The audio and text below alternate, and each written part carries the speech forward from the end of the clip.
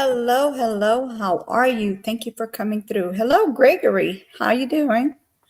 Okay, so I've been busy today making my commercials, so now I am prepared to go ahead and do some news around the world, things that's going on in this world. The first thing we're going to talk about is going to be Atlanta, Georgia. I don't know if you guys heard about this, but there's a shooting at the school. All right.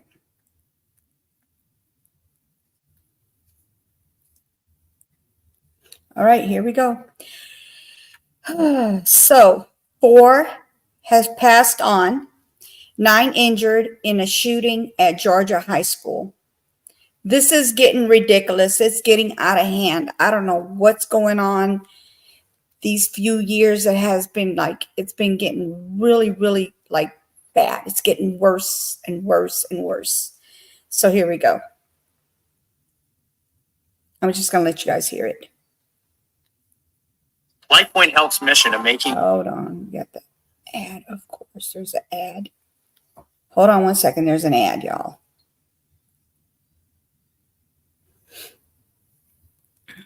After the ad, then we'll start listening to the video. And the name of the school is Apalachi, something like. It's Apalachee High School in Wiener, Georgia, or Winter. No, it's not. It's not Winter. It's Winder, Georgia. So it's Winder, Georgia. 45 miles out of Atlanta, Georgia. Okay, here we go. Continue to piece together exactly what happened this morning at that high school. Law enforcement says the first call of an active shooter was at 9:30 this morning. I want to turn to Scripps News correspondent Julie Martin, who is live on the scene for us at Grady Memorial Hospital in Atlanta. Julie, what have you learned? Well, Chris, here at Grady Hospital, we do know that one person has been brought in with a gunshot wound. That person airlifted from Apalachi High School. That is about all we know as far as who this person is. Is it a male, a female, a student, or a teacher?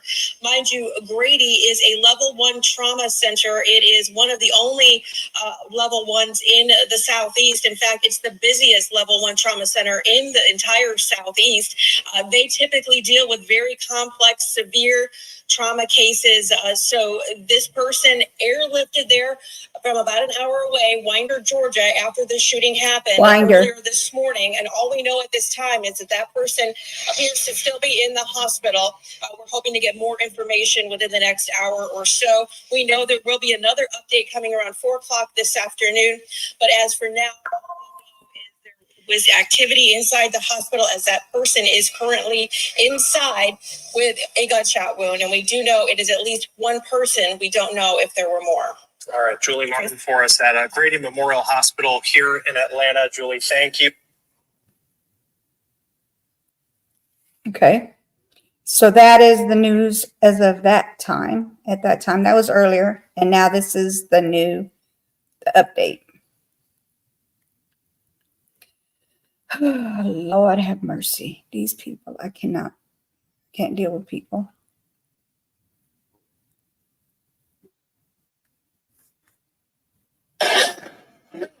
Yeah, with you. Right. Okay, if y'all. All right, listen.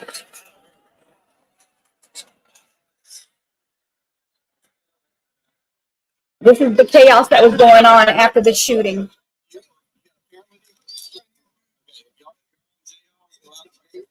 Over to the side to make sure go down the steps. We'll talk.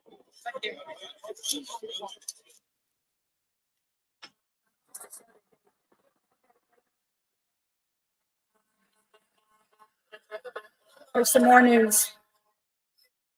Same thing out of Atlanta, Georgia. Winder, Georgia.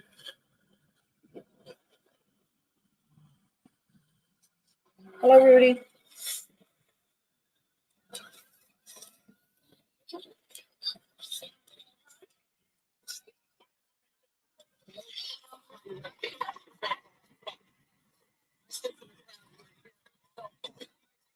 If you guys are watching this video, it's hectic. I mean, it's chaotic. They're pretty, they're kind of organized, but at the same time, it's crazy that this is going on in the first place.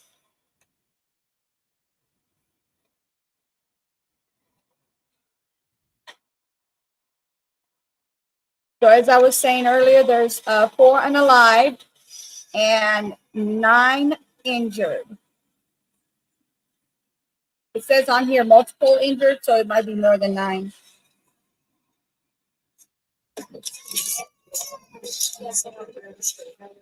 Wow.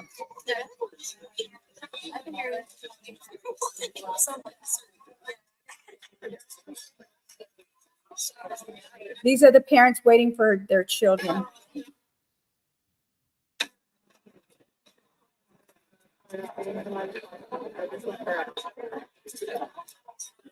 You listening to the parents waiting for their children patiently.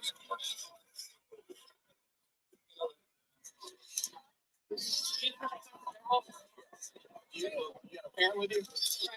Okay, if y'all and Jay on go out the gate, over to the side of the window here and down the steps. We'll talk. Thank you.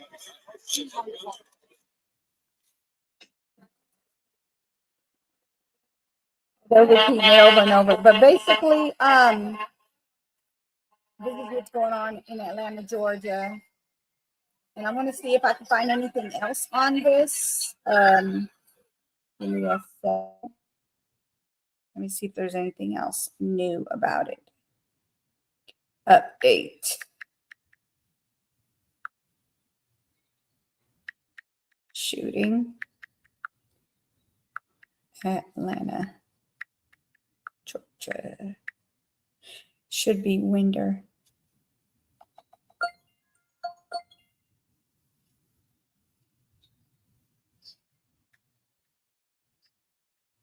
Georgia. Winder, Georgia. I'm sorry, I keep saying Winder. It's Winder. All right, here we go. Let's see. 18. So we'll go from 19 minutes ago, and then we'll come up from there. Actually, we'll just go ahead and do this one.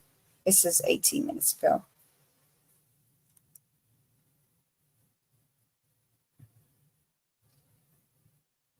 I hope. Oh man, I'm praying for the family, y'all. I'm praying for the family. This is really sad.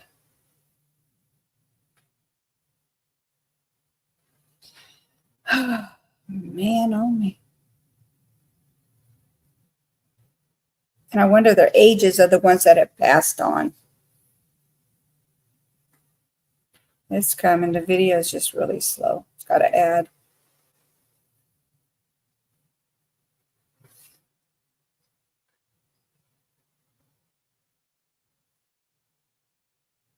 Really slow.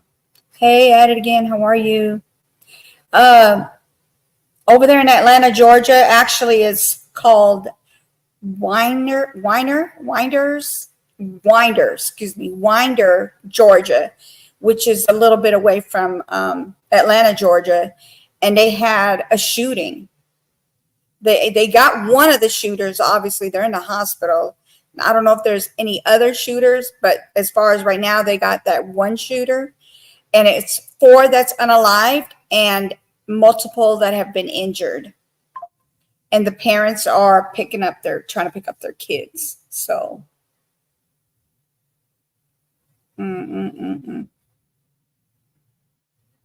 Give me a second. I'm trying to pull this other video up. It just says, this is what we know so far. So I'm just going to go ahead and read it because the video is not working. 4 people were unalived in the shooting of, it's Apalachee. Hey, God bless. How are you? Thank you for coming. High school in Winder, Georgia. According to Georgia Bureau of Investigation, another 9 people, have been taken to the hospital with injuries. The Bureau said, Barrow County Sheriff Judd Smith said, described the day event as evil thing. Right, never ending, never ending. I'm over here doing my my commercial because I have two commercials coming up, and for two different things. But they're both for the car. So one of them's like a trash can. The other one is actually the mount for the magnet mount. Anyway, not to talk about that. Anyway, while I was doing that, while I was editing, this was popping up on my news feed. So I was like, okay, let me go ahead and stop what I'm doing so I can go ahead and give you guys the news on what's going on. All right, so now the high school received a phone call this morning warning there would be shootings at 5 schools, that the Appalachia, I don't know if you say it like that. I'm just going to try to say Appalachia would be the first. Law enforcement sources in Georgia tell CNN. The shooter is believed to be 14 years old, but it's unknown whether if he attended the school. Sorry about that, you guys. I'm trying to read it fast. Let me slow down. Attended the school. Unknown whether if he attended the school. A law enforcement source tells CNN. Winder, Georgia, is about an hour outside of Atlanta and had a population of 18,300 as of 2020 census, according to the U.S. Census Bureau. All right. Vice President Kamala Harris called the shooting that unalived 4 people at Georgia High School a senseless tragedy. Speaking at a rally in New Hampshire on Wednesday, the Democrat president nominee said her heart is with the students and the teachers of the school. She called for action to curb gun violence. Whew, Lord have mercy. This is what she says. It's just outrageous that every day in our country, in the States of America, that parents have to send their children to school worried about whether or not their child will come home alive, Harris said.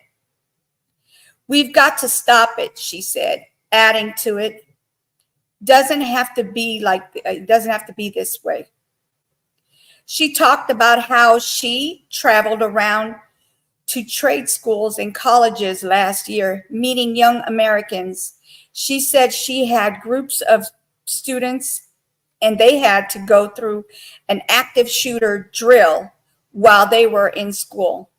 Jesus Christ. Every time the auditorium, was packed, and almost every hand went up, she said. Harris said that the kids in the school would not have to use up energy being concerned about a shooter busting through the door at their classroom. It does not have to be this way, she reiterated. Now, I don't know why the video's not showing, but let me go ahead and read the rest of this. So 45 minutes ago is what it says on here, 44 minutes ago. And it's probably been a little bit longer than that. Anyway, high school received a phone call warning in the morning. This was in the morning, so this was a few hours ago. Because like right now it's 2:49, so they didn't say what time in the morning. Let me see if it says what time. No, it's not stating what time in the morning. But on here it shows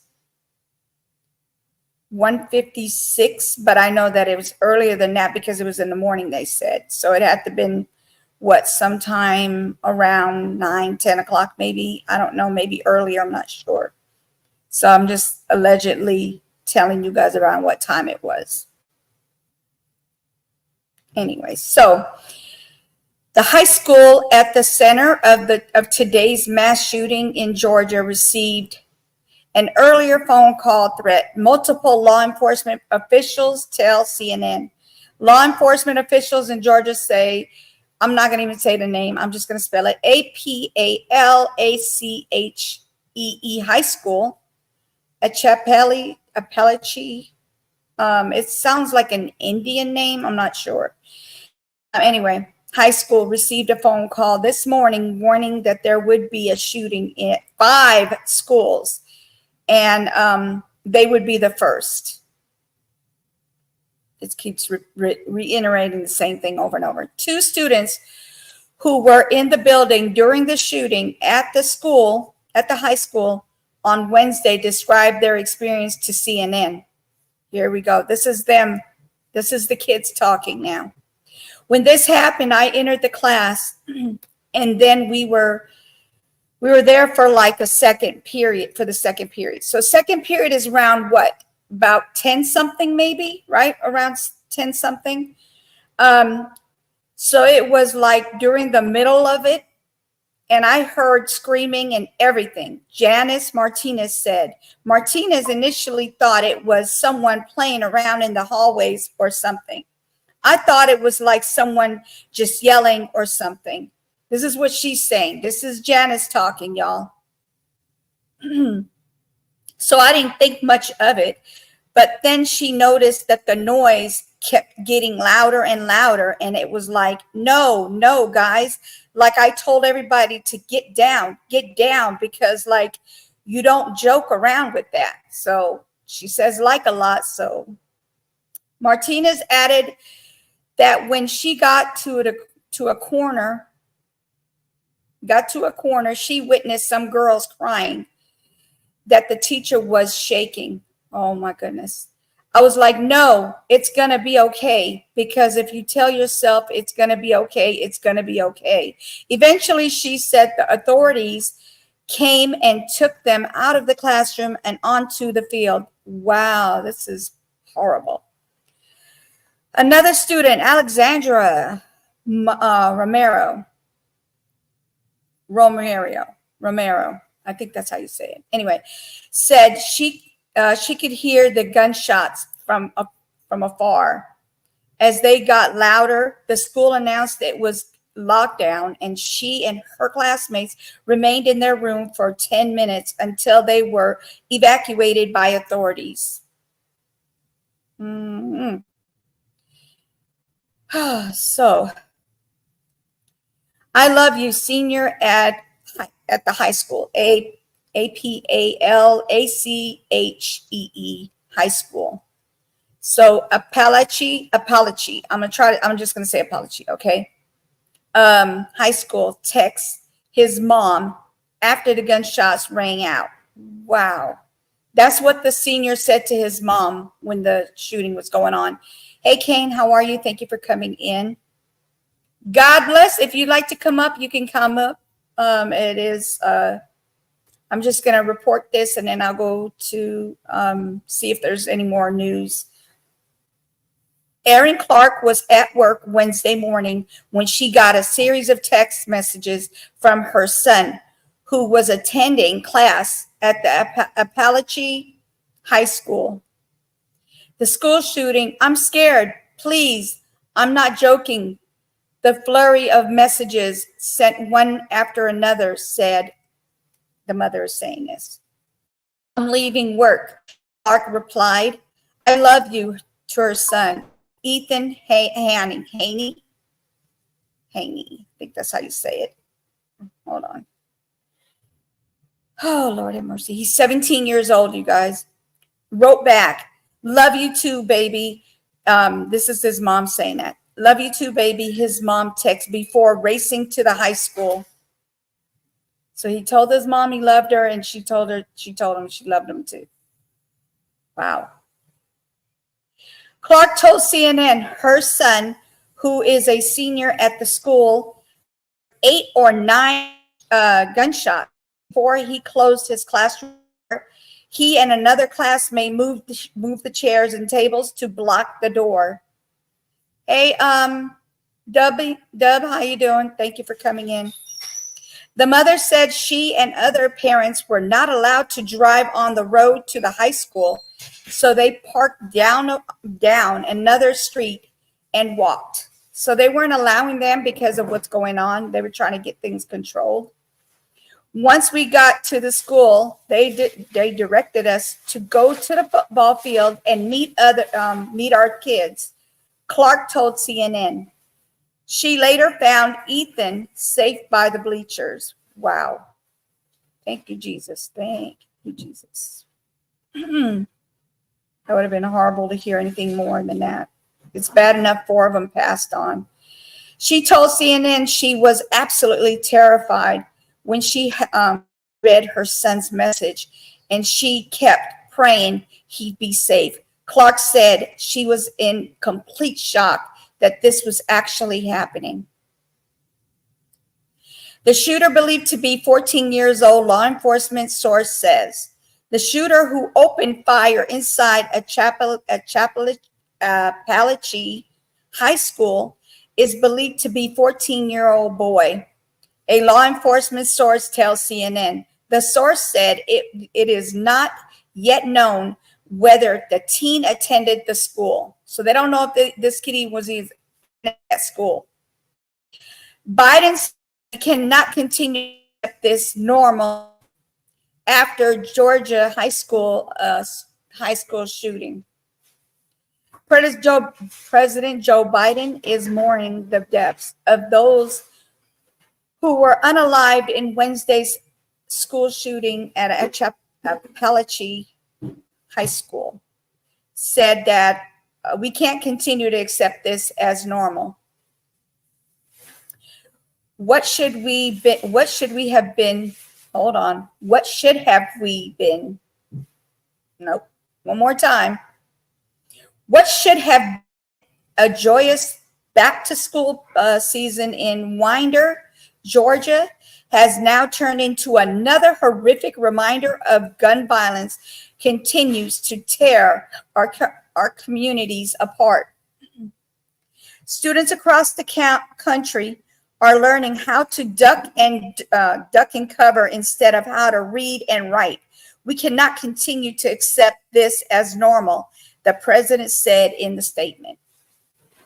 At least 4 were unalived in the shooting, according to Georgia Bureau of Investigation. Biden also used his statement to call on Congress to act and pass an assault weapon ban, as he has in the past. After decades in inaction, Republicans in Congress must finally say enough is enough and work with the Democrats to pass common sense gun safety legislation. And the president added, 4 people unalive, 9 injured in high school shooting, Georgia Bureau of Investigation. This was 1 hour and 26 minutes ago. I'm just reading what they're saying. So I don't know if that's the whole amount of people that are injured and the whole people that have been unalived, because this is just 19 minutes ago that they put this on here, but hopefully it won't be anybody else. I pray that it's not anybody else. 9 people were hospitalized with injuries after the high school on the Wednesday, according to Georgia Bureau of Investigation.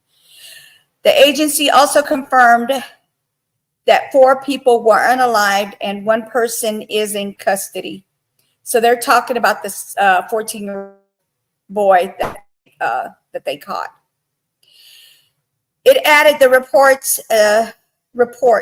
that the suspect had been neutralized are inaccurate. That means he's not passed on. They just got him. Okay, they got him. But he's not neutralized, as in they have not unalived him. Other law enforcement sources told CNN there would be up to 30 people who were injured, although it's unclear how many injuries from the gunshot wounds. Wow. Update: 4 unalive, an additional 9 taken to various hospitals with injuries. Suspect in custody and alive. Reports that the suspect has been neutralized is inaccurate. So just remember, that's inaccurate. That is not true. They have him, but he's not he has not passed on. He's still alive, you guys. He's still alive. He's 14 years old. But they don't even know if he's from that school or not. Adult with a gunshot wound and minor with the unspecified injuries being being treated at the Athens hospital, source says. The Athens Regional Hospital, North Georgia, has received 2 victims from the shooting at Appalachia. I hope I'm saying it right. I know I'm not, but anyway, high school. A source with knowledge of the situation, who is not authorized to speak to the media, tells CNN.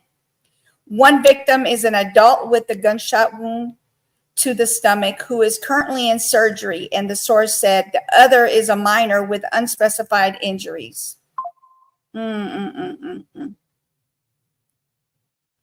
guys should see how many cars there is right now over there. It's ridiculous. Wow.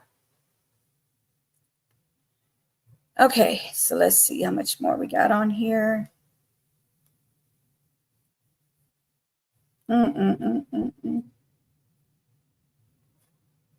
There's a lot.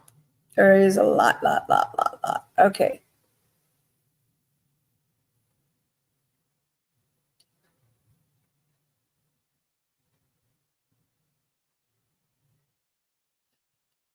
Oh, Lord have mercy. Okay. Give me a second. I'm going to have the AI read this to you guys because it's too much to read. I'm already losing my voice.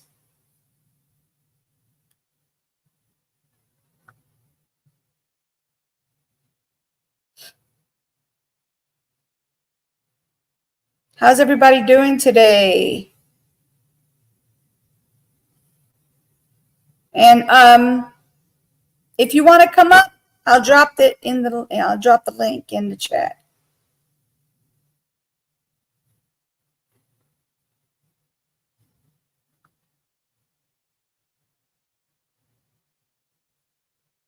Mm-hmm.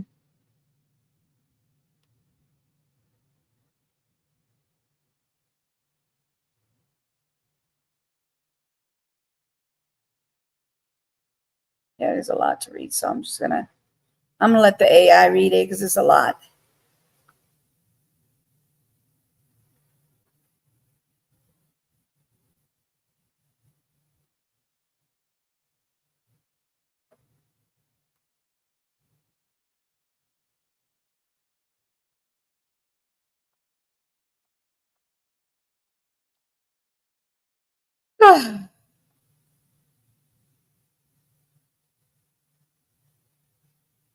What is today's date? Today is the 4th. All right. Okay. I don't know why it picked up all this other stuff, but I didn't need all this.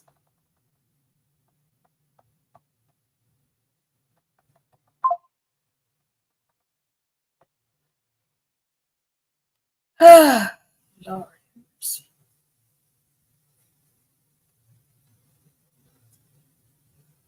Okay.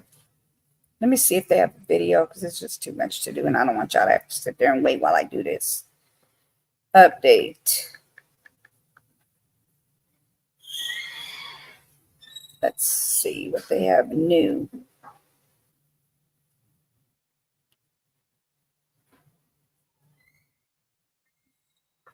Okay, there it is. Okay, y'all ready? Here we go. This is the update. Yeah, the initial calls came in, unconfirmed reports of an active shooter about 10:23 this morning in Winder, Georgia, 45 minutes northeast of Atlanta. And that shooting was later verified. We don't know exactly how many victims there were on the scene, but very early on, A source at the local hospital who was unauthorized to speak to the media but had knowledge of the situation told me that Piedmont Regional Hospital in the Athens-Clarke County area, Trauma 1 hospital, the largest in North Georgia, was receiving gunshot victims from this shooting scene. And we saw this all sort of unfold in front of our eyes, a very fluid scene. Students out there on the track and field at one point forming a prayer circle, it seemed, from the aerial view. We saw at least one medical helicopter transporting one victim from the scene there. And as you just mentioned, Phil, we know here in Grady Hospital, which is another trauma 1 level facility, that one of the victims from this shooting is being transferred over here, to the local hospital in Atlanta. Again, still an active scene, multiple law enforcement agencies on the scene there, including the FBI. They put a social media post out just a short time ago saying that they're helping local law enforcement agencies there with the situation. It is still very active, though. Parents still picking up students. It was within the last hour that the school system there in Barrow County notified parents of those students that they were allowed to be picked up from the school. And just the aerial video that we saw, Phil, is just chilling and sobering as a parent to see those images reminiscent of past school shootings, places like Columbine, where we saw masses of students out, really trying to get information. And it's those uncertain moments where we don't know the details, we don't know if the shooter is still on the loose, that really is terrifying. That's not the case right now. We know that one suspect is in custody, so it seems to be at least there's a remedy in that, a sigh of relief, sort of, for the community there that's dealing with this, but still very much so a terrifying situation with that school just weeks underway. Wow. Let me see if I can get the other video working. Oh, Lord have mercy. I don't know why these things are so slow sometimes on the videos to come up.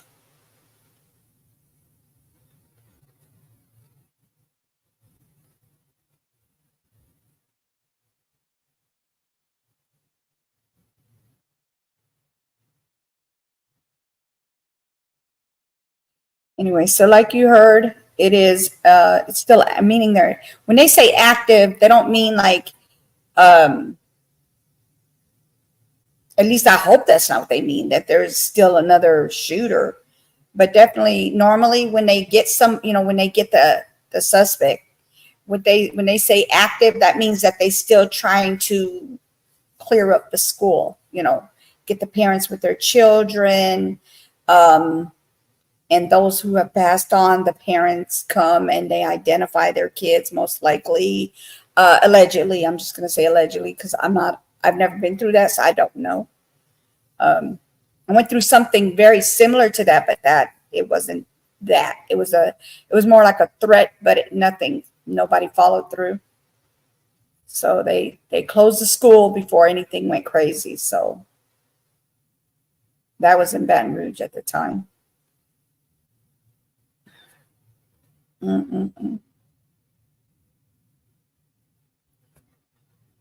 So it looks like that video doesn't want to work. Let me try another one.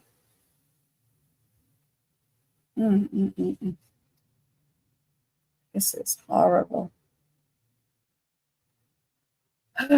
Okay, here we go. Stand by for our CBS News reporter Jared Eggleston is there. Jared, tell us what you're seeing and what's happening.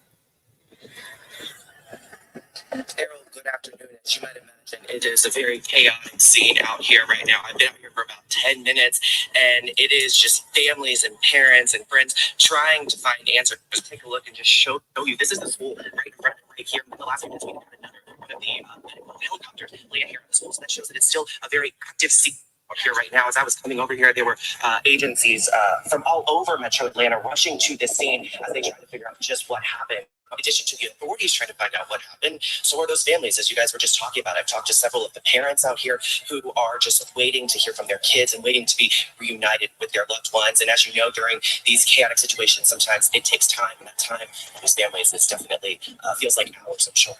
Are you learning anything more about what transpired there on the scene? It looks like maybe we trying to learn just what exactly. Are you there? Yes, Jared, please, quickly. We have about 30 seconds.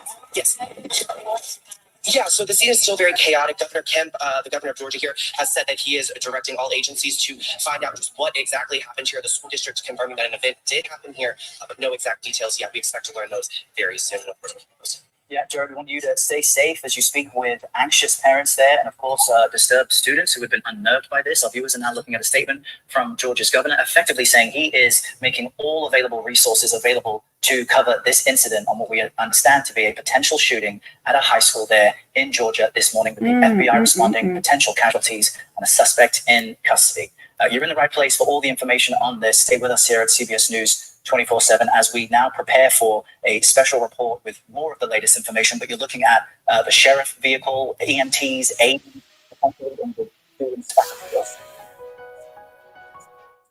here in the U.S. Yes, and we continue to bring you the very scant details that we have as we counted. This is Appalachia.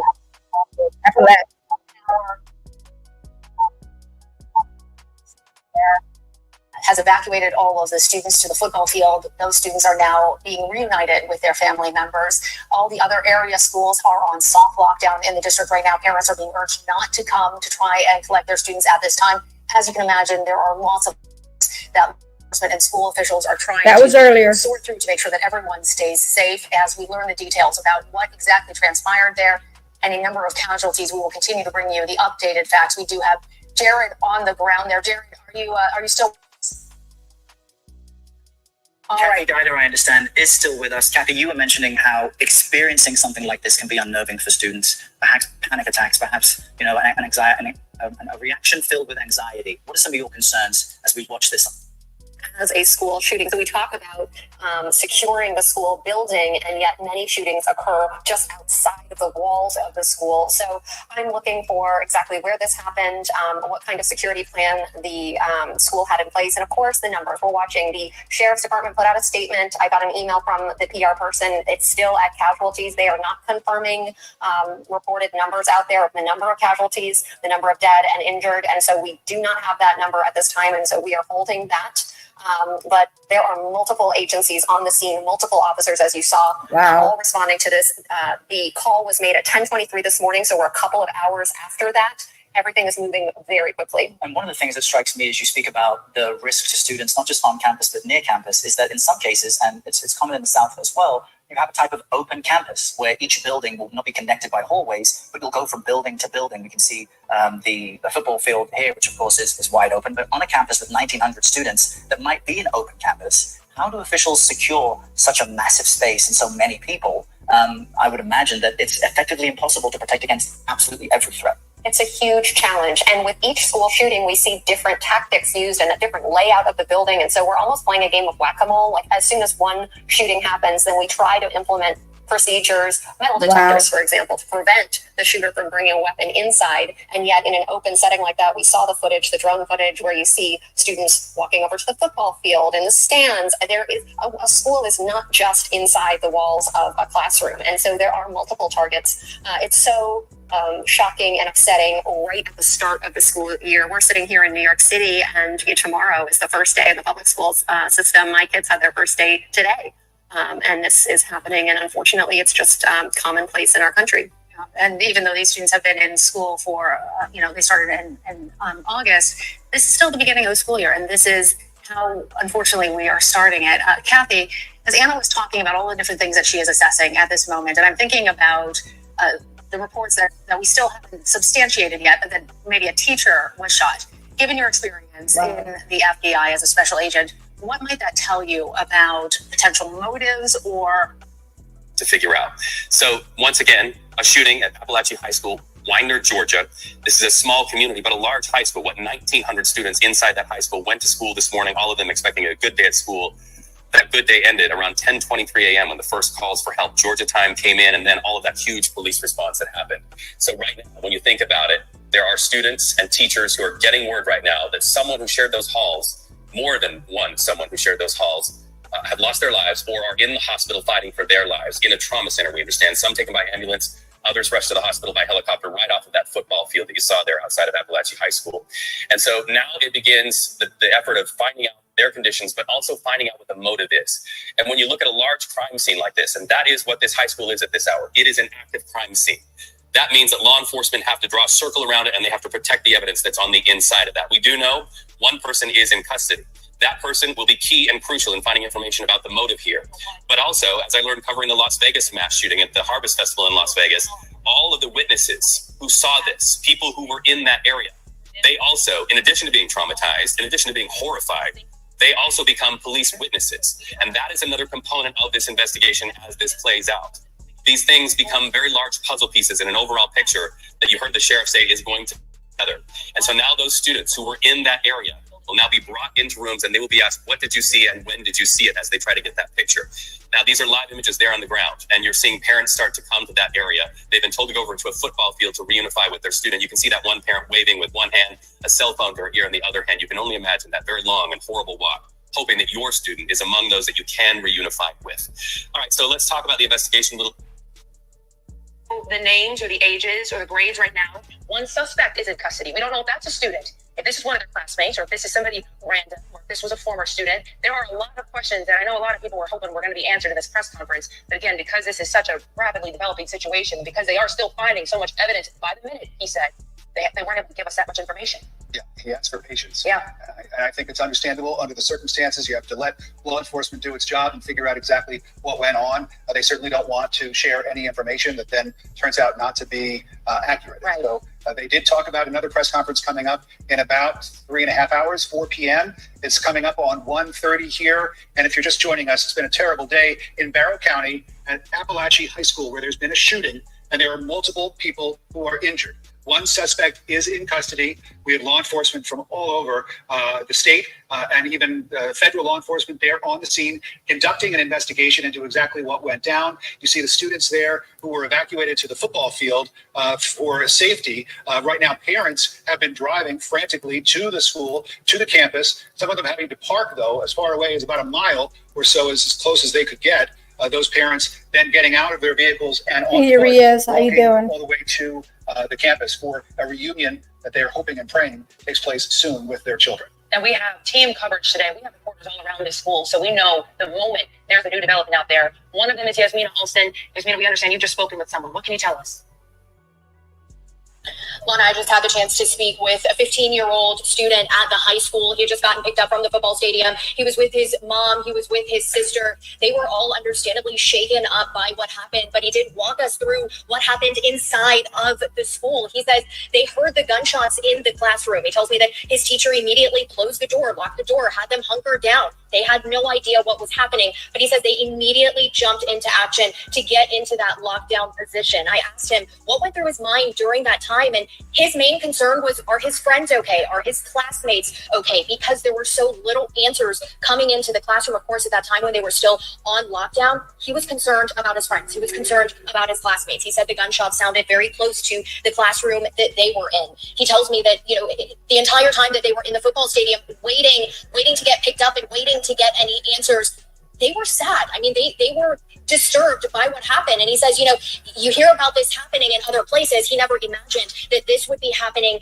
at his school, that this would be happening and that his classmates would have to go into a lockdown, that they would be experiencing an active shooting situation. He says it's something they've talked about in the classroom before, but never did he imagine that something like this would actually happen. He says those hours waiting in the football stadium to be picked up by his parents, he said those were some of the longest hours that he's experienced, because he just didn't know. When he heard about, the two fatalities, he has so many questions. He wants to know, who are they, and are his friends okay? Are his classmates okay? He told us that he's very happy to go home now. His mom also, very shaken up by what happened, but also relieved that she was able to get her son. Yasmina, very quickly, can you just give us a quick look at the scene around you? We can see you're in front of the school. I can see the school sign there behind you. Are parents coming there? Is that road still blocked off? What's the scene there behind you? Yeah, so the road is still blocked off. They're letting select people come through down this road. We've, of course, still seen a lot of law enforcement coming down here, getting closer to the high school. We're actually...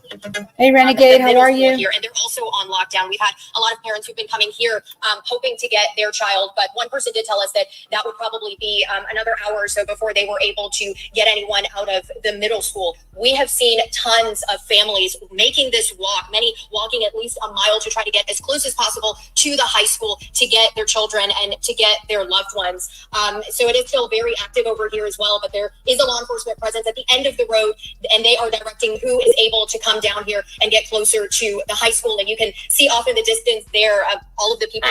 You are watching CBS News 24/7 continuing coverage, acquisitioning the force of our CBS partners there in Georgia to tell the story. Parents walking for a mile or more to get to their students, not knowing where their students are, the condition of their students. You also heard one student's account there saying he was glad to get the opportunity to go home.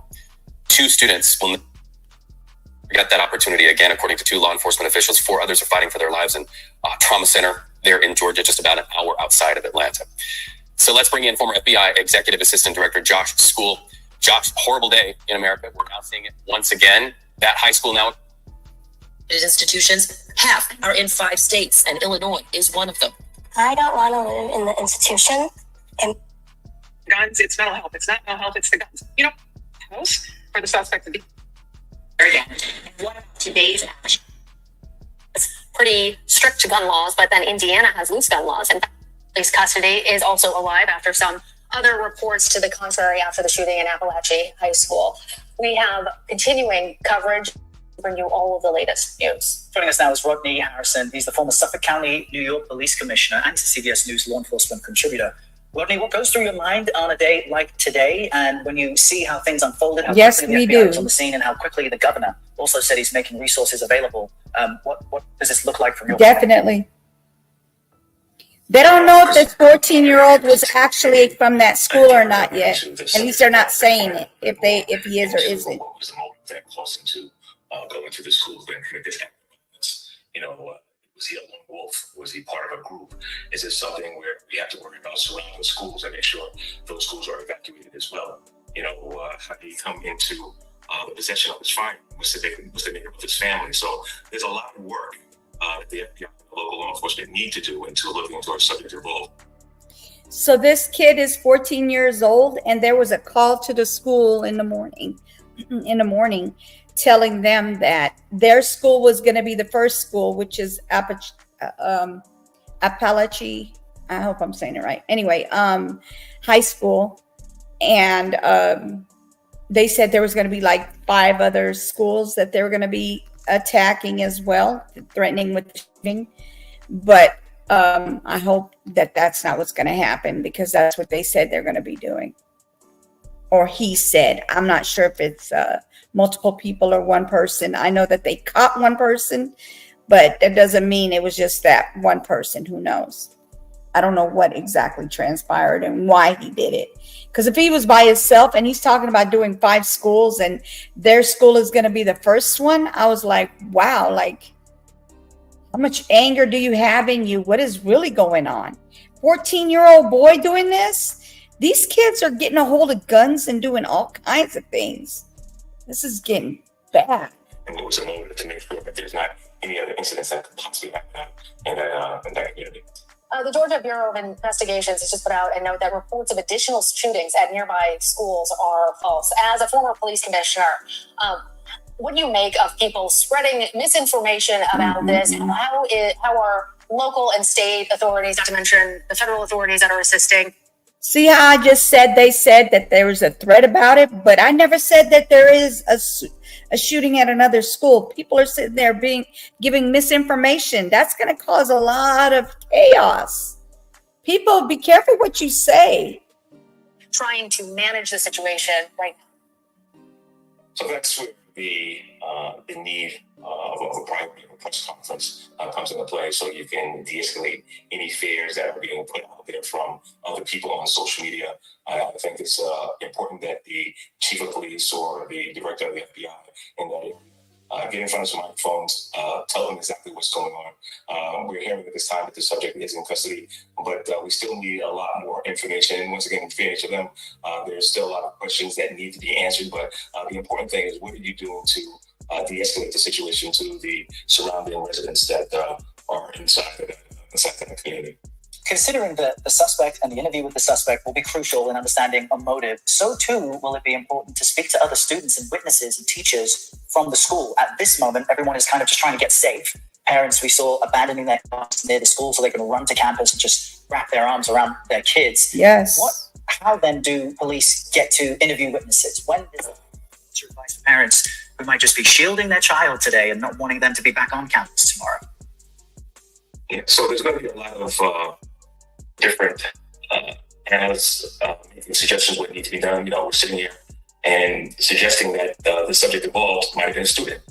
Was he somebody that graduated from that high school? Was he somebody that was bullied from somebody within that institution? So there's still a lot of questions that need to be answered, but I will say this. It's important for people that have any information about this shooter to feel comfortable to come forward and make sure they share any intelligence that they have to the law enforcement officials. A tank for what? That's going to help with the investigation. That's going to help the investigators get down to the bottom to make sure that there are not any other threats that are going on.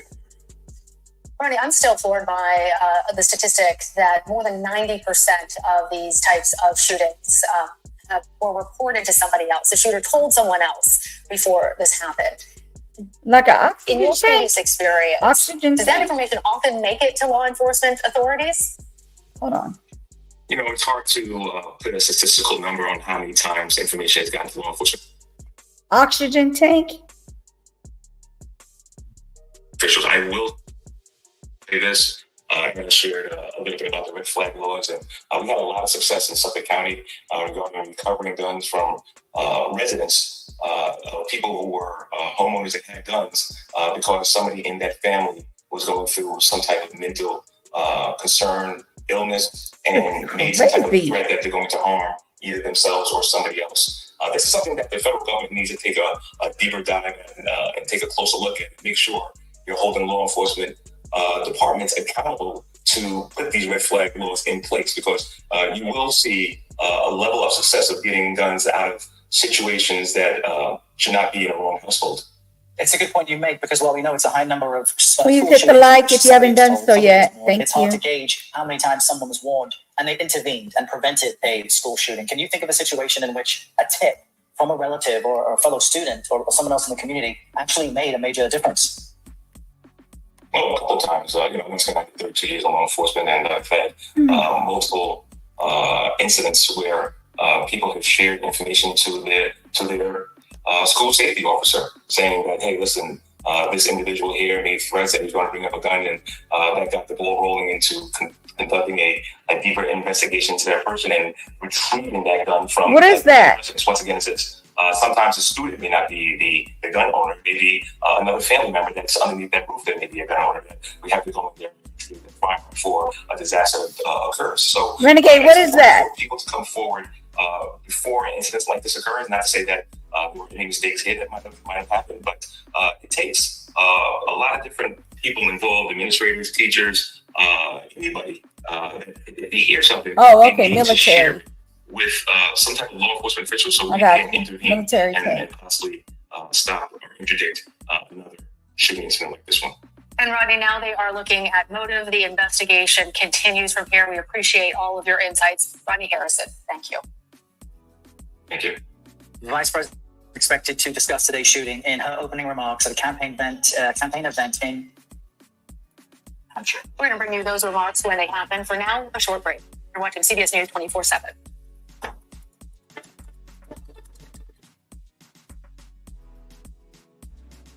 They got a break.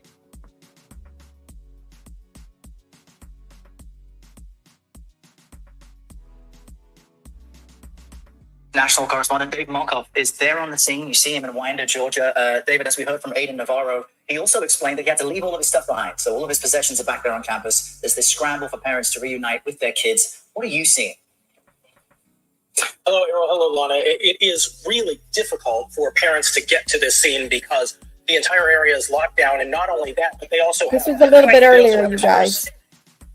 Sorry, there's someone looking at that. They also have cars that are all over the street, and it's hard to get by those cars. So we did talk to a woman who came running because her neighbor's son was in there. He's in 12th grade, and his mother couldn't get here. She is an hour away in the Atlanta area. So she came running. She said she had to run for 2.5 miles through all those cars to get here. But that's what a lot of parents are doing. They are just abandoning their cars by the side of the street and running in here. The FBI has arrived on scene just a few minutes ago. We did see Lots of school buses arrived. Those students were staged out behind me on the football field while they were assessing the situation inside.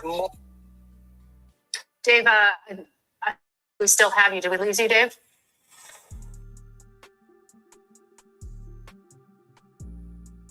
All right, we got some updates. It's another update just going on right now. Let's see if it's a video. Oh, Lord have mercy.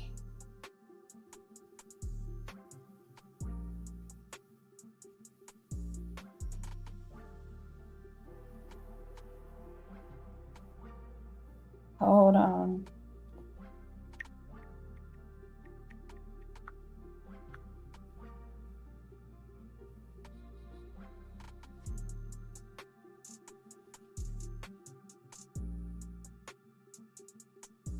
Here we go. Hold on, let me turn it down. Every time I turn one on, it's an ad. Hold on 1 second.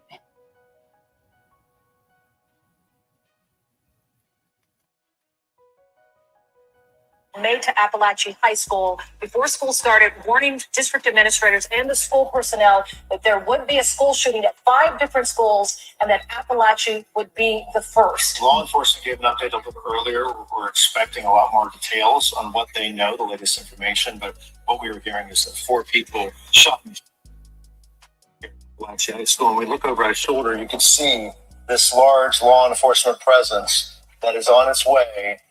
It is a slow walk, a very deliberate high school where there has been this tragedy to these cameras where they will be offering some new insight into what they've learned here. And you can only imagine what's the tales from inside that store. I am just watching the body language, Blair. Just the body language alone is giving me a sense that the tone is going to, number one, be somber.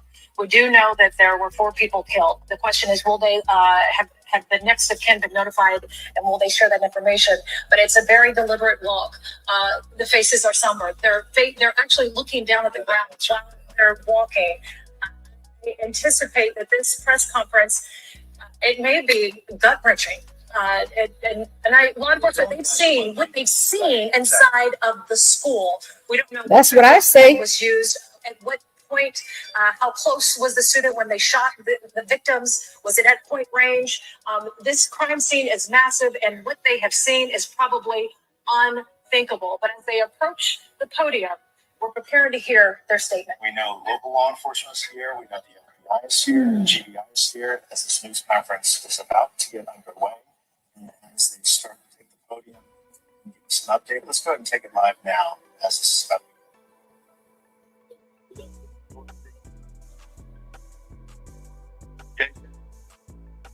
come back this afternoon and present you with a little more of a timeline of the events that have taken place. Hey, Rice. Today, and what we know at this point. This is about an hour away from Atlanta, Georgia. This is in Winder, Georgia.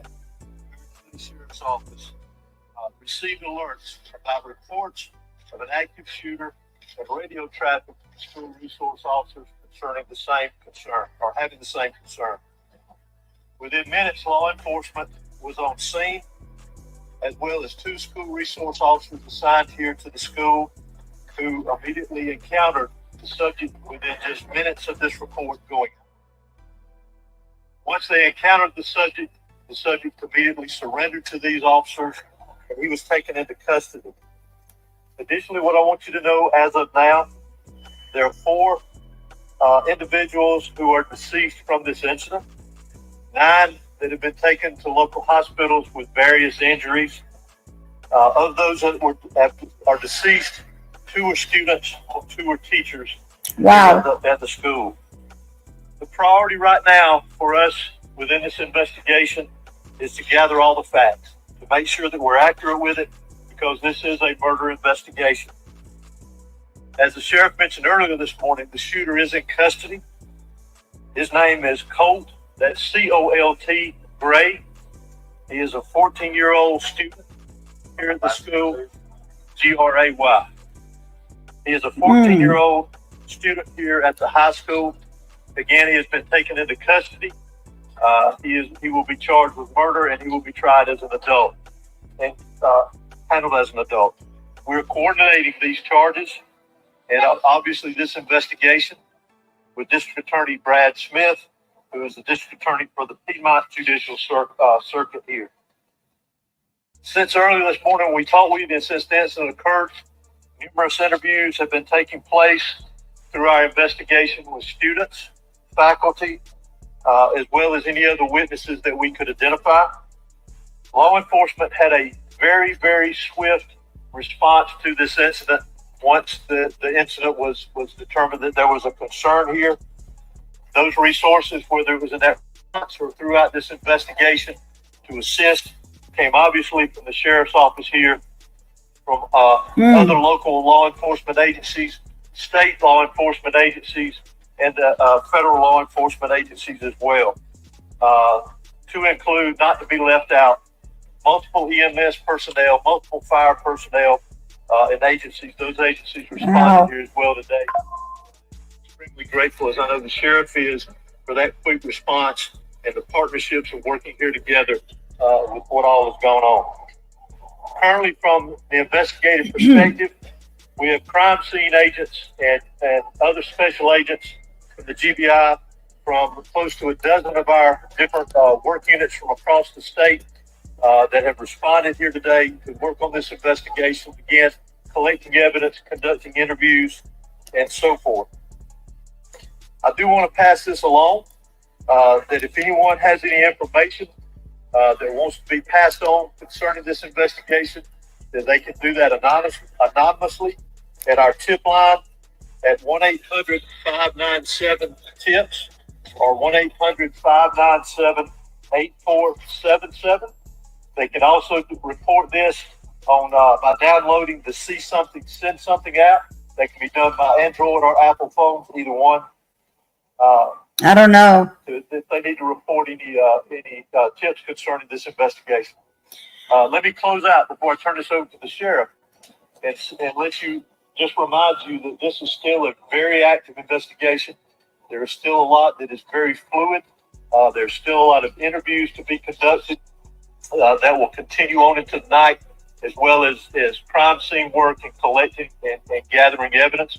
But what is more important for me to mention here to you is my heartfelt sympathy to the parents, the students that were here today. Regardless of where they were in the school, this has got a great impact on them as well as on this community. My thoughts and prayers, along with Hey, Cash, how are you? Behind me and every law enforcement agency in this state, and many I will tell you around this country. They are in our thoughts and prayers. Please hit the like. Thank you. With that, we ask for your patience as we continue through this, and we'll continue to try to give you as many updates with information as we can to keep you informed. But thank you for being here. I'm now going to turn it over to Barrow County Sheriff Judge Smith. Thank you. No, you're not wrong. HOSEY.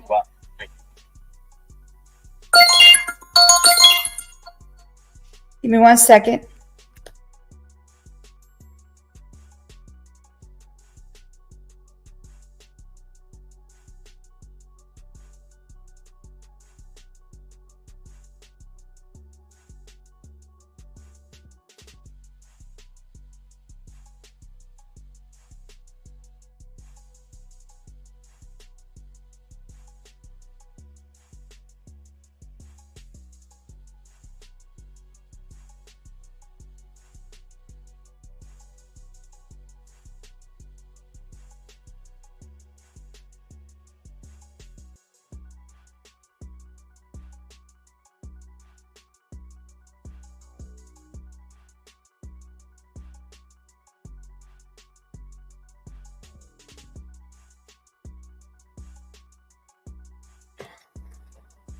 Good afternoon. I'm Sheriff. Hold on. Let me see. I think that's the end of it. Let me make sure I'm not putting the same thing on again.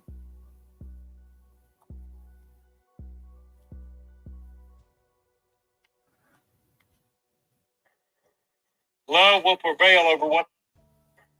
Oh. My kids go to this school system. This is the parrot. I'm proud of this school system. My heart hurts for these kids. My heart hurts for our community, but I want to make it very clear that hate will not prevail in this county. I want that to be very clear and known. Love will prevail over what happened today. I assure you of that. It is very early as to what happened. Governor Kemp reached out to me and has provided me every single resource that he has. Oh, I'm sorry. That's not a to make a sure parent. justice prevails. I'm pretty sure he has kids though. Hold on. Let me put that back on again. Hold on 1 second. My interruption from my call. Hold on 1 second.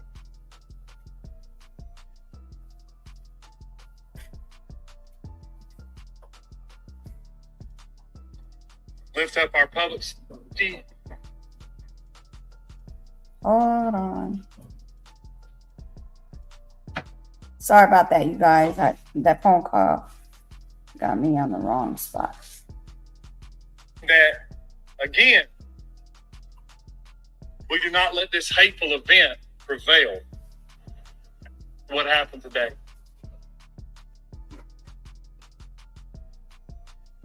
I want to thank the surrounding agencies and counties and cities and state and federal authorities that have come and provided us,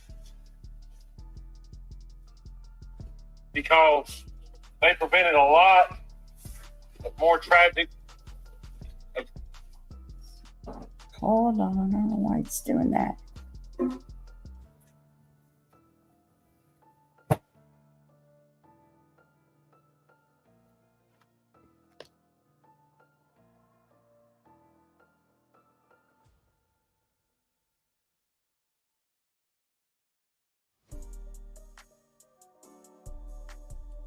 All right, here we go. Let me see if this. This is so sad. But yeah, no, you're not wrong for thinking that way. It's just horrible that this is a 14-year-old kid. His name is Cody Gray, who's a student at the school, decided to go to the school and get a gun and shoot kids at the school. Like, this is horrific. This is sad. So now they're gonna treat him as an adult. He unalived 4 people and injured a bunch of others. They say 9, but they think more.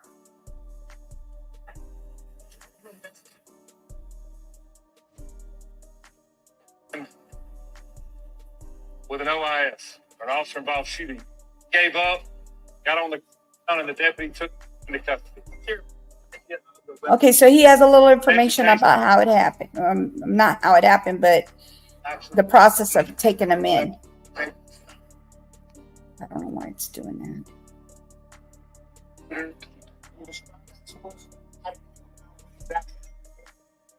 Obviously, the shooter was armed, and our school resource officer engaged him. And the shooter quickly realized that if he did not give up, that it would end with an OIS, or an officer involved shooting. He gave up, got on the ground, and the deputy took him into custody. Sheriff, any idea about the weapon that inside the school? And was there any warning that this was going to happen? Not that I'm aware of. Again, very early, and we're still looking into that, whether or not, or how he obtained it and how he got it into school. At all with his parents or his family to learn more about what led up to these moments? We have. Any information you can share? No. What kind of it seems like you have a large Hispanic population. Have you been able to communicate with the people in their language to make sure that everybody knows what's happening? Yes, sir, I have. The school has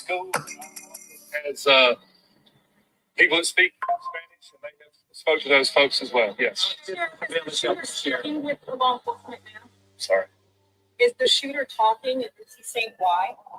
The shooter was interviewed, and he was speaking with our investigators earlier, along with the GBI.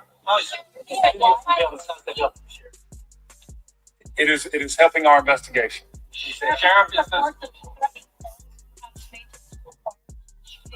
None that I'm aware of. Were all 9 injured victims shot? In some capacity, yes. Sheriff, can you tell us about the 2 individuals deceased and was one targeted? We don't know of any targets at this point. What kind of weapon was used? Have you identified the weapon? We have not identified that at this point. No. So this is the last question I'm gonna take. Is there a connection between the shooter and the victims? None that I'm aware of. I know that you have a lot of questions about the student that we mentioned that we identified earlier. Keep in mind that's part of our investigation. That we're looking into every aspect of that individual, his connection here at the school. Obviously, as I mentioned earlier, he was a student here. So as part of our investigation, we're looking into all aspects, current and prior, involved with that individual. Can you tell us the route of fire? Can you tell us the route of fire? What? The shooter was is a student, yes. Can we expect the Rounds. director has that? Oh, wow. For now, this is the information that we have. It is an active investigation. I'm sure we do plan to come back out here in a couple of hours. Please make Yes, sure it is tragic. page that we're going to be putting the update. If there's anything that's new, we'll make sure that we share that information. It's still very early. Investigators have a lot of work to do. We appreciate your patience. Do expect another in-person news conference out here in the next few hours. Monitor the X page, and we'll be sure to update you accordingly. Thank you. And that's the on x.com. Thank you. Thank you.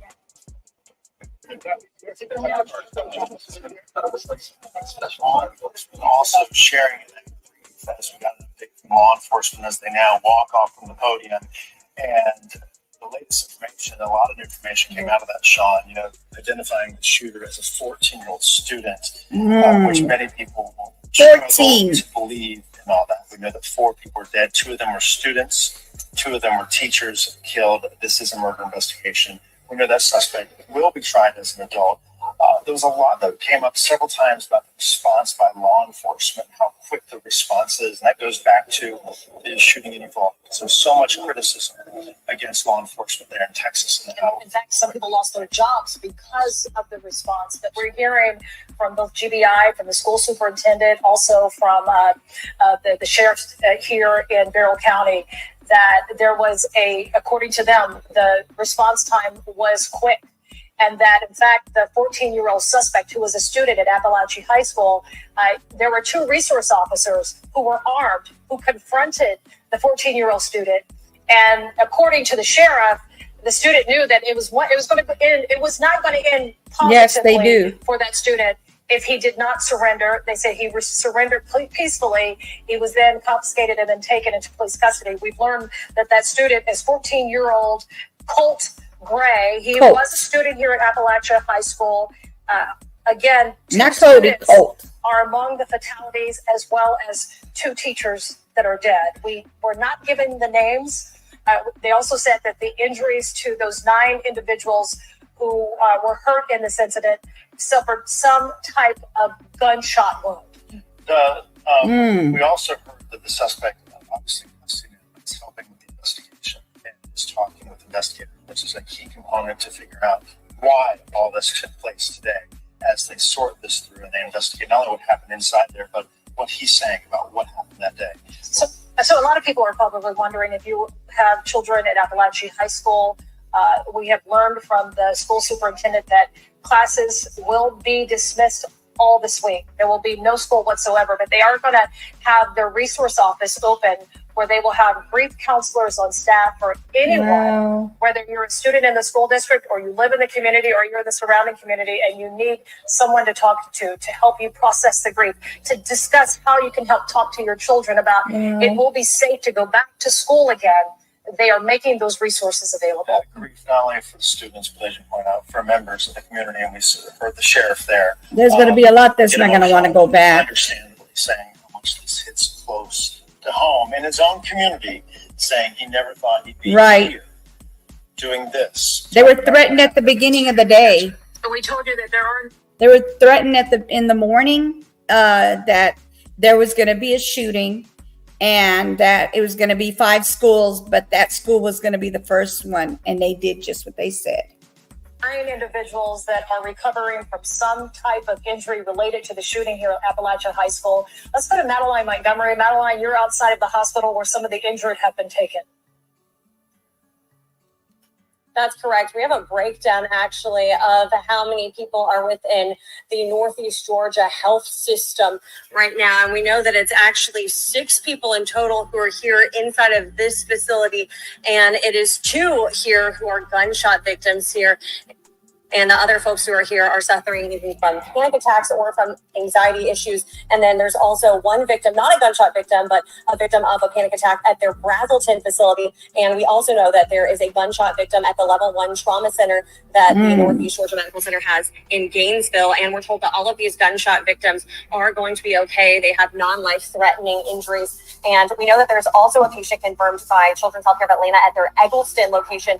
And we have it confirmed by Grady that they also have a patient over there, and we do not know the statuses of those patients. And we also don't know the breakdown of those patients, whether they were students or whether they were faculty. I agree. But we did just learn in that news conference that it was 2 students and 2 faculty members who were shot and killed at Appalachia High School. We're now reporting live out here in Wineboro. Madeline Montgomery, Atlanta News Post. Thank you, Madeline. And that we've also heard from Governor Brian Kemp. He is very closely watching the situation that's developing here at Appalachia High School. He has reached out to the sheriff himself and told the sheriff that I'm going to extend every resource that the state of Georgia has to make sure that justice is brought. And hold on. Give me a second.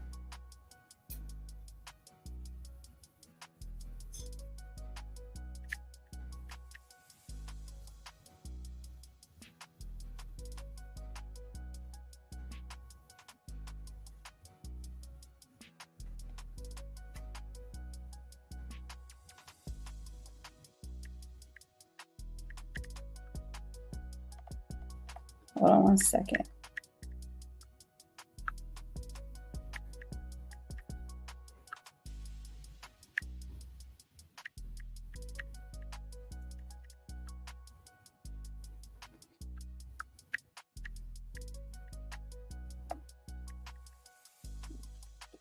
Oh, Lord have mercy. All right. I'm sick of hearing these cases. The opportunities were missed. Prevention is the best cure. Amen. diligence on this investigation happens here in Wineboro. It is still very much an active investigation. They said here behind us, and maybe sometimes these students' cars come in this parking lot, and you see the fire trucks behind us, law enforcement, EMS out there. It's going to be some time that they're out there investigating. We just heard that news conference update from law enforcement. Let's bring in our Adam Murphy, who was also, you were there, Adam, and I'm curious what stood out to you as we got that update.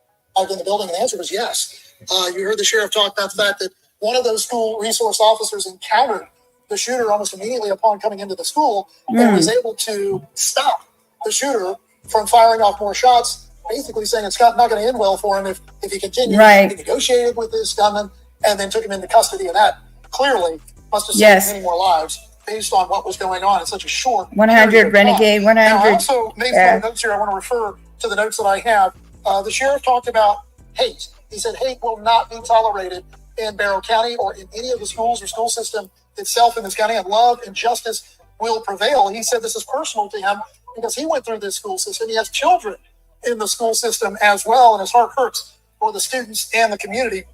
Now he says, Sheriff Judge Smith went on to say he doesn't know why it happened, and we may never know why it happened. We hope their investigation will lead to some answers, and knowing that the gunman is in custody and alive, we may get eventually, not right away, but we may get some detailed information as to a motive and what led to all of this. Now, the sheriff said there was no indication that the gunman was targeting anybody in particular. And we do know 2 staff members and 2 students. It's very frustrating. After the gunman opened fire. School being closed for the rest of the week. Grief counselors are being offered up at the district offices as well. And, one of the quotes I have here from Sheriff Smith, he says, I never imagined that I would be speaking about pure evil. He talked about, this is where he grew up and this is his hometown. And he never imagined that he'd walk before a set of dozens of news cameras.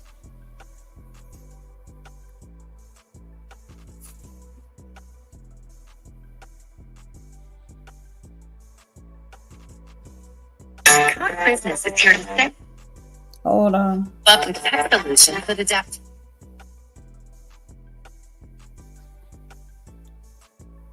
crazy. At first, I thought it was like someone just. Hold on. Gotta go get it back.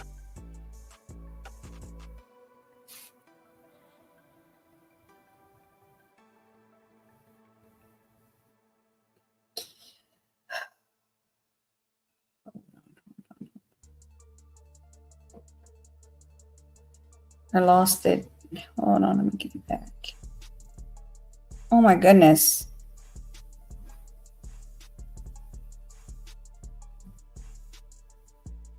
Give me 1 second.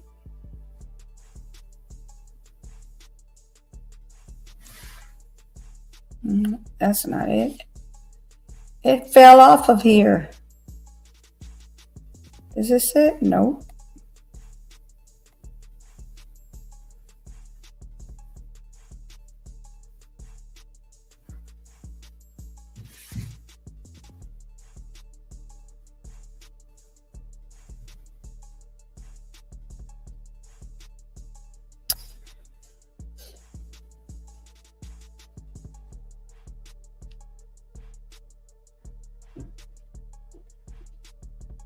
Yeah, it timed, what you call it, timed out.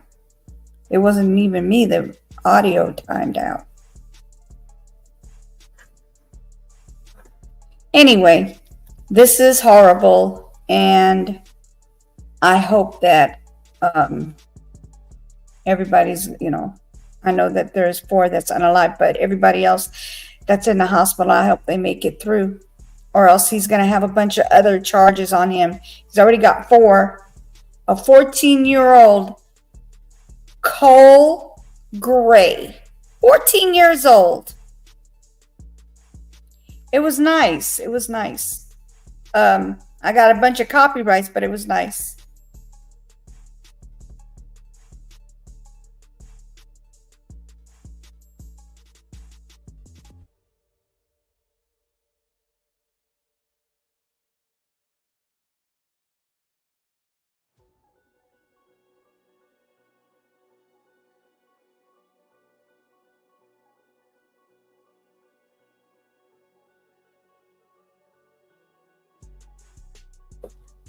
Oh, gosh.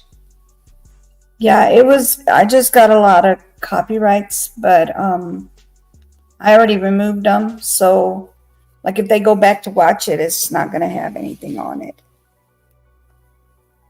Oh, Lord have mercy.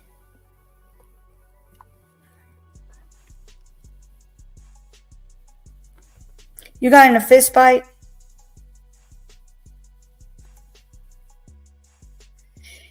Did I say I got into a fist fight? No, I said I get in fist fight.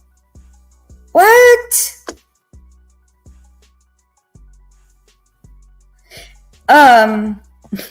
Renegade, you something else.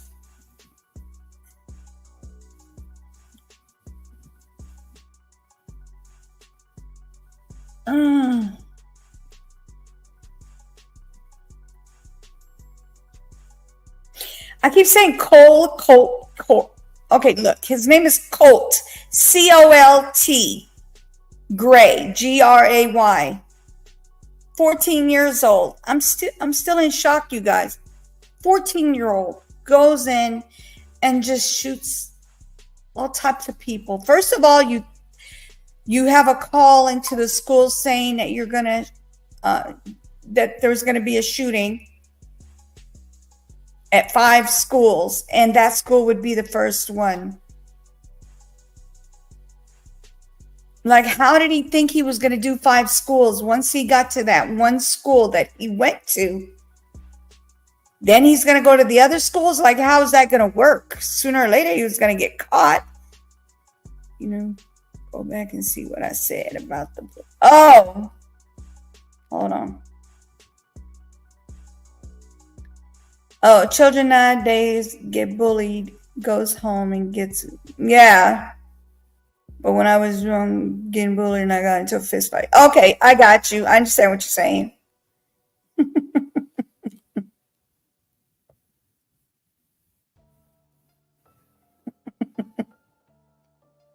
Anyway, so yeah, I just don't understand this at all. 14 years old. Let's see. 14 years old, you should be playing football outside in the yard. Swimming. I mean, having fun, enjoying life. Not going to a school that you go to and shoot a bunch of people. Like, what? What transpired for him to become evil? What happened? I cannot excuse this, but what happened, you guys? I really can't understand this.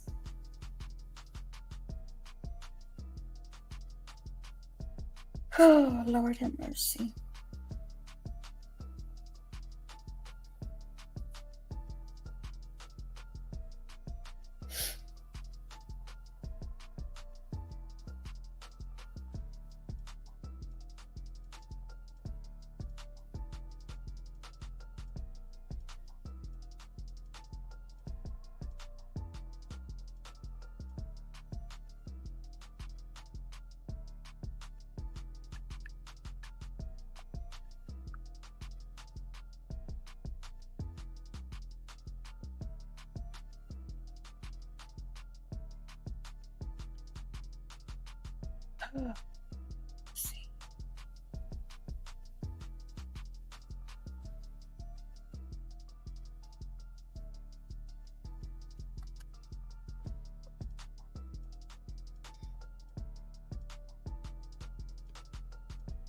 I mean, these school shootings give me a headache, y'all. I really get a headache. I thank God my kids are not in school because I don't know. Homeschooling is starting to sound so much better than going to school for these kids nowadays. Hey, AI, how are you? Thank you for coming in. So, there's a school in Georgia, about an hour away from Atlanta, Georgia, in Winder, Georgia. And there was a early morning threat that there was going to be a shooting at 5 schools, and that school would be the first one. Apalache, I think that's how you say Apalache High School.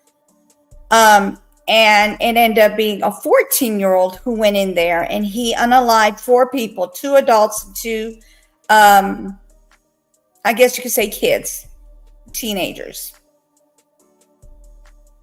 And injured at least 9 that they're talking about, of some type of gunshot wounds of some type.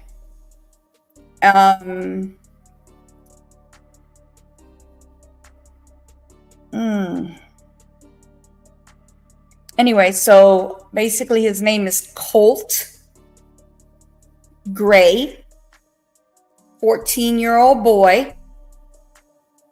They got him. They have him under, they have him in custody, but he got to too many people. 1 is too many.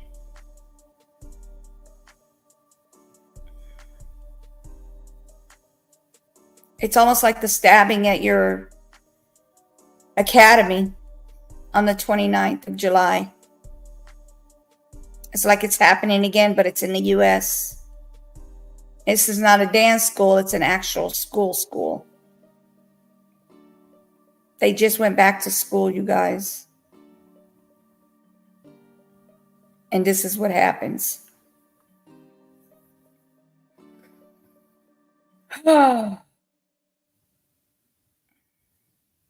Yeah, I don't know what happened to Sticks and Stones. May break my bones and words would never hurt me. I don't know what happened to that.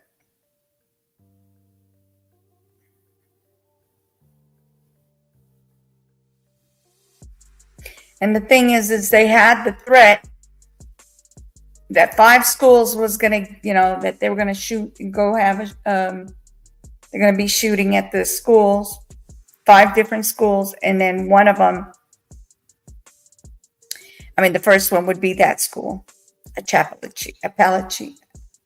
I think that's how you say it. Anyway, high school, in Winder, Georgia. 14 years old, y'all.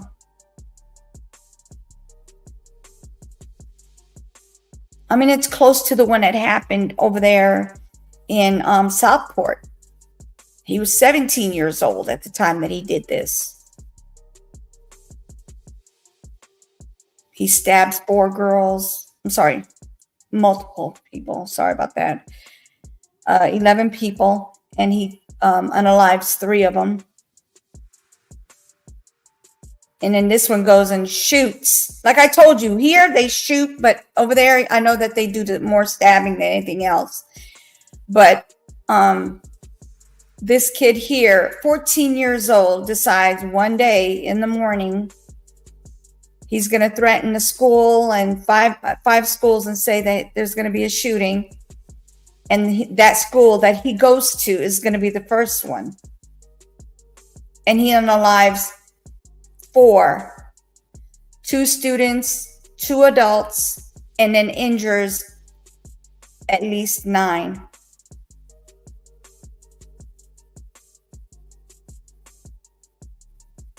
Yeah, see, people are going to start keeping their kids at home. They really are. They're going to start keeping their kids at home, because I kind of feel for that. I feel like that's the safest place for them to be, is at home. The only way I would say that they're not safe at home is if you got abusive parents.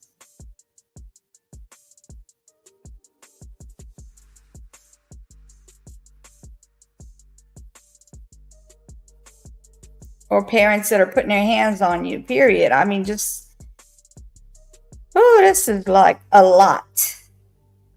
Ooh.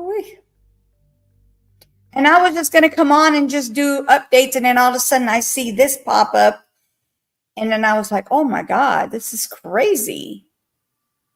This is a lot.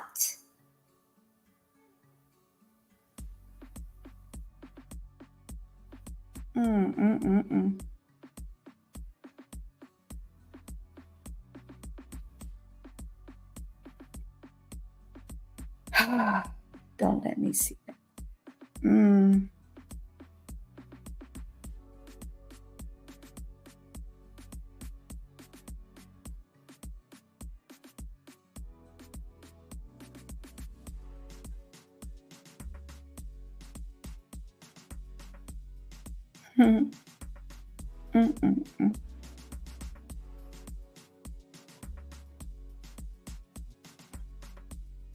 Really?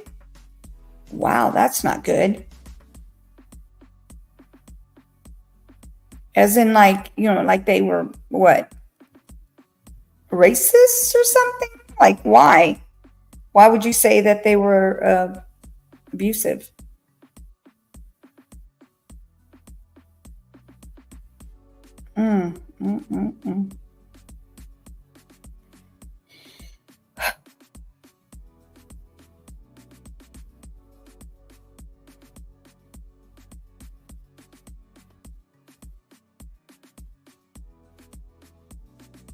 Are you serious? Wow. That's horrible. I'm sorry you went through that.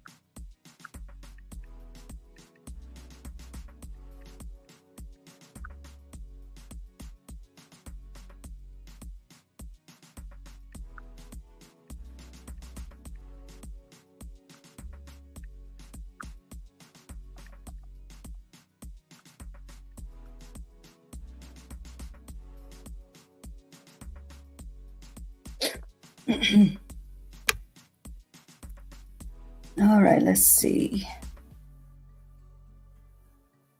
Smash your knuckles because you couldn't hold a pen the way you wanted to. Oh my God. I'm so sorry you went through that. I am so sorry, AI. I am so sorry. You're 54 now? Did you ever get therapy for that? Like, did you get counseling? Because that's got to be hard, something horrible to go through. That can't be natural.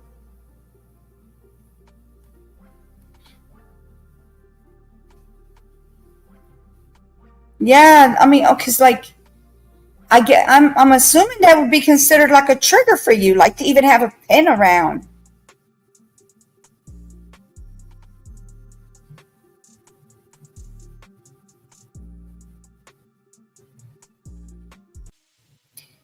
I had a teacher pat on me once and give the paddle, and the paddle broke on the second.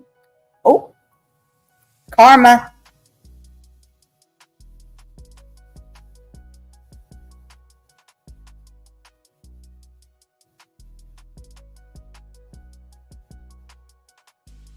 Yeah,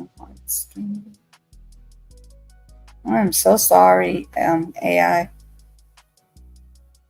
I know I'm glad. I know you're glad you're over that. Like, not over it, like over it per se, but like done with that. Like, you're 54 years old. You shouldn't have to deal with that. But I know that you still have the triggers and the. I mean, me myself, if I had to go through something like that, I probably wouldn't even want to pick up a pen. I'd find something else to use. I don't know, crayons or something. And I'm not being funny. I'm being serious because some people have triggers with these type of things. I don't have it. Oh, you funny. Renegade, you funny. Oh, sleep is the hardest. Dreams suck. So you're still dreaming about that years later like this? Or should I say years and years, decades later? I am so sorry for you. What did your parents do to this teacher? AI, what did your parents do? It pops up. I'm so sorry. Nothing? Oh, well, shoot. That definitely wouldn't have happened if it was at my household. Promise you that.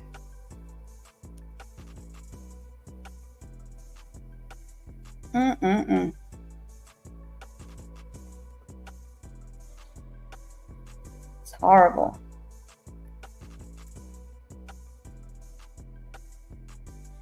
That is horrible.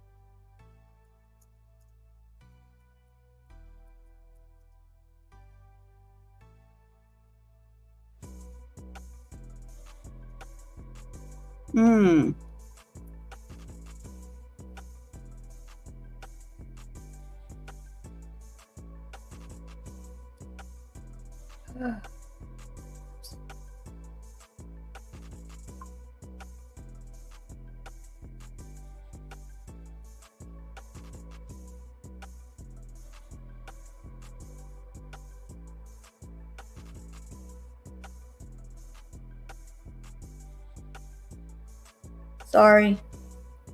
I'm still here.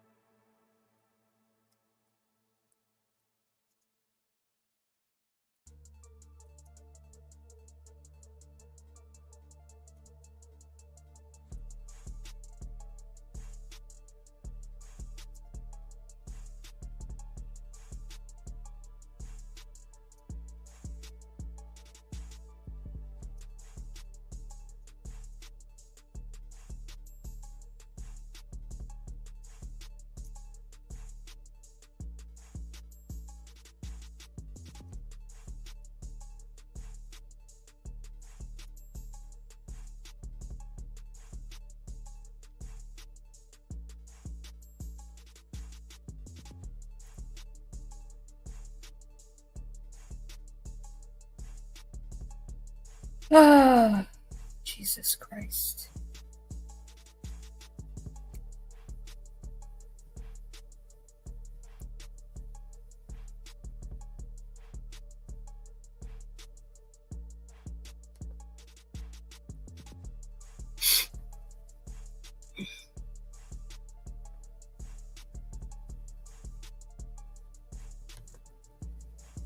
Mm, mm, mm,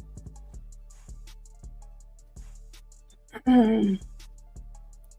Let me go back. I'm sorry, I was doing something real quick. I don't know if you guys got to see this, but let me show you my new intro.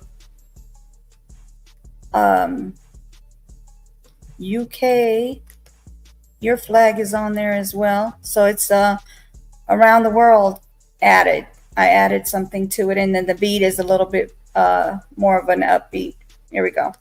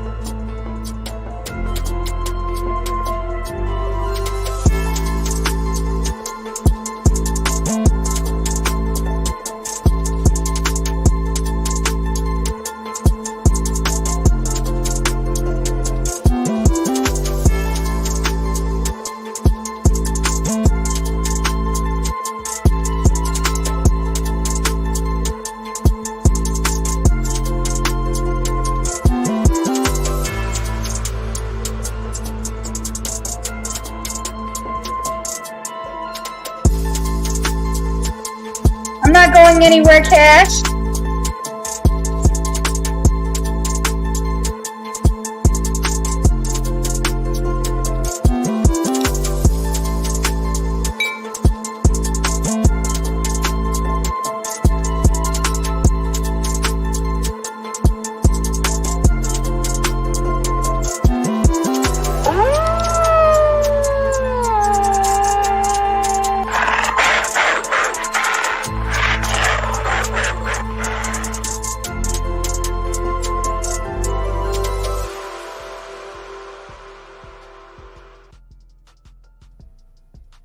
I'm right here. I didn't go anywhere, Cash.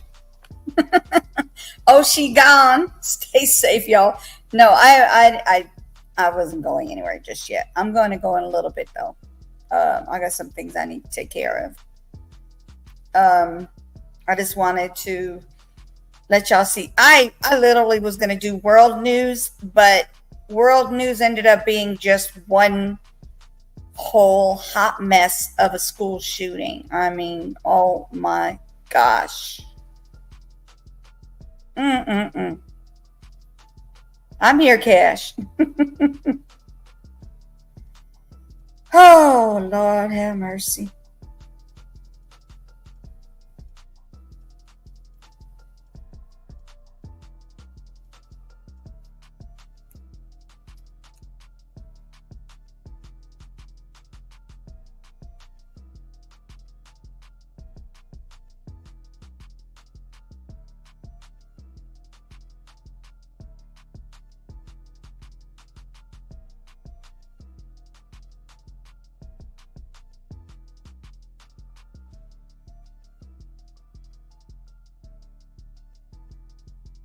Hold on.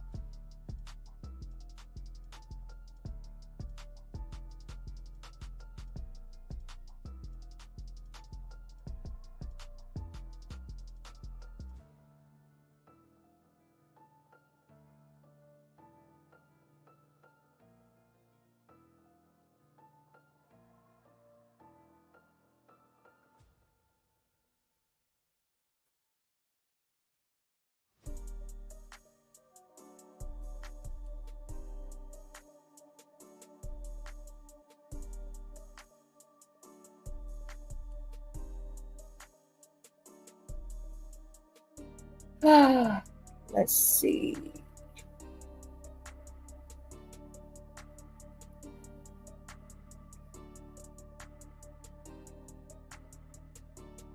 That says it all to you? Yeah. WTF. We're going to do Deal or No Deal tomorrow. If you guys want to do it tomorrow, we're going to do it tomorrow. If you guys want to. If not, we'll do something else.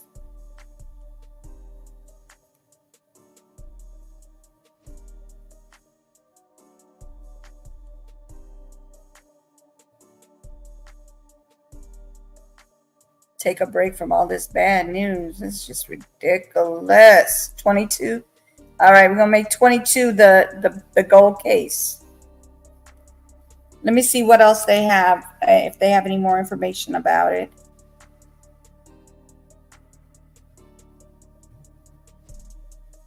Wow, a quadruple homicide. Homicide in Utah. A woman and her 3 children were found unalive, pow-powed unalive in a car in Utah. Wow, what really going on? What's really going on?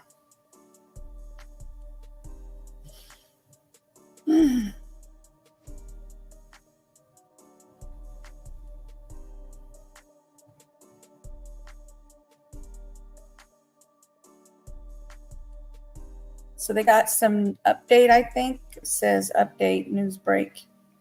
Let's see if it is news break or not. Never mind. Which color ain't even working.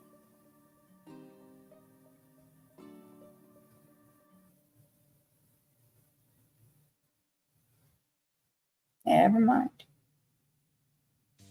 It says load, failed to load. I don't know what's going on. All right, let's see if this is it here.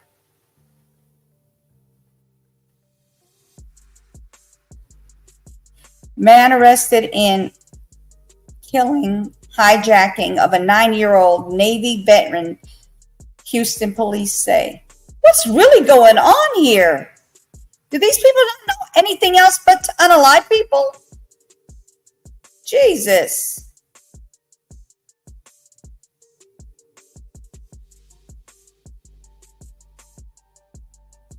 Whether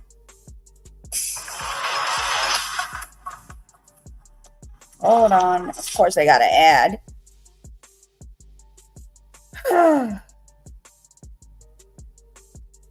Yeah, ended with a.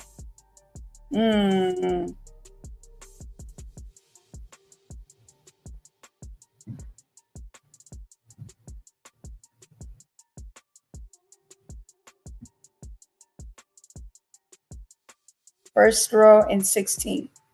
You think I'm going to remember that? I will not remember that. Hold on. I'm trying to get that one up. They said they got an update, but we'll see what kind of update they got. It keeps repeating the same thing over and over and over with the ad. Let's see. Here it is. After this school shooting, and as the community comes to terms with what unfolded at Appalachia High School today, we are hearing from mental health experts. School shootings are certainly traumatic for the entire community, but they can cause long-term harm for children mentally. Savannah Levin's joining us now. And Savannah, you spoke with a medical expert who really touched on several aspects of a child's mental health state, both during and after school shootings. Yeah, I know we're in the midst of all the breaking news right now, but we feel like this is really important to touch on. in the upcoming days and weeks for warning signs of PTSD. The kids who did witness it, though, are obviously going to be at higher risk for developing post-traumatic stress disorder or acute stress disorder, which is something that can happen in the immediate aftermath of a traumatic event like this. And that would be just not sleeping or nightmares, just a lot of fear. Yes. A lot of anxiety. These are the things we need to watch. Yes. I've also been speaking with metro area counseling agencies. Oh, I'm gonna be praying for them and their families. Oh my Jesus. Live Life Counseling. They're based incoming. They tell me they're bringing in extra staff tomorrow to meet any emergent needs. And of course, this all goes for adults too. Parents, you tend to be so focused on your kids, you can forget about yourself. Now, if you are struggling, you can call the Georgia Crisis and Access Line. It is 24/7 and can help connect Georgians with mental health resources. That number is on your screen right now, 1-800-715-4225. Again, that line is specific to Georgians, but remember, you can also always call the National Crisis Line at 988. Some good information to remember tonight, Savannah. Thank you. The community left broken-hearted. Hold on, this thing start playing music out of nowhere. Night after a mass shooting continues.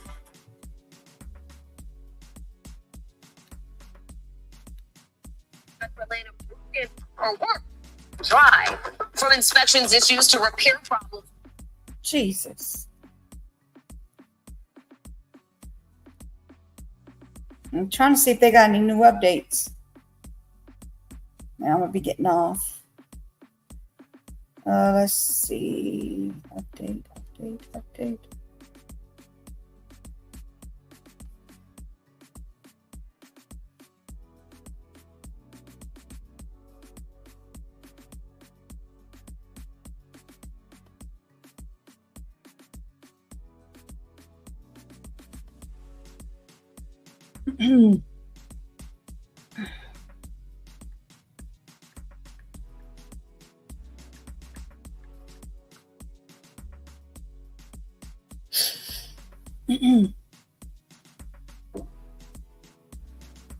I'm trying to see if they got anything else.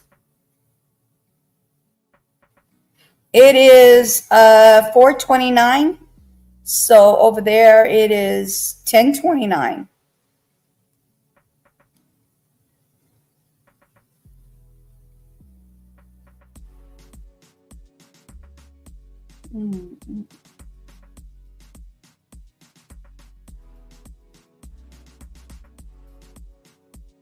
Listen to this. School shootings. We're going to start from 2008, 18, 2009, 22.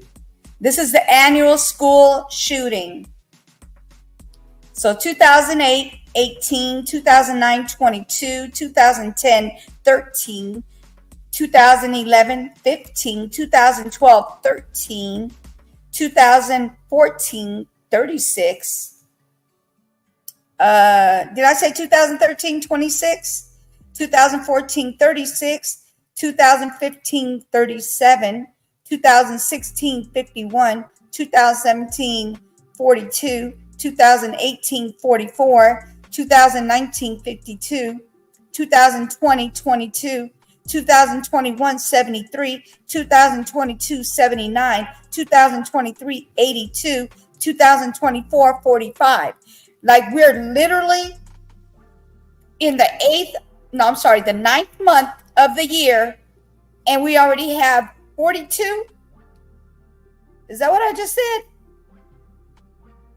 Let me go back.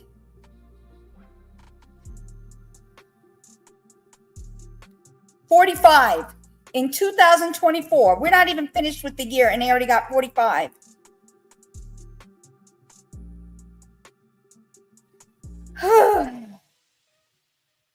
Over here it's 4:31, and for you is 10:31 because it's 6-hour difference. Hello, Armando. How are you? Did you just hear what I said? The annual school shootings, 2021 to 2023 is the highest.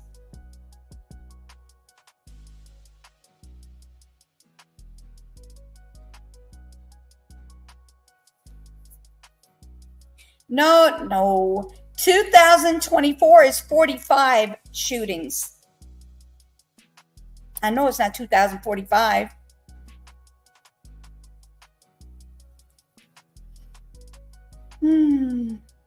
Yeah, in the box. That seems to be what's going on.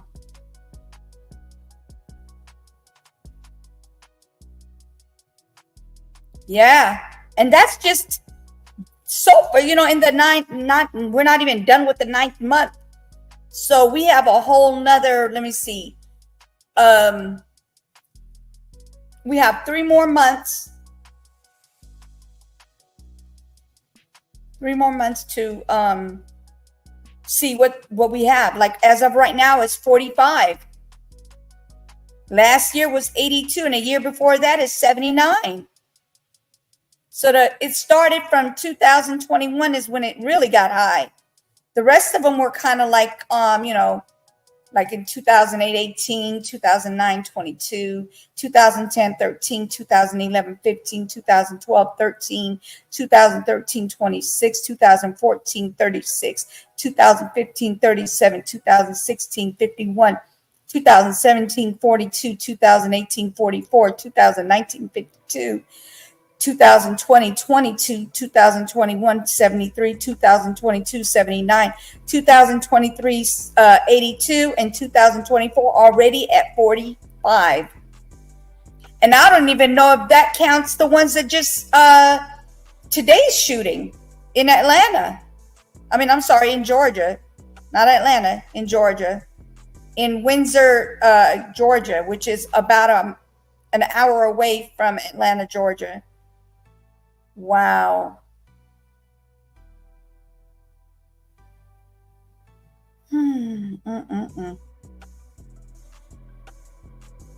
Hate will not prevail. Amen to that.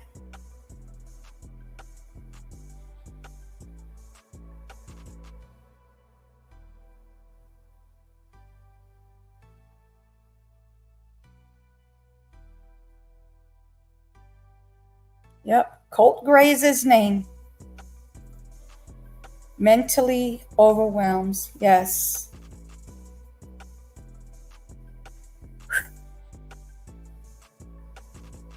Y'all, please hit that like. I would appreciate it.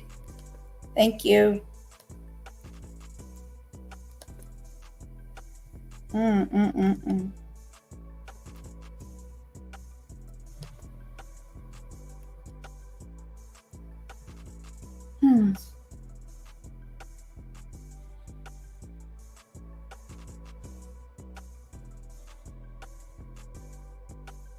Two students, 2 adults.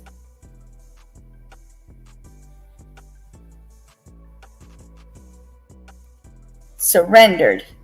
He immediately surrendered after what he did. After he was being confronted by the school source officer, GBI says he surrendered. If it was going to be that easy to surrender, you should have never did it in the first place. I don't know if he was put up to it or if he did this on his own. I have no idea. No idea. Right about now is speculation because we don't know. But what happened that like right after they go back to school, what happened? What happened with this 14-year-old? Where did he get that weapon from?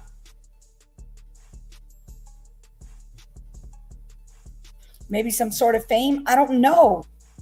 But he surrendered right away.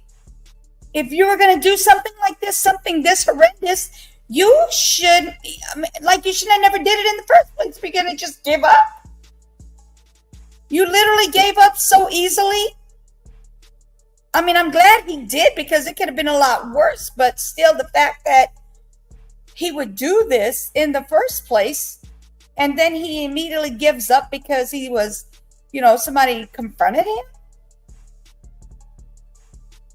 It could be anything at this point. Oh, Lord. So let me see. When is the next update going to be? They say 4:30, which is already passed, but I haven't seen anything new.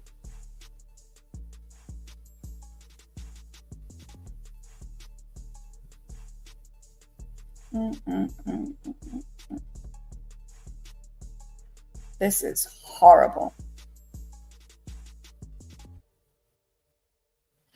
Let me see if they got any new updates. Okay, so it says there's no updates.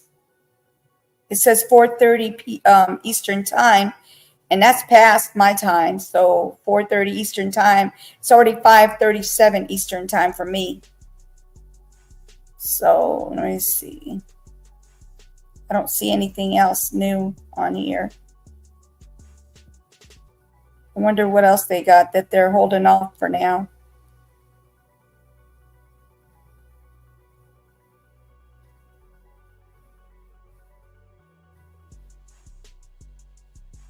Oh, Lord have mercy.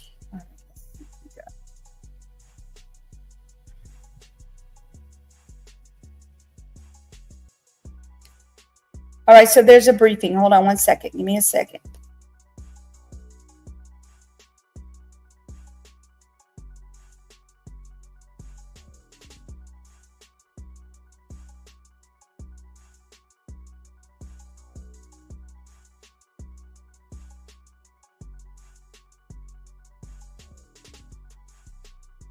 All right, so this is going to be what happened from the beginning till now.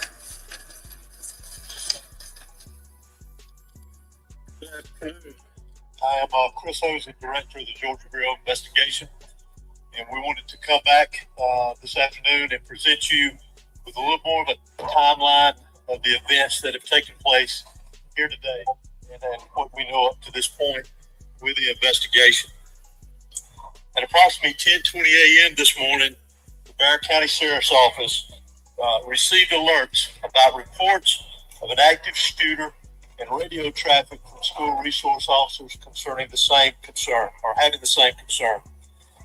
Within minutes, law enforcement was on scene, as well as 2 school resource officers assigned here to the school who immediately encountered the subject within just minutes of this report going out. Once they encountered the subject immediately surrendered to these officers and he was taken into custody. Additionally, what I want you to know as of now, there are 4 individuals who are deceased from this incident, 9 that have been taken to local hospitals with various injuries. Of those that are deceased, 2 are students and 2 are teachers here at the school. The priority right now for us within this investigation is to gather all the facts, to make sure that we're accurate with it, because this is a murder investigation. As the sheriff mentioned earlier this morning, the shooter is in custody. His name is Colt, that's Colt Gray. He is a 14-year-old student here at the school, Gray. He is a 14-year-old student here at the high school. Again, he has been taken into custody. He will be charged with murder and he will be tried as an adult, handled as an adult. We're coordinating these charges and obviously this investigation with District Attorney Brad Smith, who is the District Attorney for the Piedmont Judicial Circuit here. Since earlier this morning, we told you that this incident occurred. Numerous interviews have been taking place through our investigation with students, faculty, as well as any other witnesses that we could identify. Law enforcement had a very, very swift response to this incident once the incident was determined that there was a concern here. Those resources, whether it was in that response or throughout this investigation to assist, came obviously from the Sheriff's Office here, from other local law enforcement agencies, state law enforcement agencies, yes, Cash, federal law enforcement agencies as well. To include, not to be left out, multiple EMS personnel, multiple fire personnel, and agencies. Those agencies responded here as well today, and I am extremely grateful, as I know the sheriff is, for that quick response and the partnerships of working here together with what all is going on. Currently, from the investigative perspective, we have crime scene agents and other special agents from the GBI, from close to a dozen of our different units from across the state that have responded here today to work on this investigation. Again, collecting evidence, conducting interviews, and so forth. I do want to pass this along, that if anyone has any information that wants to be passed on concerning this investigation, that they can do that anonymously at our tip line at 1-800-597-TIPS or 1-800-597-8477. They can also report this on by downloading the See Something, Send Something app. They can be done by Android or Apple phones, either one. If they need to report any tips concerning this investigation. Let me close out before I turn this over to the sheriff and let you just remind you that this is still a very active investigation. There is still a lot that is very fluid. There's still a lot of interviews to be conducted that will continue on into the night, as well as crime scene work and collecting and gathering evidence. But what is more important for me to mention here to you is my heartfelt sympathy to the parents, the students that were here today. Regardless of where they were in the school, this has got a great impact. Yes, they do need to change. As well as on this community. My thoughts and prayers, along with everybody standing behind me and every law enforcement agency in this state, and many I will tell you around this country, they are in our thoughts and prayers. And we will continue with that. We ask for your patience as we continue through this, and we'll continue to try to give you as many updates with information as we can to keep you informed. But thank you for being here. I'm now going to turn it over to Barrow County Sheriff Judge Smith. Thank you. Spell your name, please. H-O-S-E-Y. Good afternoon. I'm Sheriff Judge Smith at the Barrow County Sheriff's Office. I never imagined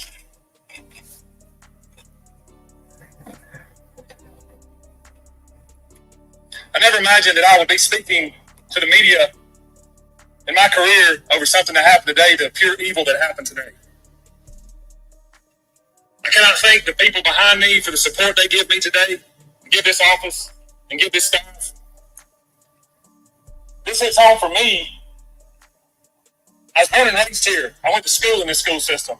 My kids go to this school system. I'm proud of this school system. My heart hurts for these kids. My heart hurts for our community. But I want to make it very clear that hate will not prevail in this county. I want that to be very clear and known. Love will prevail over what happened today. I assure you of that. It was very early as to what happened. Governor Kemp reached out to me and has provided me every single resource that he has to make sure justice prevails. I don't know why it happened. I may not ever know. We may not ever know. But I ask that you and our community lift up our schools, lift up our public safety, and again, we do not let this hateful event prevail as to what happened today. I want to thank the surrounding agencies and counties and cities and state and federal authorities that have come and provided us,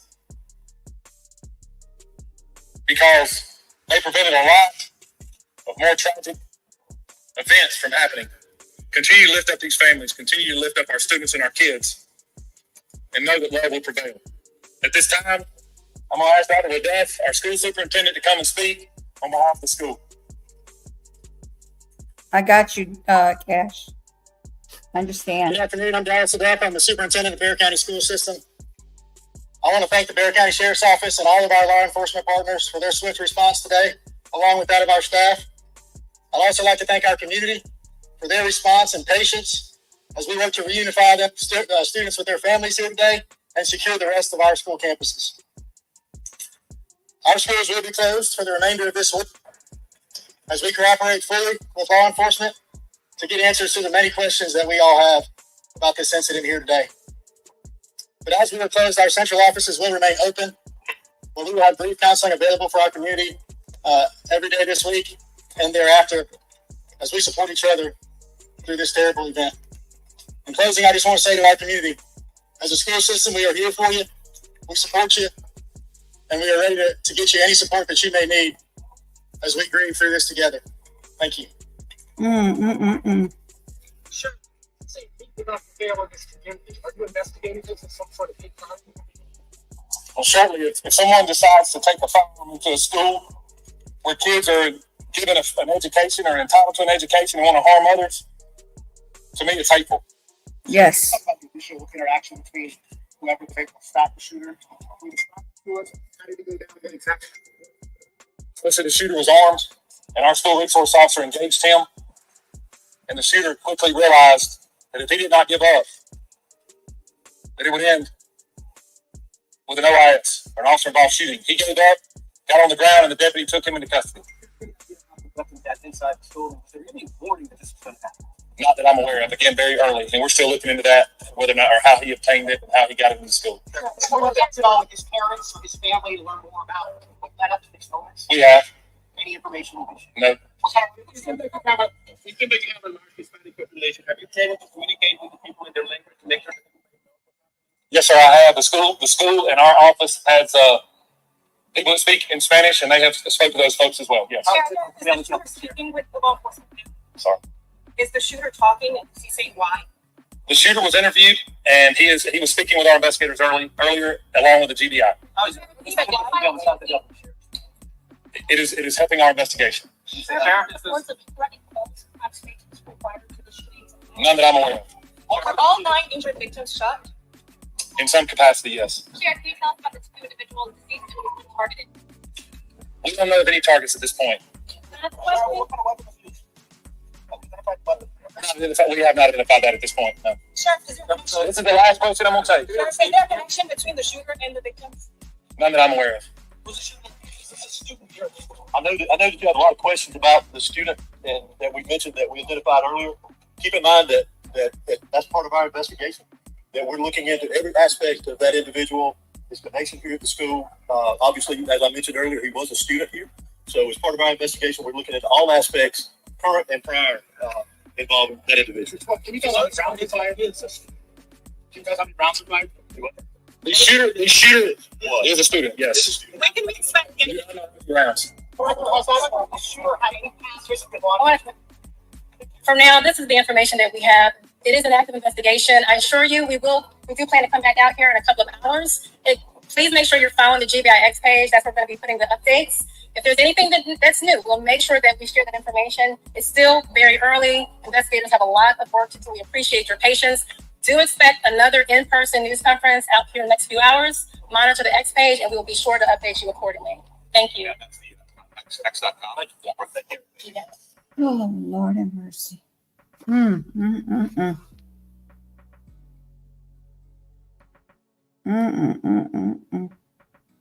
They don't have nothing new, you guys. That's it. I'm going to follow them so we can get some information. See if anything comes up.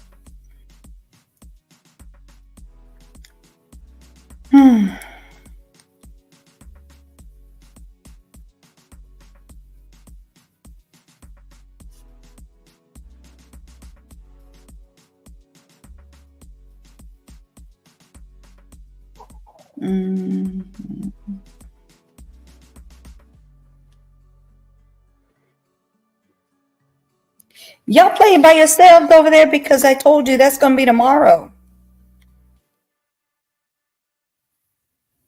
Tomorrow.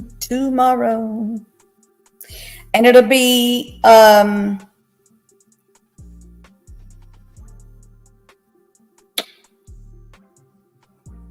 say 11.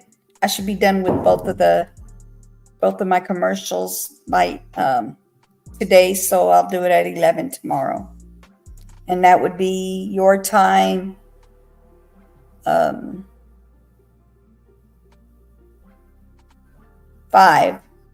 p.m. your time, Cash.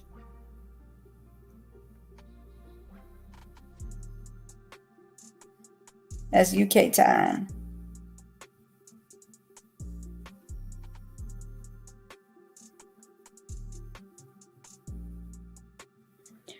No, we playing number one. Number one? What is number one?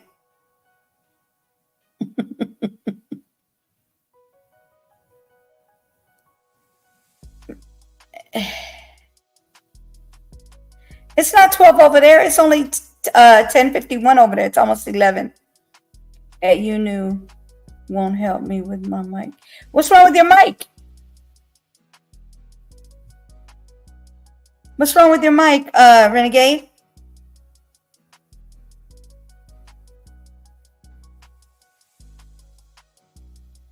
I'm trying to see if they have anything new, y'all.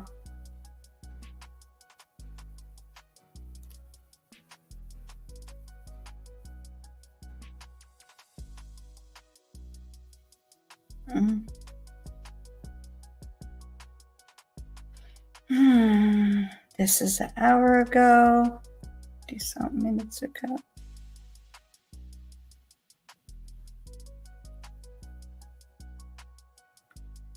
Listen to this.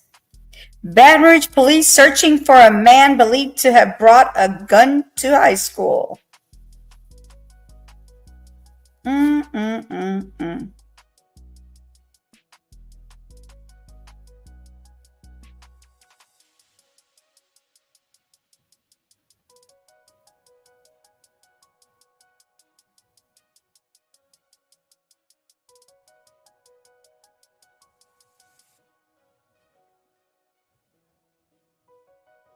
Hold on.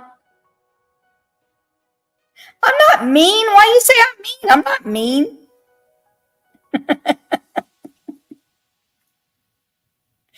Renegade, what do you need? What kind of help you need?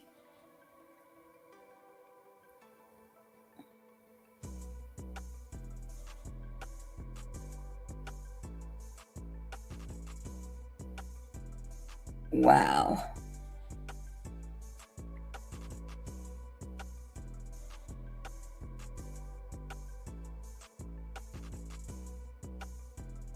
Let me see what school he brought a gun to. It says Baton Rouge police searching for a man believed to have brought a gun to high school. Let's see. Police are searching for a man seen bringing an assault rifle to a high school. Wow. Detectives are attempting to identify the man who is believed to have brought the gun to school on Tuesday around 4 p.m. Anyone with information to identify the man is asked to contact Crime Stopper. I don't know who he is. Never seen him before, so let me see if you get if it has a clear picture, I'll share it. If it doesn't, then it don't make sense.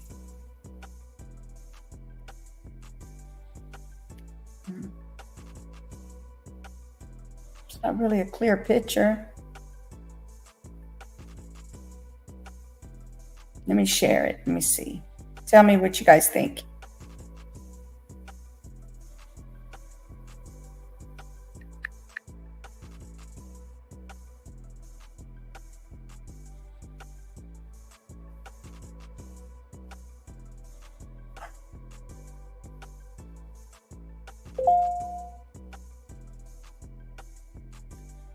I want you guys can both get on the panel.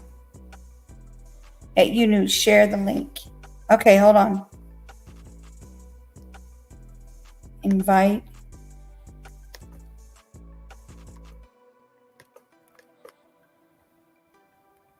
Pasted. Come on up. Come on up. All right, so real quick, I'm going to show you guys that guy. He's in Baton Rouge that they're searching for. And then I'm going to give you guys the number to call if you're in Baton Rouge. Give me 1 second.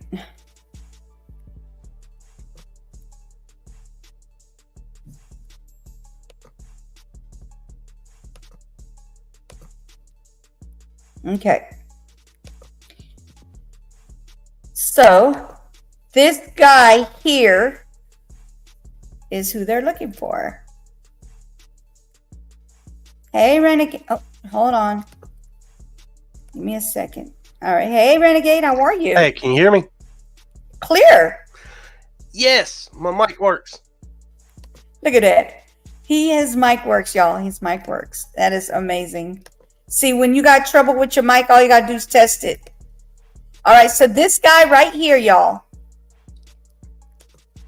This guy right here is from BR, Baton Rouge. Okay, let me see if I can make it bigger. I don't think.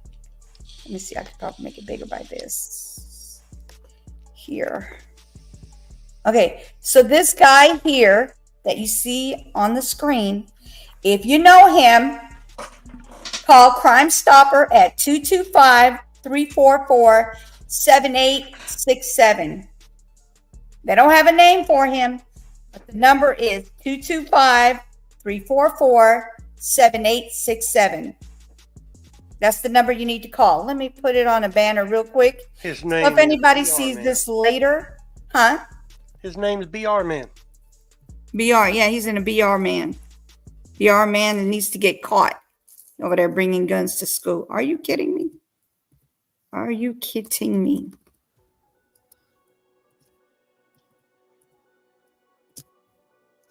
All right, let me see. 334. No, 344. 7867.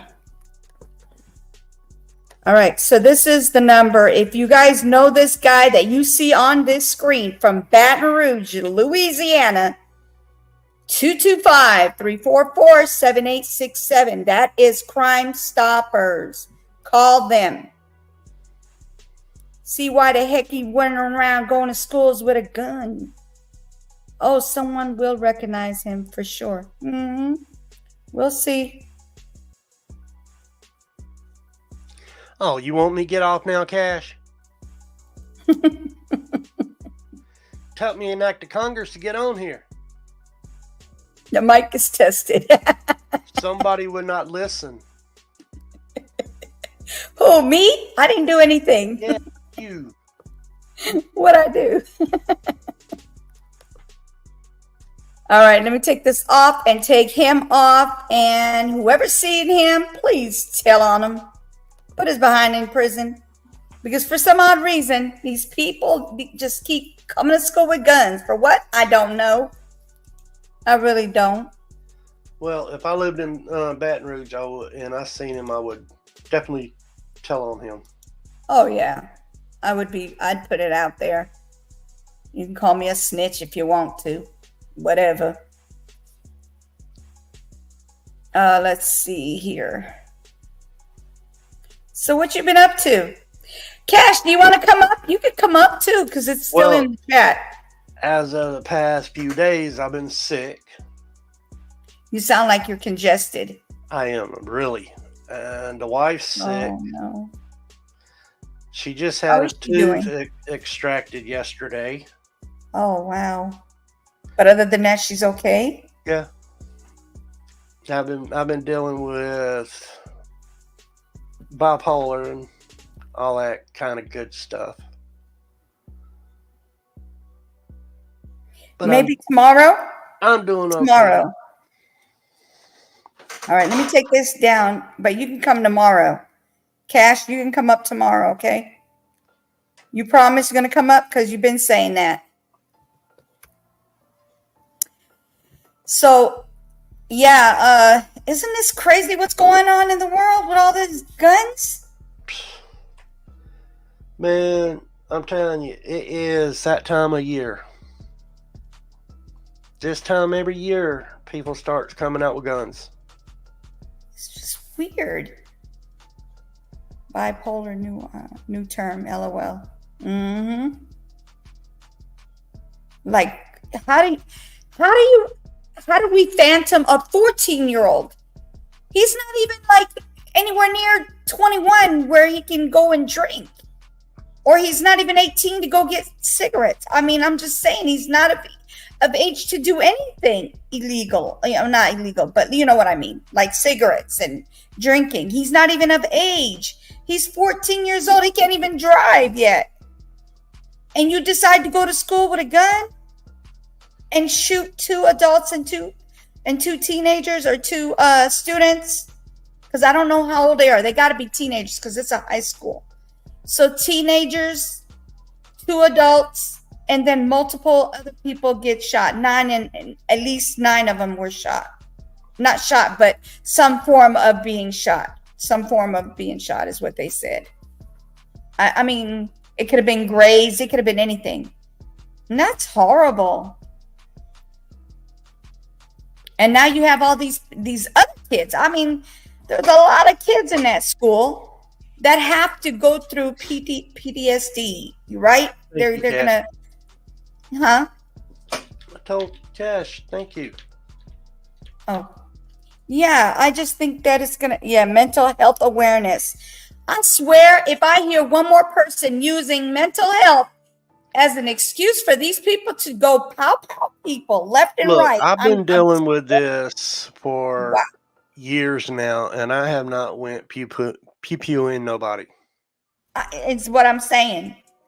There's a lot of people that have mental health And issues I ain't even on the that right don't do any of medicine. that. They're still working with my medicine. Wow. It just makes you go, what the I'm hell? pretty much like Cash. I mean, it's more of a manic depression, and I've got social anxiety too. Mm-hmm. Oh, He's gonna claim he's autistic, the first autistic. thing that they go to. Yeah, autistic, mental health issues. Like, what's next? No, I mean, the way I look at it, he probably was bullied. He had enough of it, and instead of just standing up to the bully as like how I used to do, Right. he just went home, got his parents' gun, snuck it in his book bag. I mean, they didn't even say what kind of gun it was, did they? No, not yet. Not yet. So see, I mean, we don't even know what kind of gun it is. We don't know No. if it was a rifle. We don't know if it was a pistol or anything. I mean, he was able to shoot a lot of people. That's for sure.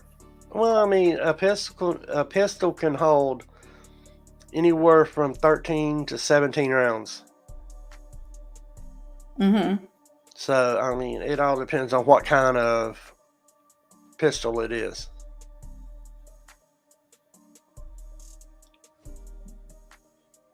Mm-hmm. So, I mean, that's true. I don't know anything. I mean, we do have some here. We do have these. I got you, house Cash. I here. knew what you're talking about. But I have never thought of ever going out and pow-powing anybody or allowing any of my kids to get to my pow-pow if they're upset about something. Don't you think you should be putting them in a secure place? Okay. Where could he have gotten it from? Okay, in my master bedroom, we've got two closets. We've got a closet for me. We got a closet for my wife. In my closet, I've got a gun case in it. That's where all my rifles and everything except for one handgun stays. Mm-hmm. That one handgun that I keep out, I carry it with me everywhere. Mm-hmm. So I mean, it's always on my side, except when I go to bed. Then I put it in my nightstand. Yeah. I don't have kids here, so I don't have to worry about kids getting into it. But I Right, keep, right. like I said earlier, I keep it in a locked safe, and my closet door has a deadbolt on it. Yeah. So it's secure. Yeah. Yeah. I mean, this is, I just don't know where this 14-year-old could have gotten one. His parents. Where else would he have got it?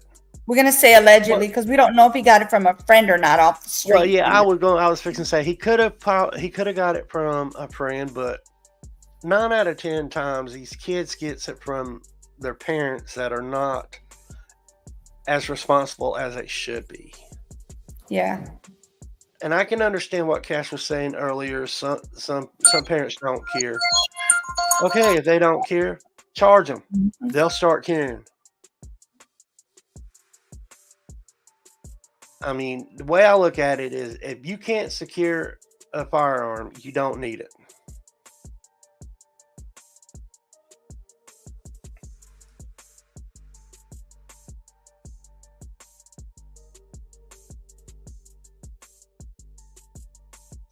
Sorry, I had a cough. You too?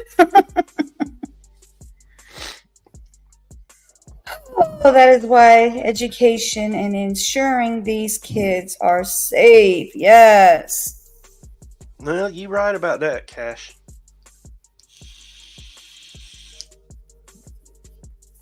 Mm-hmm. It's horrible.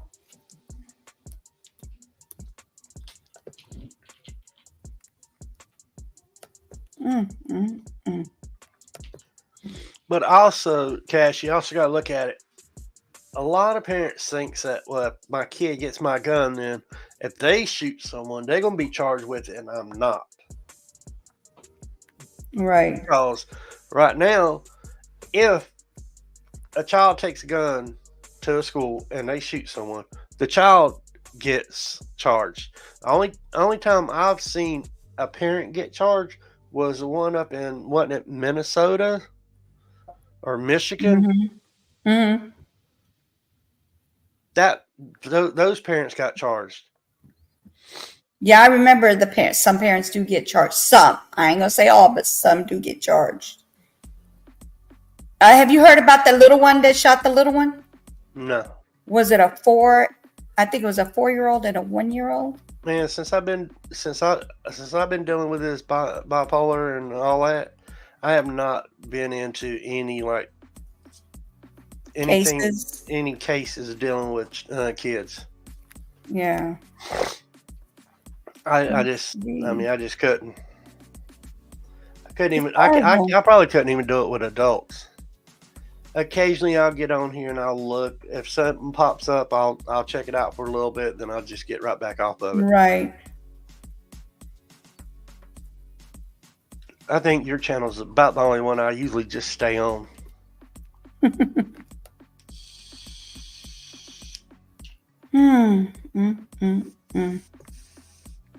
Can't seem. I just don't understand these things. Can't seem to find John's channel on any time when I'm on. Yeah, I haven't been there in a minute. Oh, God. I got so much news on here. That's why I was like, I came to do that. News around the world. I got a lot of it. And then this popped up and took the whole video, the whole live. Well, you know the last something case that was I was active. on. Huh? You know the last case I was on. Yeah. Daniel. And now I got 2 computers now, so guess what? Getting ready to get on it? No, I'm just saying I got 2 computers now. I can be online and be searching all at the same time. Oh, okay. But tell me I was like that with 1 computer too, but still. Yeah. Oh, Lord have mercy. Where's it at?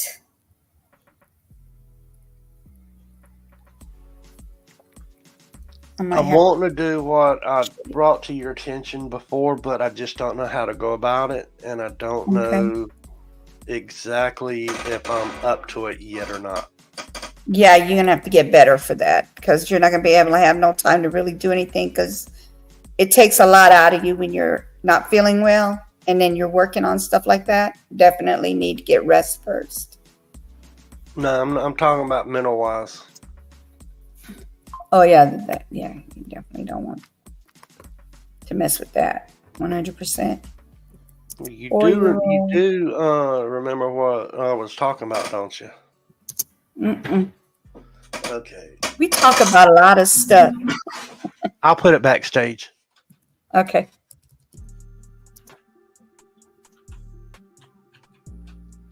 Yeah. So it's a 4-year-old girl fatally shot inside the St. Louis after children were left alone. Then they have, let me see, a 4-year-old. I'm looking for the one that I saw. A 4-year-old woman, 2-year-old fatally shot. 4-year-old. Is this it? Oh, wow. This is crazy. Kansas woman whose 2-year-old son fatally shot his 4-year-old sister sentenced to life in prison.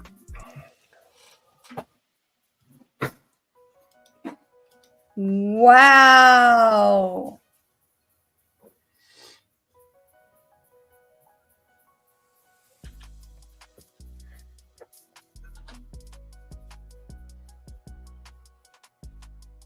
So the mother is being sentenced to life.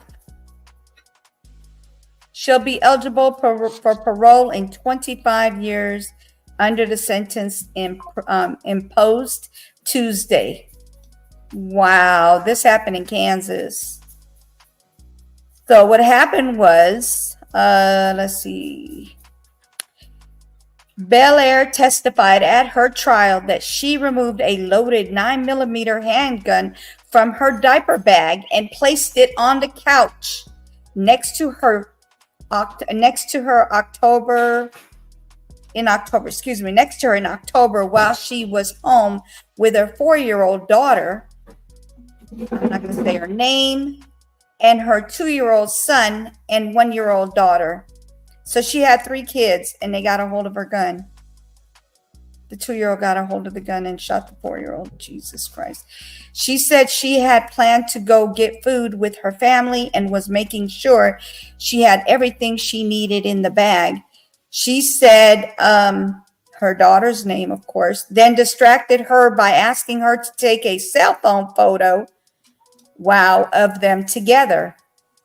Oh, so now we're going to blame the baby? Is that what we do now? Oh my goodness. Then it says, Deputy District Attorney Lauren told the jurors that the gun sat on the couch at least 12 minutes before Blair's son, who was about to turn 3, picked it up, shot it at his sister. Wow. She said reasonable person would have let the gun sit there as long as she did with a small child present. It's in a private chat. Okay. Got it. In a later search of home, officers discovered the gun as well as a bag of meth is in it, y'all. And her paraphernalia, CBS affiliate. Ooh. What the heck?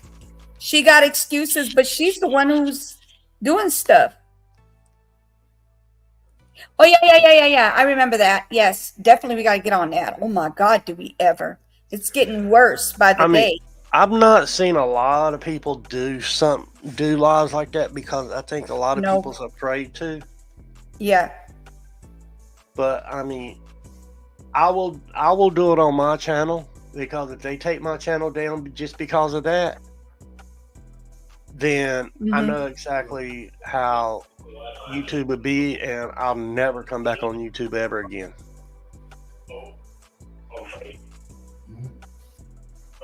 You know what I mean? Yeah.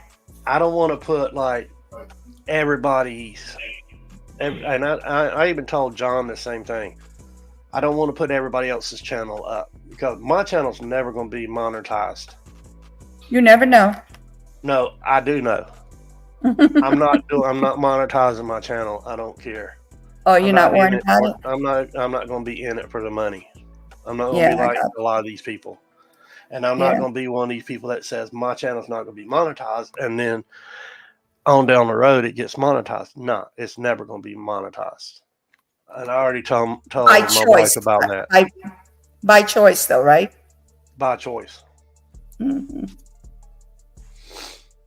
Because if I'm going to do some of these serious cases, it's not going to be monetized anyway. By what's said on it, by what's put on it. You never know, though, because like some of them, if YouTube does not, strike it or anything, that's going to be big, especially if you start investigating and finding things out that nobody else was able to find out. Well, definitely. You know how I usually do. Yeah, I know how you do. You dig deep. Deep.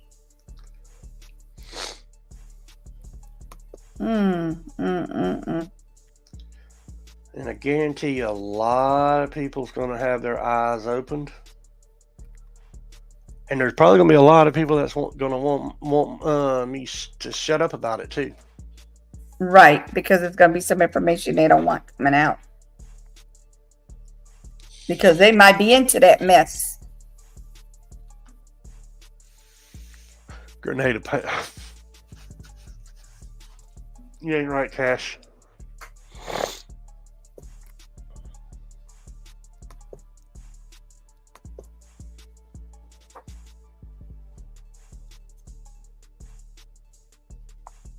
Yeah, I got a small channel, Cash. I was making little small videos until I know what happened. I stopped paying my monthly things on the music. Oh, and then they started giving you strikes. Well, they didn't give me Or strikes. not strikes, but copyrights. Yeah, and I think Yeah. what they did, they took the videos down because of the music. Wow.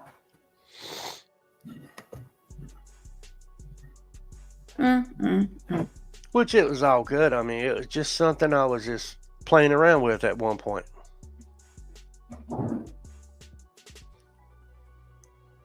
I mean, I wasn't on here for months, and then I got on here, and then all of a sudden my little shorts were taken down. Yeah.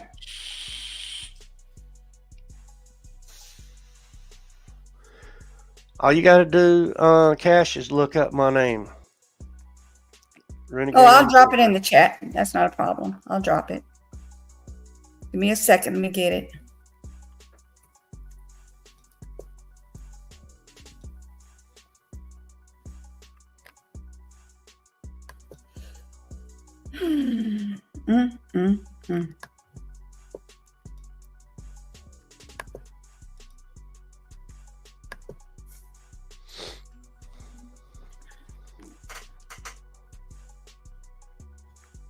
Let me get my phone.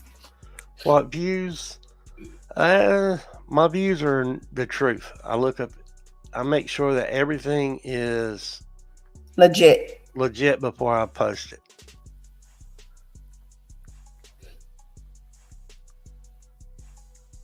So there may be. You don't want to put the wrong information out. Yeah, Yunu knows that there may be 2-3 weeks that I might do investigating, and then the fourth week I might just put what I got out for the month.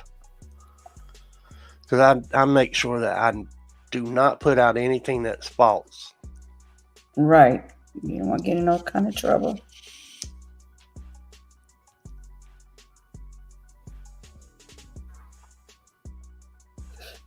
That's why a lot of times you have to say allegedly throughout your, the whole time you're talking, because if you don't, and you say something, I'm not going to be that type. I'm not going to be the one that says allegedly. I'm going to be the one that says it, and I'm going to be the one that shows the facts about it. No, allegedly. What if it changes? That's his channel, Cash. What I told you in the backstage. Yeah. That's not going to change. Oh no, that's not going to change. No. Now, I mean, if we're talking about a case, yeah, I'll probably say allegedly, but I'm mainly talking about what I put in backstage. Yeah. I got what you're talking about. Yeah. Oh, Lord have mercy. And there is a lot of it too. Every time you turn around, it's got something. Yes.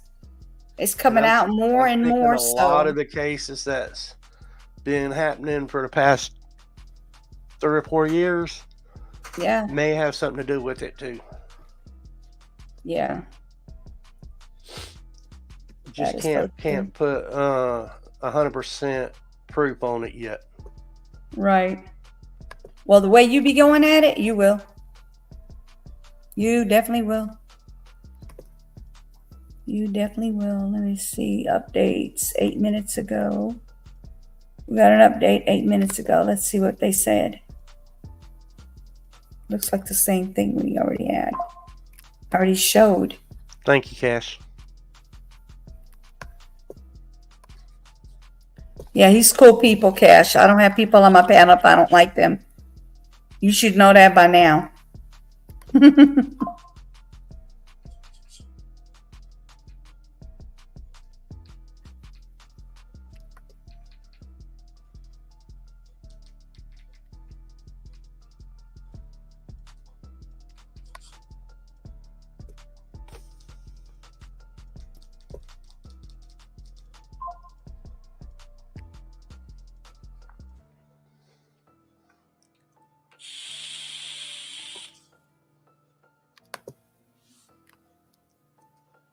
Yeah, nothing. There's nothing new, but it says 8 minutes ago. So Yeah, nothing new. they're probably just going to be putting out the same old, at least Over for and the over. rest of the day. Yeah. Probably going to be real slow about putting out any more information. Yeah, I agree. Because they don't want to mess the case up.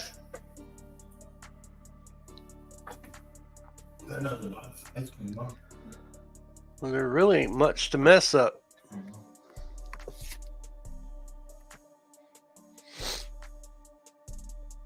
They called him red-handed. He gave up. End of story. That's unlike some of these other ones that they won't give up till the end, and then they won't even give up.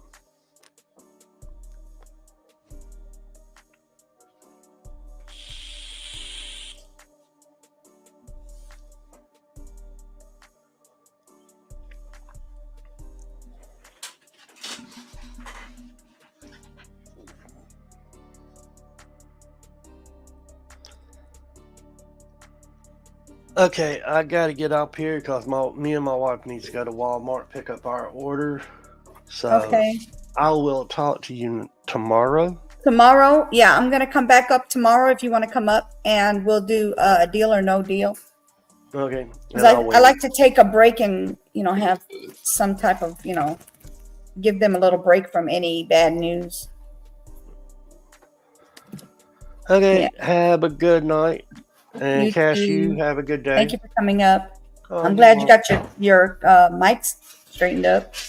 I am glad it's working now, and Yes. it's not like all over the place.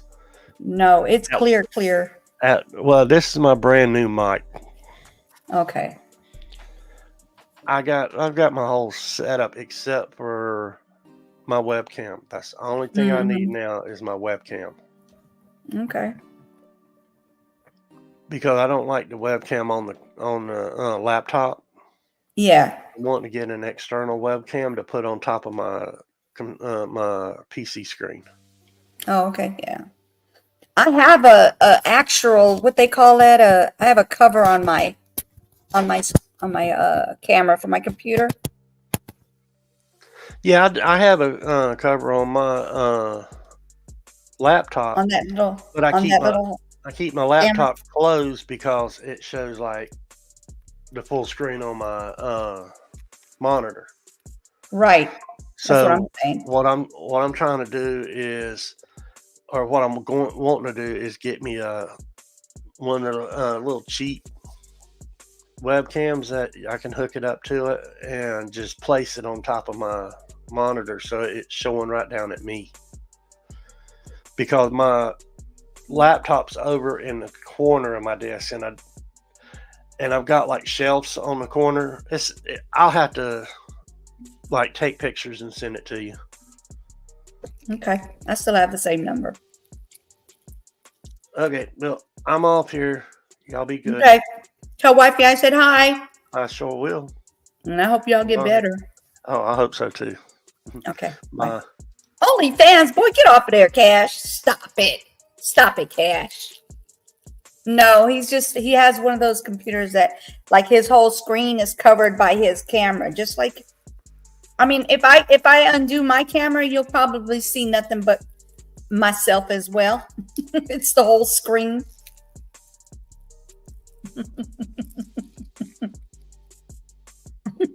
Okay, Cash. Stop starting stuff.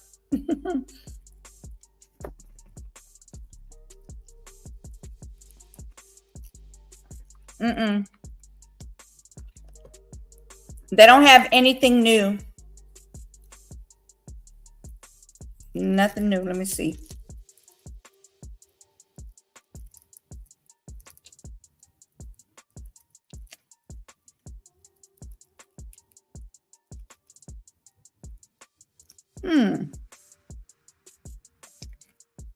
So, Winder, Georgia shooting was the 45th school shooting so far.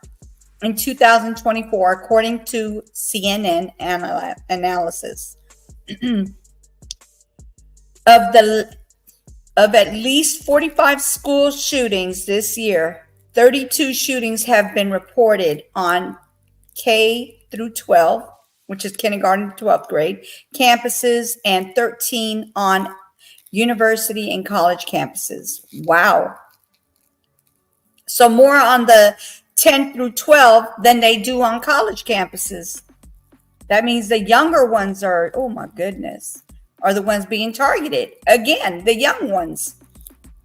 Wednesday's shooting is the deadliest so far this year. And this one of 11 school shootings with 4 or more unaliving since 2008, when CNN first started tracking school shootings. 8 of those were K to 12 campuses, and other 3 were college and university campuses. Last year, there were 82 U.S. school shootings, a record since last 2028 CNN analysis began. Wow. Of those in 2023, 52 shootings were reported on K through 12 campuses and 30 on university college campuses. Wow. That's crazy. More kids than young ones than college students. I don't want anybody getting hurt, but that is so sad. Last year, there were 82 U.S. school shootings, a record since at least 2008, since CNN analysis began.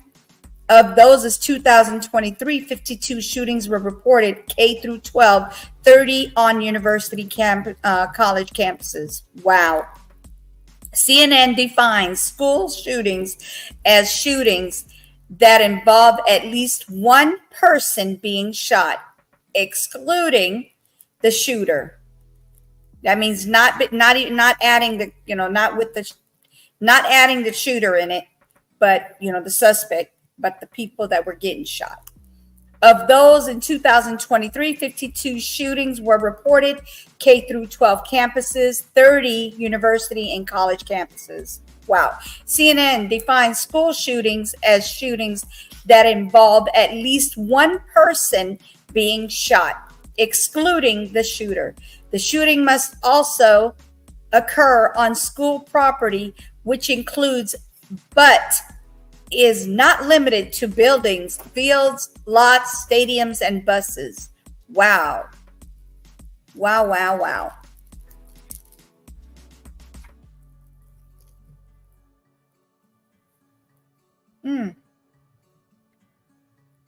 That is horrible.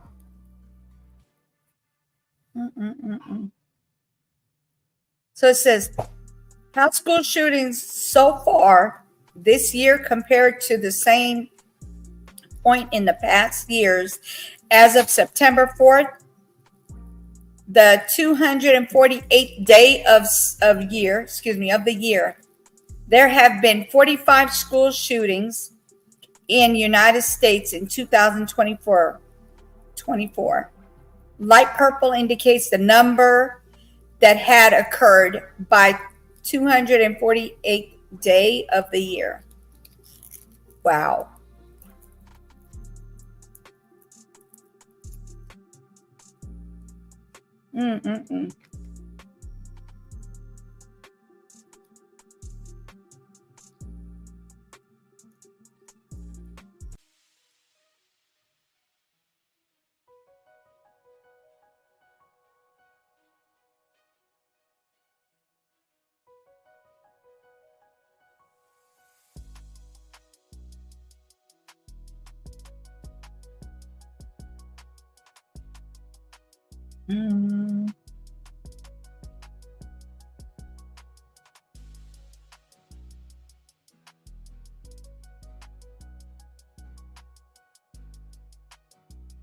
Oh, Lord.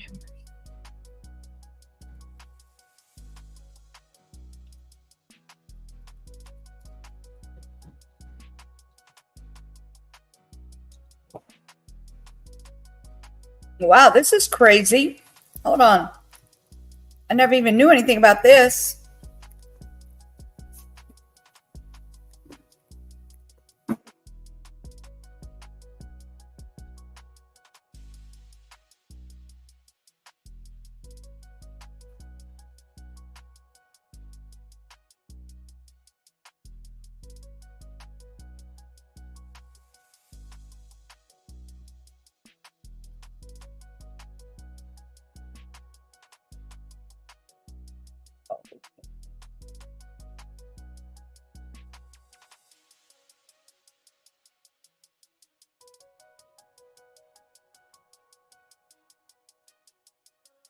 Sorry about that.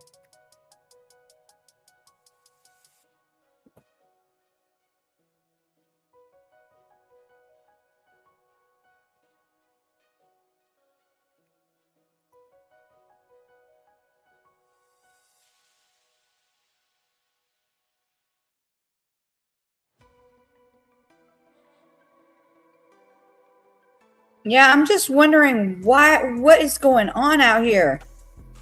Hey, together, how are you? I'm what?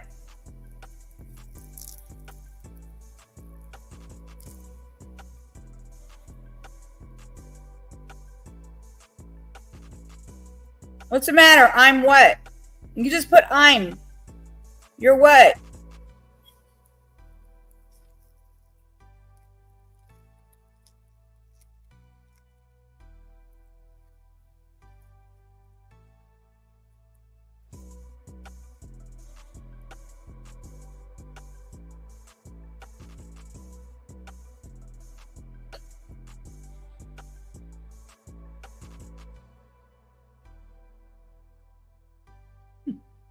He gonna say a unicorn?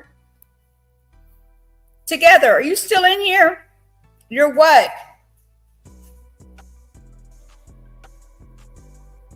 A badger? Stop it.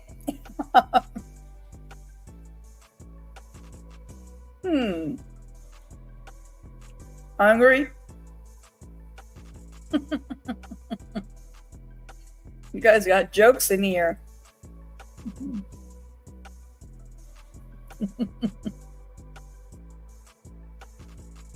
Coming out.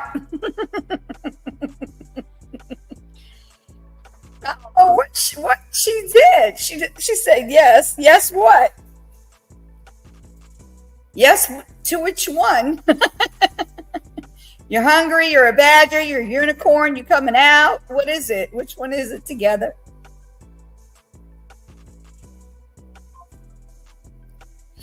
You just put I'm.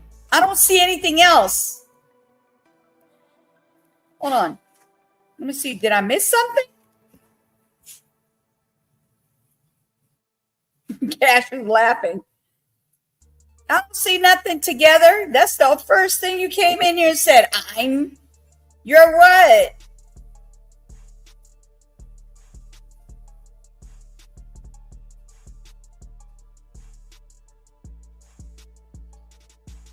You want me to ask my bot what you are? Yes, I am still here. Okay, you're still here, but which one? They're asking you which one is it? Because you just came in and said, I'm what?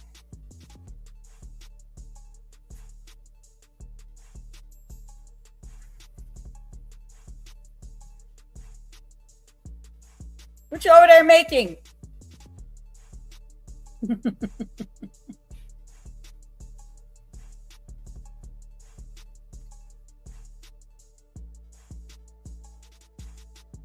Is it a they, them thing? They, unicorn?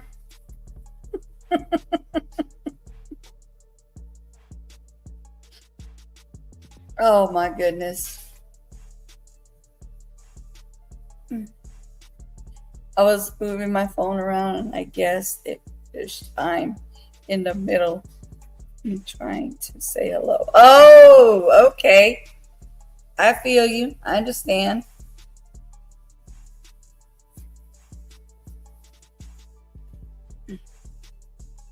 Oh my goodness. It's cold in here. I was about to be getting off soon. I already got my 3 hours. I didn't even know I'm on my third hour. I wasn't even paying no attention. I was on the other side of my computer.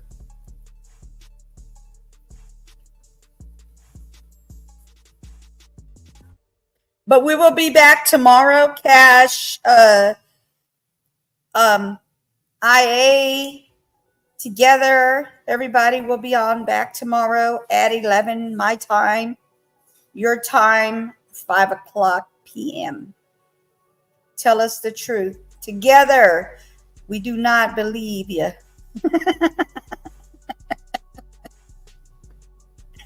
Cash, you are so funny. You are hilarious. Cash is hilarious. Y'all, please hit the like if you haven't done so. I would appreciate it. Thank you in advance.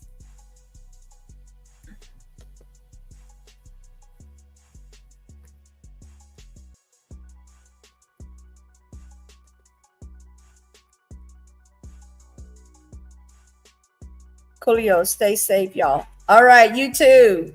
All right, you guys, thank you for coming. I appreciate it. Together, if you haven't hit that like, please hit the like. Thank you, Cash. Thank you for coming. Drop the link. Oh, hold on 1 second. We got a drop the link situation here. Give me a second. Don't go, y'all. Don't go yet. Because Together's coming up and she's about to get on y'all for messing with her. Just kidding. I'm kidding. I'm kidding. God bless you too. Thank you, Cash. I know you guys got to get some sleep. All right, come on up, girlfriend. Sis, come on up.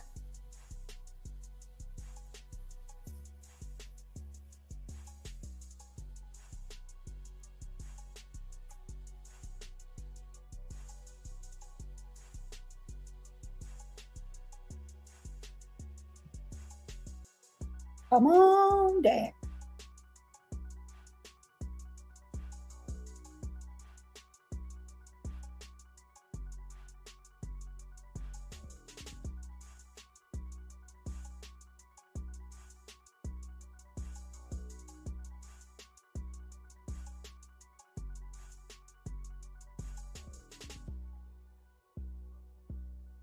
Hey, at it again. How's it going?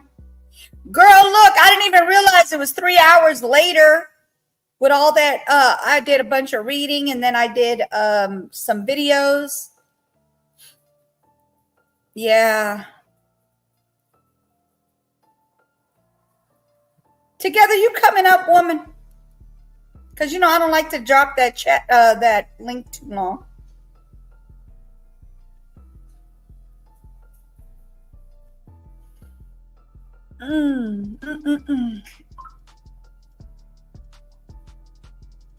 Yeah, I'm about to get off if she don't come out.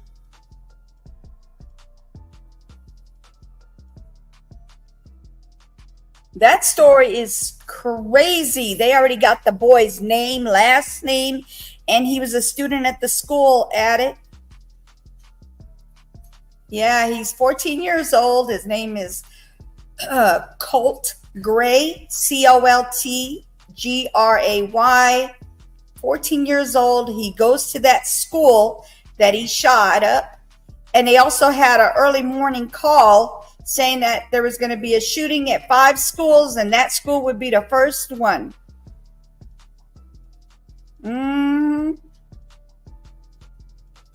Horrible.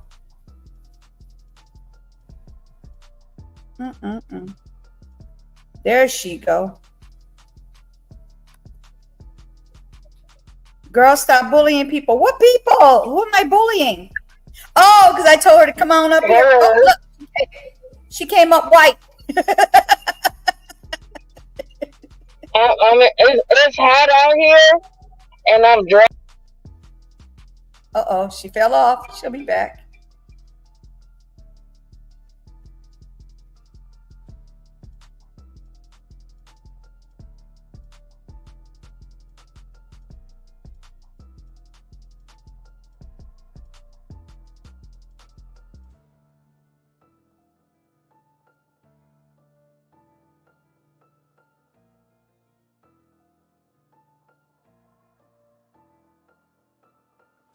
Okay, there she is. Hello? Hey, I don't know what happened. You fell off.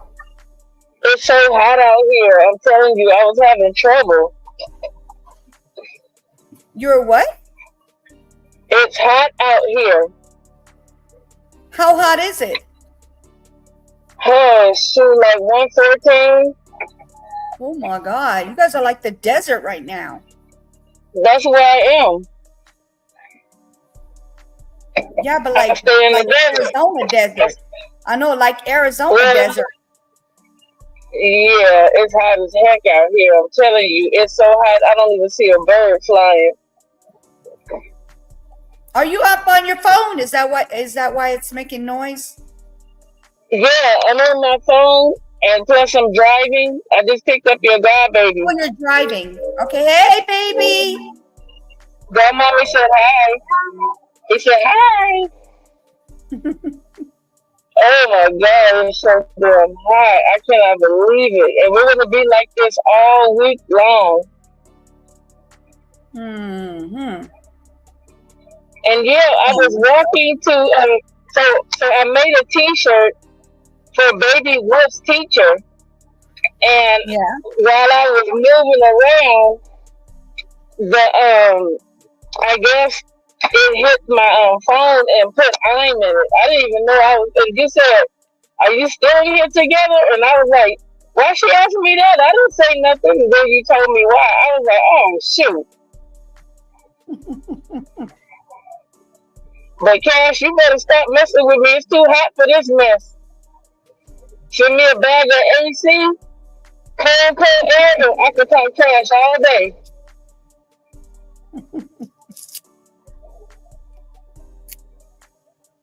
So what were you covering? Georgia. They had a school shooting, and again, another shooting. That was today. Oh yeah. I heard Mondo. He was really upset about it. I didn't even know he did a live. I got this. So I was doing my commercials.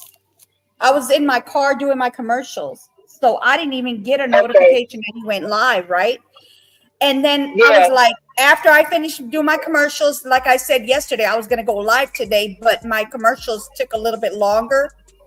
So when I came up here, I was getting notifications, breaking news while I was sitting here, while I was doing my commercials. I had my phone in here and it was getting notifications. And I was like, what the heck? I looked and there's a shooting. And I was like, well, I'm already up on here. I might as well go ahead and do that one as my first one. But I didn't know it was that big. Oh, wow. That's sad. I know. I came in here to do world news. Ended up doing one news. Wow, that's crazy. People, and it's something that Armando said earlier, and it kind of disturbed me a little bit when he was saying that the migrants are not coming here to make problems. But if you look at Aurora, Colorado, and another part of Colorado and Texas, people are doing lives saying that these illegal immigrants are coming in, shooting up apartment buildings, robbing people, just doing all sorts of stuff. Now, they're not doing anything like going into schools and stuff like that. He's 100% correct with that, but you cannot say that these people are not over here committing heinous crimes. How do you take over 7 apartment buildings out of nowhere? And people are having to run and sleep with them. I don't think he's an immigrant. His name is I didn't say that. Oh, okay. I didn't say that. I said something totally different. I said that this is not an immigrant. They're not doing that. It's the people that's here in America. A lot of this comes from people being bullied. Yeah. Can you hear me? Yes. Can you hear me? A lot of this is coming from kids being bullied at school. So then they come to school and they take their aggression out, on everybody else instead of dealing with it themselves. Yeah. So that part, I That's agree with sad. him about, but he cannot say that immigrants are not over here doing things that are totally illegal. Yeah. So it was 2 adults, 2 teenagers. His name is Colt Gray, 14 years old, and he does go to that school. So in the morning at 10 something in the morning, they got a call from somebody saying that the 5 schools were going to get shot, and that would be their first school.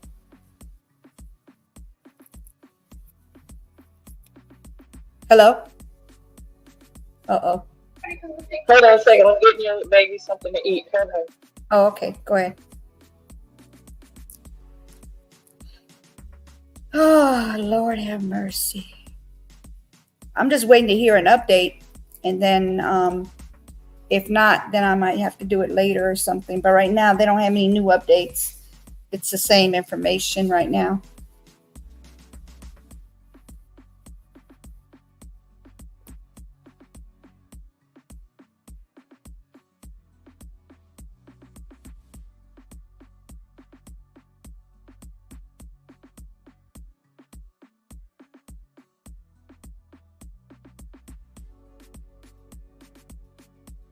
Let me see. Aurora, Colorado. Together. Okay, part of the plan not to get their hands dirty.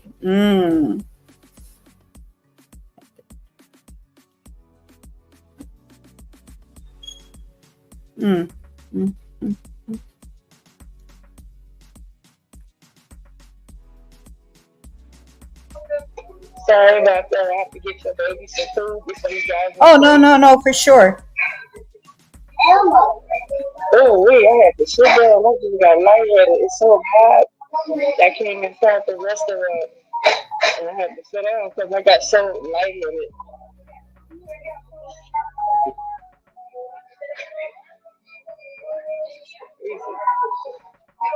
Come on in here. Hello? Yeah, I'm here. Are you looking at the Aurora, Colorado? Huh? Are you looking at Aurora, Colorado? No. Do you want me to go look at it, you're saying? I thought you were looking it up, yeah, when I was talking about it. Yeah, go ahead. It's real bad out there. It's not just there. It's in Texas, too. It's in Chicago. They're just traveling. I'm going to mute because I don't want to get no copyright.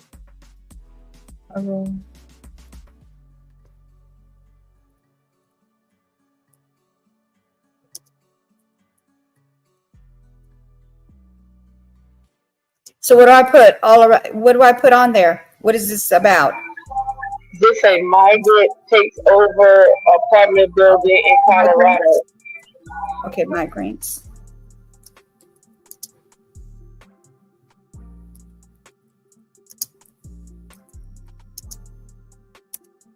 Let's see.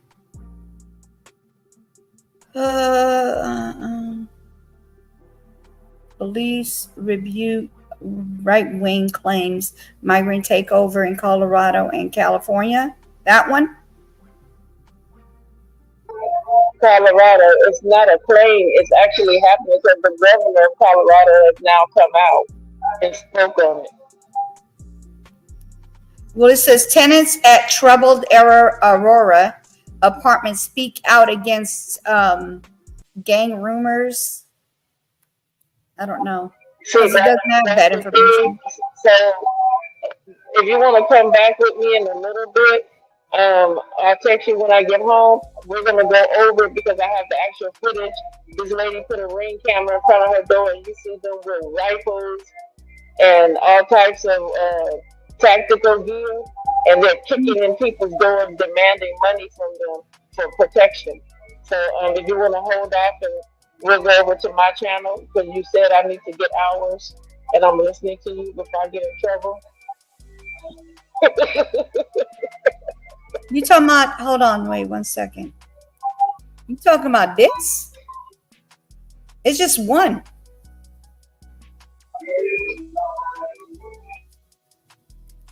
This is all I got right here. Nothing else. But it's got a ad on it. I'm not going to show it. I'm just going to let y'all kind of listen, and then y'all can go see it on Togethers later.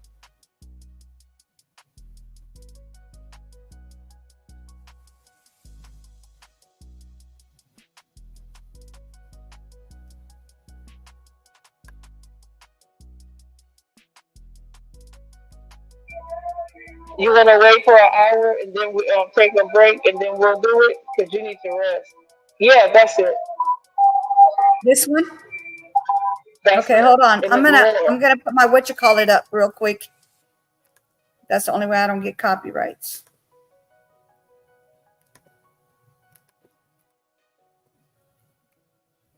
Because all that music is gone. They gave me copyrights through the whole video. Go down. All that barking, girl.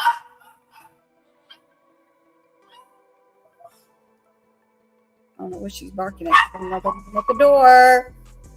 Woman, there's nobody at the door, Lola. All right, so. Apartment building overrun by an armed group of men who local officials say are members of the dangerous Venezuelan gang Tren de Aragua. Residents are understandably terrified, but the Democratic governor of Colorado, Jared Polis, is dismissing the takeover as just simply the locals' imagination. Joining us now is Cindy Romero. She used to live in that very apartment building. She is now in her new apartment, which is outside of Aurora. I believe it was your doorbell camera video that we have been watching for the last few days of what appear to be gang members, heavily armed, trying to get into the apartment across the hallway from yours. What did you see there, and how bad did it get in that building? On this particular date, it was really bad. But it is not by any means an isolated occurrence, unfortunately. I have months, almost a year and a half worth of footage from 6 separate cameras. Wow, were you home that day? I was, and actually, what did you think when you saw this taking place outside of your apartment?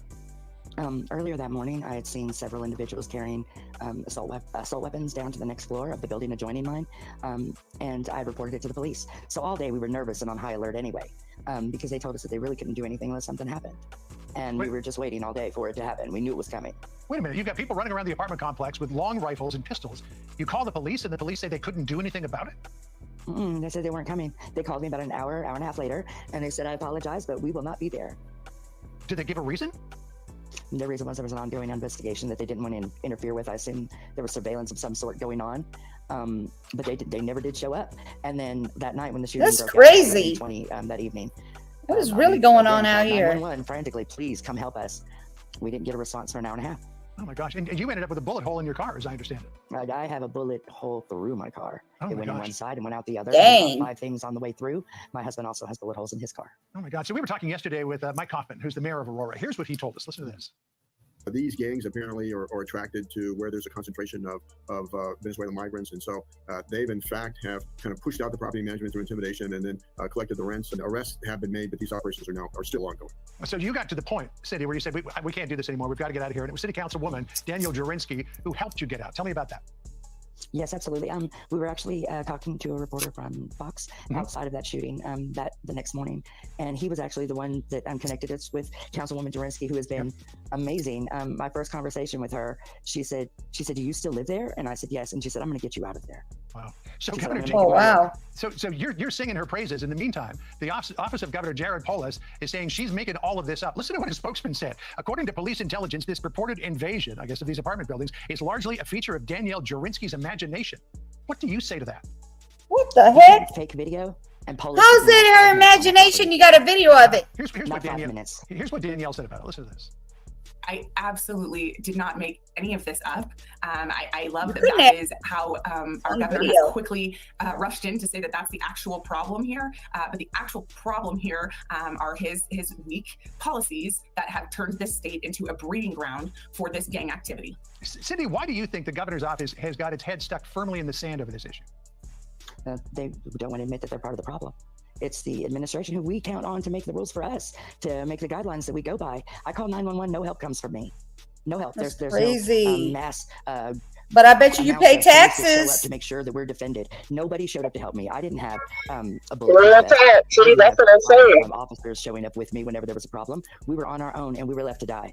Wow. These people have no registration in this country. Yeah, and we should point out that the scenes that you're seeing on the right-hand side of the screen there, those were taken from Cindy's Ring doorbell or video doorbell while she was inside her apartment. You can imagine what it was like living there. Cindy, God bless you. We're glad you got out.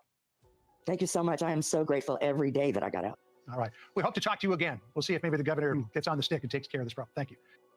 Yeah, right. Dream on. If he ain't did nothing yet, he ain't gonna do nothing. Seriously? The heck? Yeah, I told you they're trying to dummy it down like people are losing their minds, but you see, people are really going through hell in these places. But how do you tell somebody they're losing their mind and they got video of it going on? That's crazy. You see what the mayor said? He said she's making it up, and then all of a sudden she comes out with videos proving he lied. Yeah. That's crazy. Yeah, these people are just losing their minds slowly but surely. But we're going to talk more about it over there on Togethers. This is just a temporary talk on that one. I just want to show you a video that she was talking about because I really didn't know what she was talking about. I didn't know. Well, now I know. That's crazy as heck. So is that considered something to do? I mean, it is crime, but it's also like political, right? Together? Say it again. I know it's crime that they're doing, but it's on the political side, correct? No, this is like the open borders. When they opened up the borders, this is where all these people went, and now they're giving these people literal hell. I know, but what I'm saying is that's because of the political side of the world. It's political. The reason why they have the borders open like that is what I'm saying. Am I correct or not? Because I don't know nothing political. Yeah, because they want to stay in office. If they can get the people that they want to vote for their side, they can stay in office. So this is why they're doing it. Right, but what I'm saying is it's considered political that you're talking about because it's to do with yes, politics. it is. Yeah, okay. Well, I don't do that, so that definitely will be on our channel, y'all. But it is sad that this type of crap is going on. And they're calling these people liars until they show videos. Like, how are you going to call somebody a liar? They got videos. Are you serious? Like, what the fudge? I'm going to go ahead and hang up now because I keep getting disturbed. Okay, so you're going to go. What time you going live, women? I'm going to hit you up when I get back to the house. Okay, I thought you were at the house getting something to eat. No, not yet. Not yet. Okay, all right. Be careful. All right. Okay. All right, bye, baby. Bye. All right. That's crazy.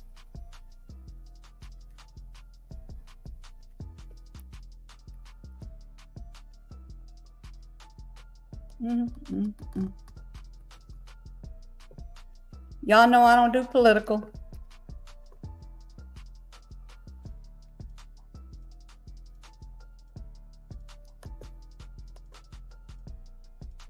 Ah, Lord have mercy.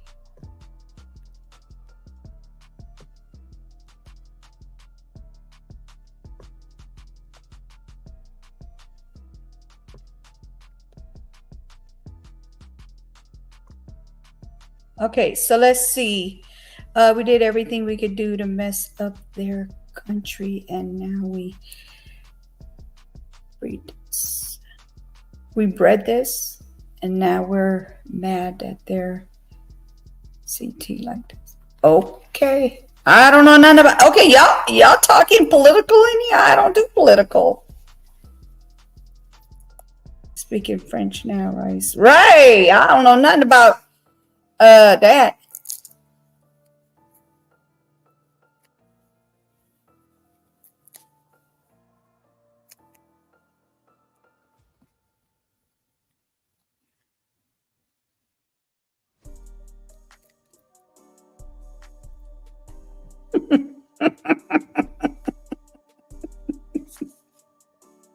Cash, you back on that Deal or No Deal?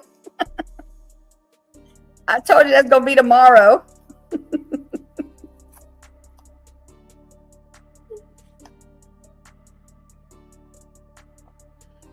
Oh, Lordy.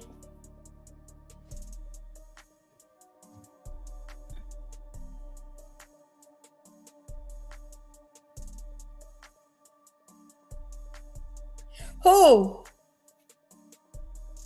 Who getting in other people's business?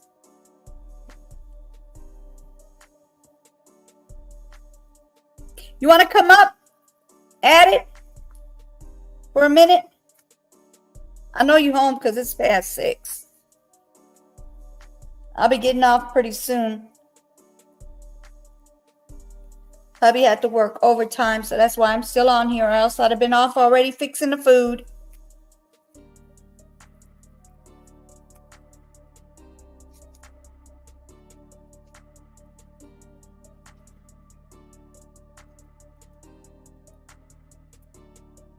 You want to give your input about what's going on out here?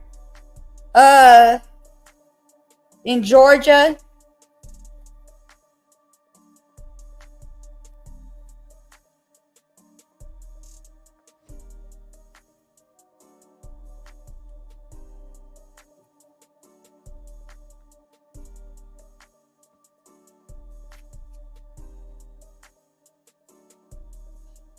Mm-hmm.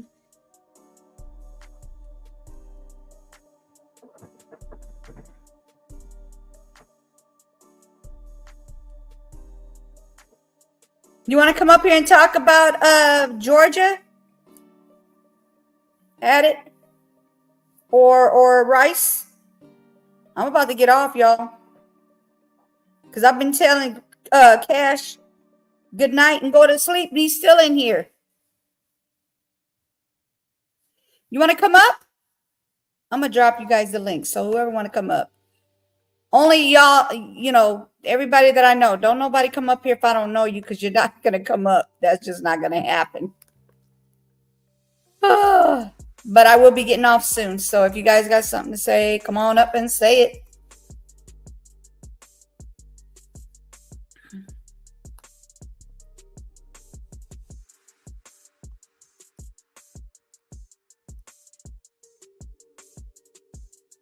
I just don't understand how you're not going to get any help and you over there paying taxes. It just don't make no sense. It just don't make no sense.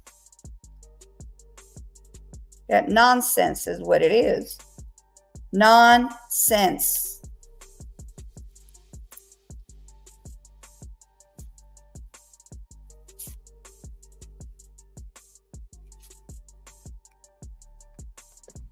What up, though, baby girl?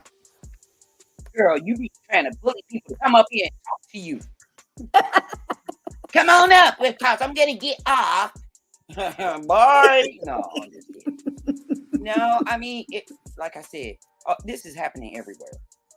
Everywhere. So it shouldn't be nothing new to us. I have not been seeing any of this because I don't do political. You know what I mean? So this is the first time I heard about it. Well, I mean, start even with the incident in Georgia. That's horrible. You know, if you start looking or analyze things, how often do these school incidents occur? Oh, Too much. It's been happening over the summer, but something just gonna happen now. School started right. back. Like, why? Try geopolitical. 14 years old. Where's the it's right up there. Oh, you want the link? Hold on. Right there. Let me put it back in. I take it off because you know them psychos be coming in here. What psychos? Bring them. Them trolls. No, I ain't trying to see no little wee wee.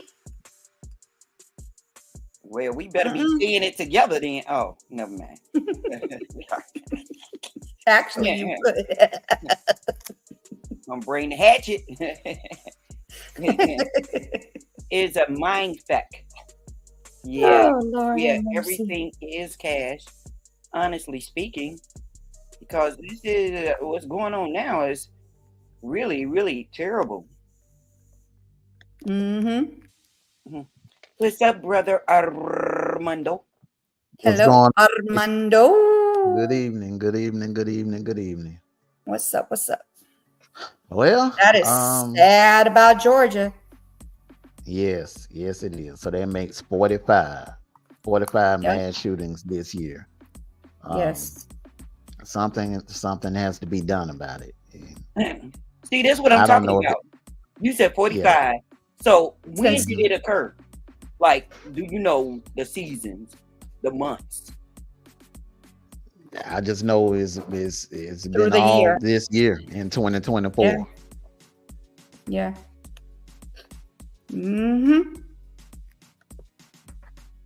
Yeah. Until they do something about it, it's going to continue. Yeah. It is going to continue. At least they need to at least do something about these school shootings. I mean, put more boots on the ground. And I was saying this during our debates, back in July. They need to put more boots on the ground. And I think that will, I don't know if it will completely put a stop to it, but it will slow the number of school mass shootings down. At least the kids will be safe. Now, I don't know what they can do for grocery stores, the Walmarts, the Targets, bowling alleys, other public places. I'm noticing a lot of mega churches have like hired their own security team. To prevent that from happening at the churches, at the mega churches. I'm not sure about the small churches. The small churches, quite naturally, they can't afford to hire a security team. Right. But something needs to be done about these guns, for real. Look at this. This is a minute ago. They just got more information. Let's see what they're saying. Okay.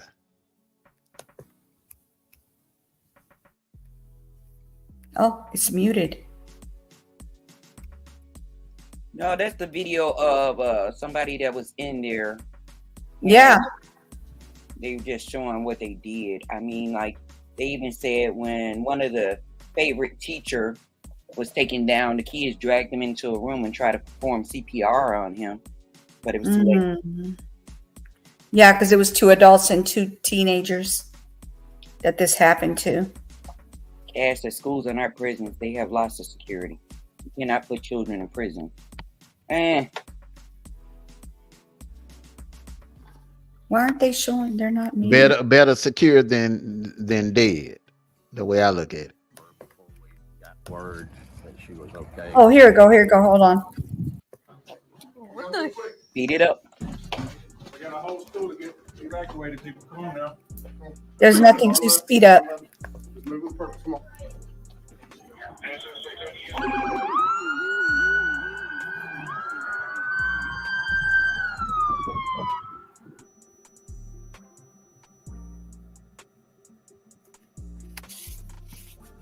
What you mean? There's nothing to speed up.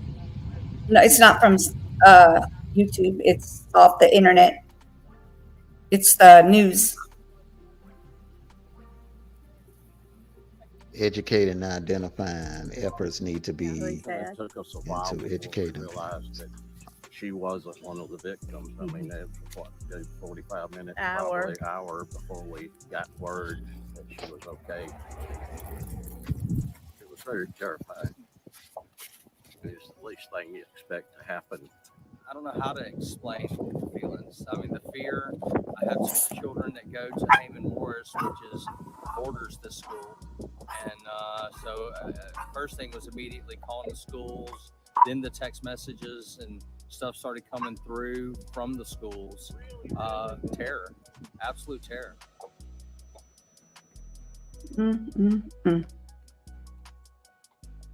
That's horrible. Hey, if you don't mind, put Cash's comment up. Okay, hold on one second. Is it the last one? No, the one where he says security not the answer.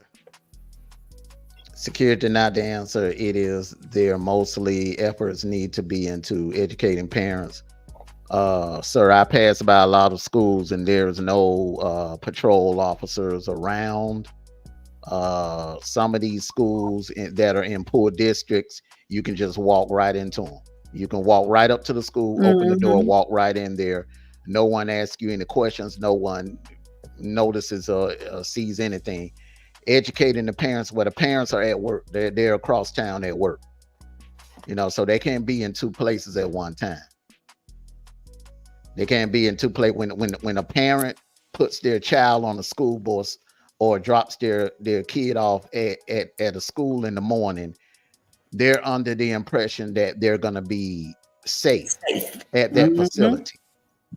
So it's not on the parent. The parent job is to protect the child, nurture the child, and provide for the child in the home environment. But when they're at school, it's the school responsibility to make sure that child is safe. That's true. Did you hear about when the neighbor picked up the kid, went over there to check on the kid because the parent was an hour away from the school, so the neighbor went to go check on her child. Yeah, I can see that happening. I can see that happening because my wife, she works almost an hour away from the house.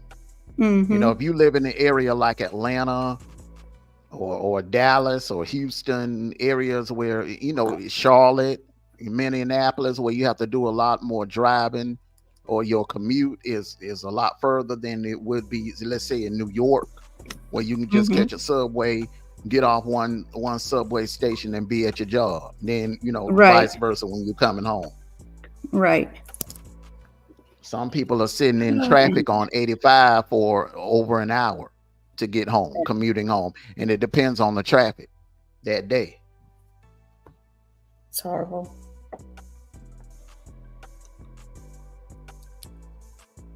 The school hasn't reported it, but only finally getting attention. Sir, this has been going, I don't know about over there, but this has been going on over here in the U.S. since 1999. The first major mass shooting happened in Columbine back in 1999. So,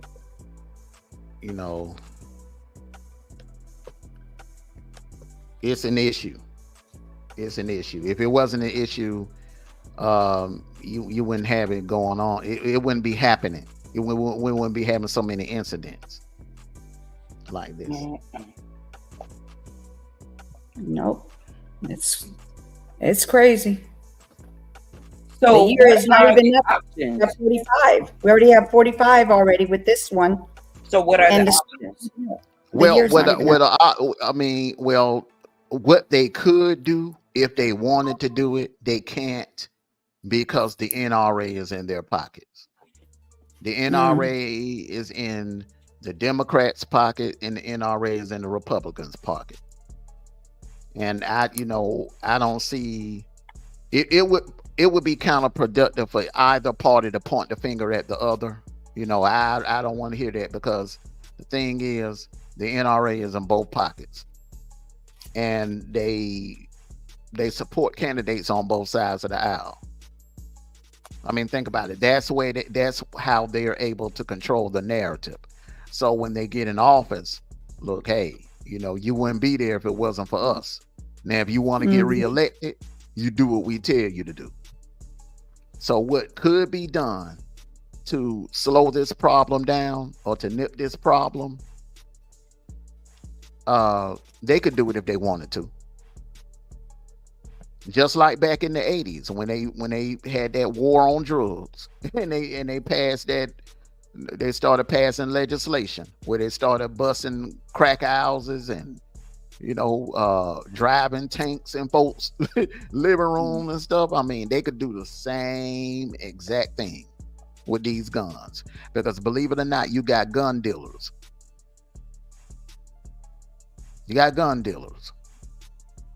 Then they're not really doing background checks. And now you got these concealed weapon laws. I don't see the purpose of allowing people to walk around with guns and hide it, you know what I'm saying, underneath their shirt. Or just hide it inside their coat. I don't see the issue. You're asking for trouble. So what do you see, like, because of the shortage of employees, right? Mm-hmm. What do you see a lot of businesses such as Walmart, some of the grocery stores, what are they doing now to business? Well, I don't know about other places, but I notice here in Georgia, I see more police presence at the Walmarts, at the Krogers. You go to a Kroger, they have the cameras, and I did a live one day about they have like these cameras, these solar cameras, and on that pole is a camera that goes directly to the police station. It's not a camera where a Kroger security is monitoring. That camera, Gwinnett County, is watching the parking lot.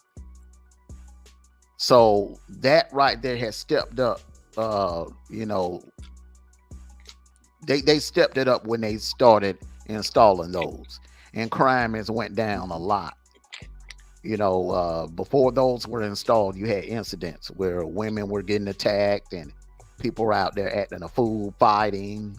People cars were getting stolen, and that has really cut down a lot since those cameras were installed. And add the fact that police presence. We need, and all of this defund the police is ludicrous. Is stupid to say defund the police, because if you defund the police, guess what? Crime is gonna go up. Crime is gonna go up. So I think they need to hire more police officers, and when you hire these police officers, give them something to do instead of sitting in front of a QT, 6 cars deep, eating donuts and drinking coffee and BSing around. Give them something to do. Have them well, sir, that's your opinion. That's your opinion. Okay, I'm not gonna be ugly because I'm not on my platform, but that's your opinion. I totally disagree with you. I totally disagree with you, because a person, I can't shoot another person without a gun in my freaking hand. Okay, so a person cannot put a bullet in you without a firearm. Now, I'm all in favor of the Second Amendment, the right to bear arms. I'm all in favor of that. But there are some people, there are some citizens that should not be allowed to carry firearms. Right. And I really do believe, at the top of the list is people with mental illness. I'm sorry. Whoever gets upset, angry, it is what it is. People with mental illness should not be allowed to carry firearms unless it's job related. So what I was getting at, because of the employee shortage, a lot of the businesses have utilized self-checkouts, right? Mm-hmm. And that's to cover that. But back in 2020, I'm sorry, it was sad for a lot of people. It was bad for a lot of people. But it was good for others because kids were doing remote learning. Is that the direction that you think they're trying to get them to go? I mean, if I was a parent, I would do it. Well, I think that's the direction that we were headed anyway, media. Yeah. Regardless of what has happened between 99 and now, it's the way of the world. It's the new thing. That is where we're headed. Like, we're headed in the AI generation. We're gonna be headed into the era where kids are gonna be doing online courses, taking online taking online classes. You're going to have online high schools, online. It's been going on. I mean, look at that. Look at the.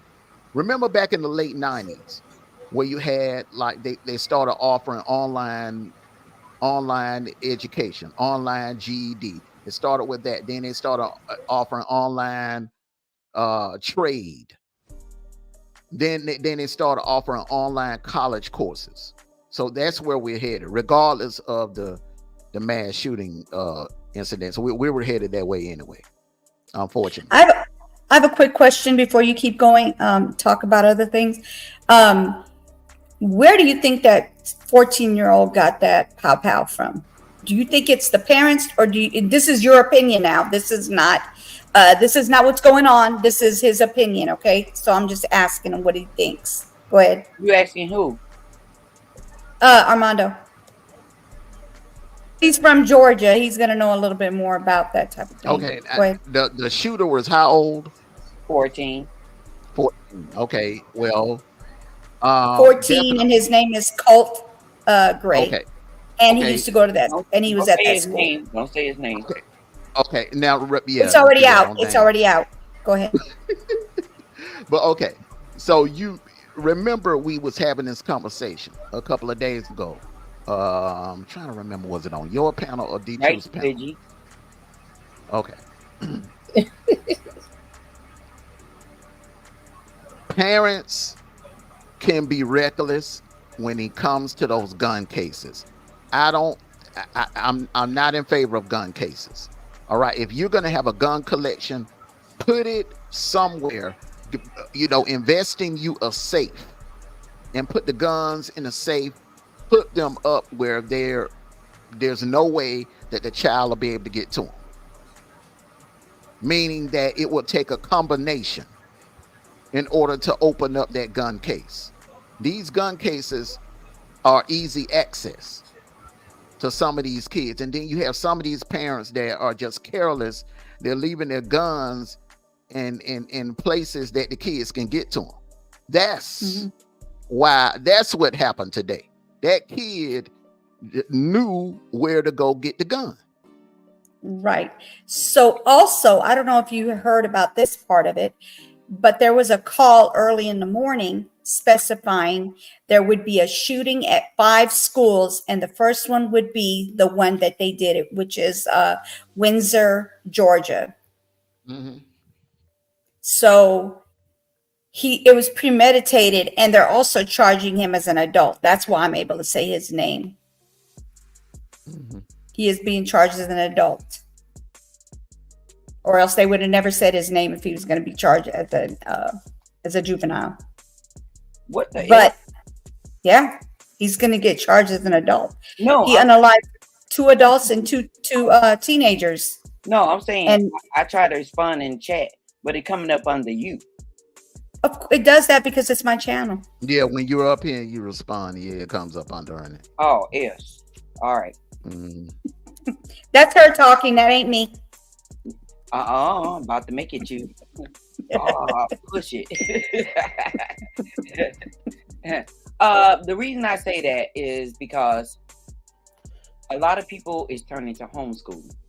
And for the safety of your child, if that is the case, with this stuff going on, I would do it. I'm sorry. I got to work out something, 7 streams of income or something. But I'm going to start homeschooling my kids. Okay, and now that takes care of the school issue, but you're gonna go to the grocery store. You're gonna go out. You're not just gonna stay in the house. You're gonna go to public places, and it just doesn't just happen at school. It happens we've seen it over the past 20 to 25 years. We've seen it happen at grocery stores. We've seen it happen at malls. We've seen it happen at parks, at gatherings, at large gatherings, at cookouts. Oh, yeah. We've seen it happen at gas stations. We've seen it happen at theater. Look how many people that were gunned down at that theater in Colorado back in 2012. Clubs, nightclubs. Don't that all of that rings a bell? Like they trying to keep you inside for something?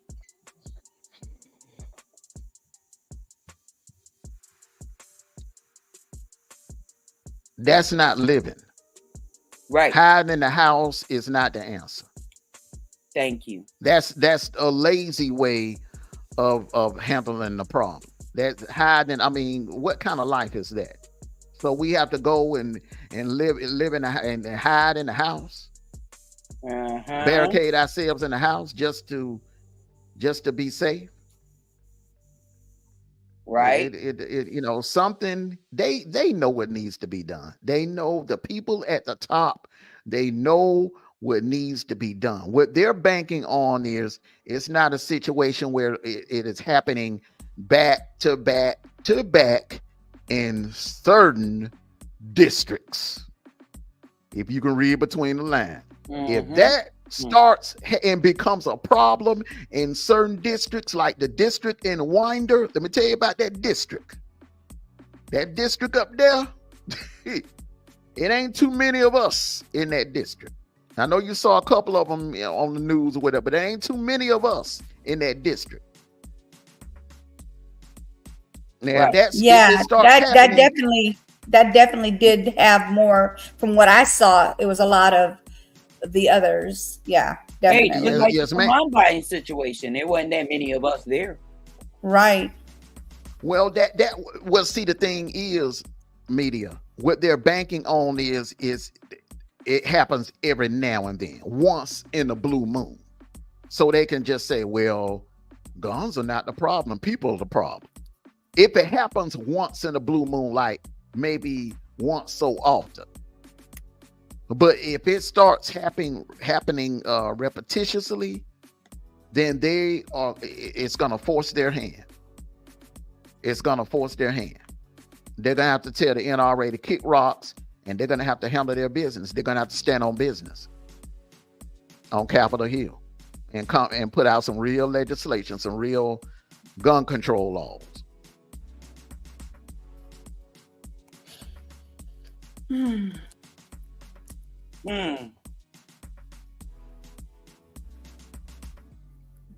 But because it happened, it hasn't happened. It happened in spurts. They're able to continue to kick the can down the road. Right. Well, we'll get around to it. They'll draw up some legislation, but it will never bring it out to the floor for a vote. That's horrible. One hand washes the other. You know, the NRA, they got their money. They got their money. They got their bank. They bankroll those candidates in both parties. Oh yeah, everybody went out to get registered and all that. Got their piece on their side and so forth. But I just want to make it clear to everyone, I'm not anti-gun at all. I'm not. I believe in somebody come at you, you get your piece and you light them up if you have to. I am not anti-gun. I'm just saying, just get it under control. Yes. Together. Salute to you, man. She said, give her a few minutes. Oh, okay. I thought she was asking for a few minutes. I didn't want to think I was hogging up the mic. Since certain people think that I'm long-winded, and I'm really not. Off camera, just so everyone knows, off camera, I am not long-winded. He's telling a story again. I am not long-winded. How many times have y'all been on the phone, or we've been on the phone, y'all be da-da-da-da-da, and I'll be like, and you be like, because I was doing something. You be right back and you disappear. Thank you, media. Thank you. I got you, media. Finally, somebody. Thank you, media. You're right about the disappearance act. Hold on. He's right about that. He's right about the disappearing act, but he is long-winded on the phone as well. I'm gonna record you and let you listen to yourself. No, when I'm getting into like when D-Troop trying to move the goalpost, so I'm trying to get my point but you're still long-winded. Yeah. But in general, I'm usually like, because I'll be typing, doing something else, like doing some artwork or getting ready to make a track or something like that, and I'll be listening to y'all, but I will be working because I'm always multitasking. Right. And I'd be like, What? and you knew would be a dude that multitask? You're right. I got you. Happy you knew. Mm-hmm. I call her the princess. Everybody got to do everything right now, right then. What are you talking about? I do not do that. Oh my God. Girl. Huh? She's so spoiled by them 6 guys at her house. Oh, I'm sorry. You got me beat in the talking category, you know. Off camera. Now on camera, yeah, I can be long-winded because I'm passionate in what I'm talking about. But off camera, on the phone, even D Truth, he was up here, he would tell you, I don't talk much off of YouTube. I'm usually like, I'm doing more listening than talking. If I talk a lot on the phone, it's only because people cut me off, so I have to let it all out, and then I let y'all say. You go in, and we let you let it all out. You be explaining things from A to Z when we just want to know. I think I think it's good to do that. Yeah, I love it. That's what I love about you. It's your conversation. I love your conversation, and it's educational, and I learn a lot from it. I'm not complaining. I love, I love the conversations that we have. Just slow down sometime, Bunny. No, I mean, I could take a fast talker versus a slow talker. I'm just saying, a slow talker is frustrating. They frustrate the hell out of you. I believe you like, man, go get it on out. Like the dude on Harlem Nights. I know. Like the guy on Harlem Nights. Remember the guy on Harlem Nights? Yeah.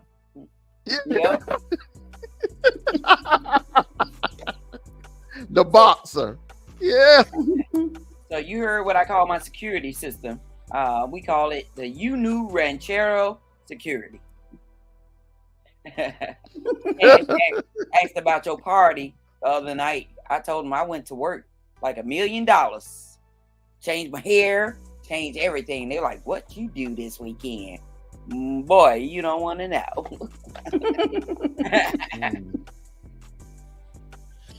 Yeah, I got a lot of copyrights, y'all. That's okay. Guess what I did? I muted it. I just muted the whole video. So maybe later on down the line, I'll add some music to it. But right now, there ain't no music, no talking. On some of it is, but a majority of it is not. I'm surprised they like weird. Get you. Huh? I said people like weird. Oh, sorry. No, I was saying I'm surprised they was able to get you because you was talking through the music. Yeah, they got me all the way down the line. It took a whole day to delete it. I bet they got you on stroking. Yeah, they got me on stroking for sure. Oh, yeah, they were like, we're not in this country. This one is not in this country.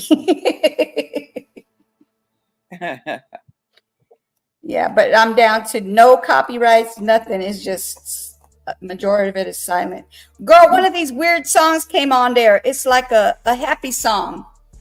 Look, like we gotta trick your husband. He gotta have it on the weekend. Therefore, your Wolfpack family could be there, so we can help you out for real. Okay. Well, he did that because everybody was off that day because of the holiday.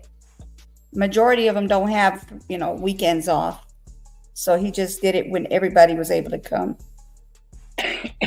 Majority of everybody, I should say. That wasn't even the whole family yet.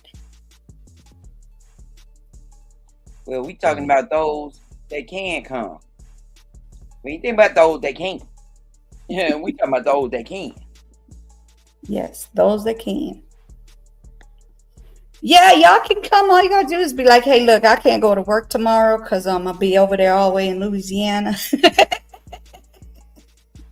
And I'm gonna need a night over because I'm gonna be drunk. Oh, when it's over with, I'm going straight to the casino. I'm going straight to the nearest casino. I know y'all got some down there. Yeah, we do. We have two that's like about 45 minutes away. Oh yeah, I made that 45-minute drive. As soon as it's over with, I help you clean up and everything's straight. Everybody out the Thank house, ain't you. nobody hiding upstairs. Oh yeah.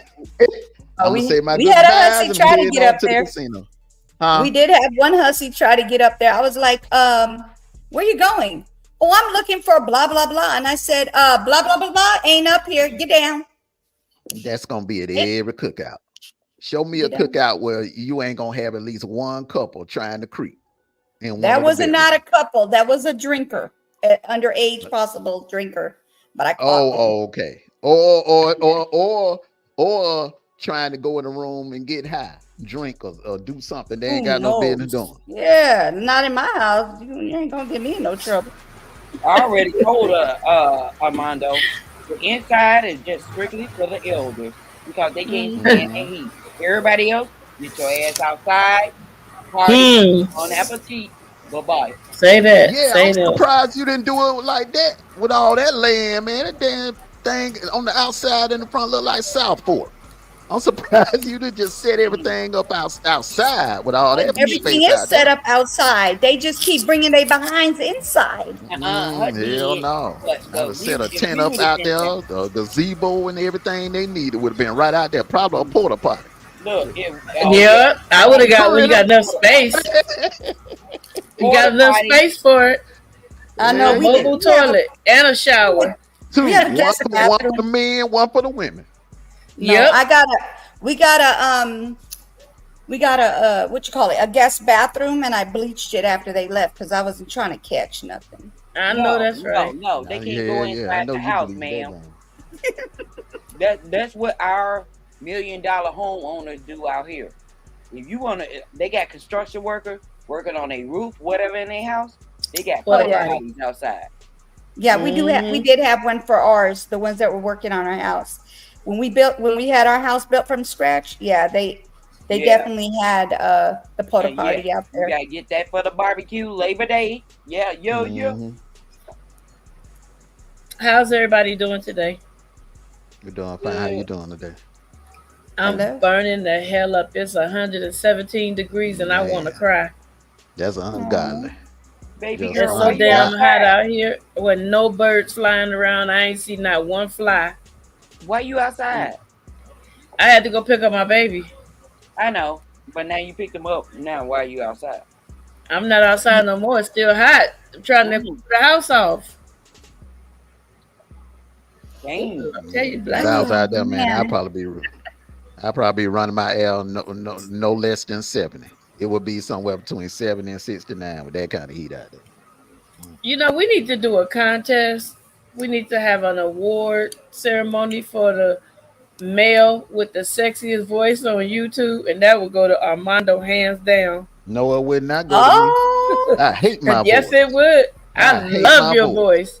I love your voice. I be listening to you, and I just go straight to sleep. No, you have a calming voice. hate You don't my have voice. like you don't have a high a voice. right. Yeah, you have a calming Right. voice. He has the best voice on YouTube, and then when he get mad, it's like a controlled like anger when he yell. And the other guys, they be trying to sound like sopranos, like the cross between Mariah Carey and. You know, I'm gonna be honest with y'all. You know who y'all might want to get that award. I wish my boss was like this brother. Who? And that's probably why he packed the chat, because there'd be a lot of women up in there. Just say it. Dave the voice. Oh, I can't stand his damn voice. That fake ass behind the screen model voice. No. What is a model voice? What does a model voice sound like? You know, one of them dudes that had that deep voice, but then when you look at them, they look like tire tracks over their face. You crazy. Hey, I don't know who you are, and she don't know who you are. We don't know who she talking about. And she don't know. We who not you live. talking about. Oh, we live. Oh shit! Yeah, we live.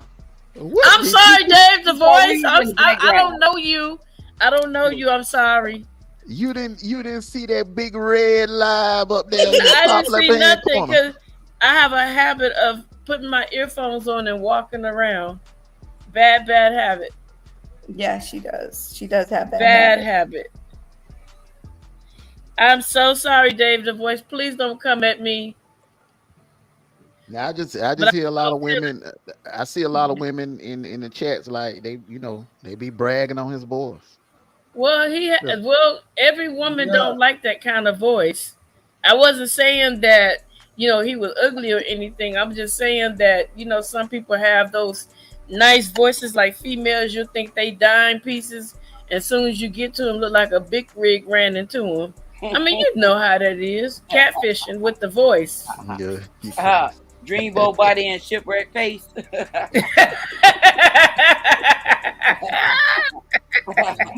That's like that. That's like that troll trying to come up on my panel, and then dummy. It was already the live was over, and they over there trying to show something, couldn't find it. Like that kind of thing. Is that what you're talking about?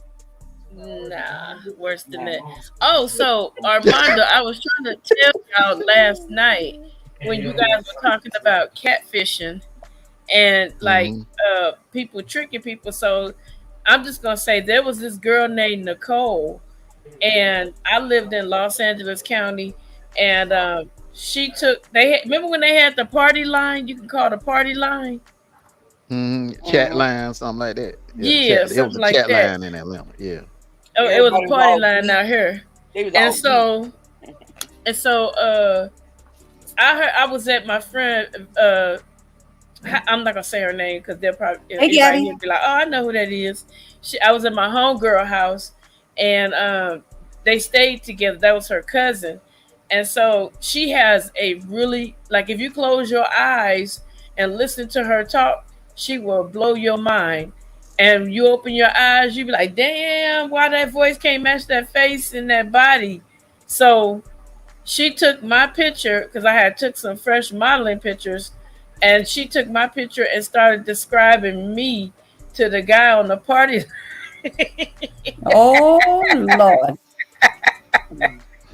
Defamation of character. Wait, so y'all ain't heard the funny part. She started describing me to the guy. The guy drove like 45, 50 miles to come see who he thought was me, but it was her. And she was all happy. Ooh, he coming to see me, girl. He coming to see me. We were like, oh, shucks, oh, shucks. That's cool. That's cool. So my boyfriend, he came over there, and we was all sitting around.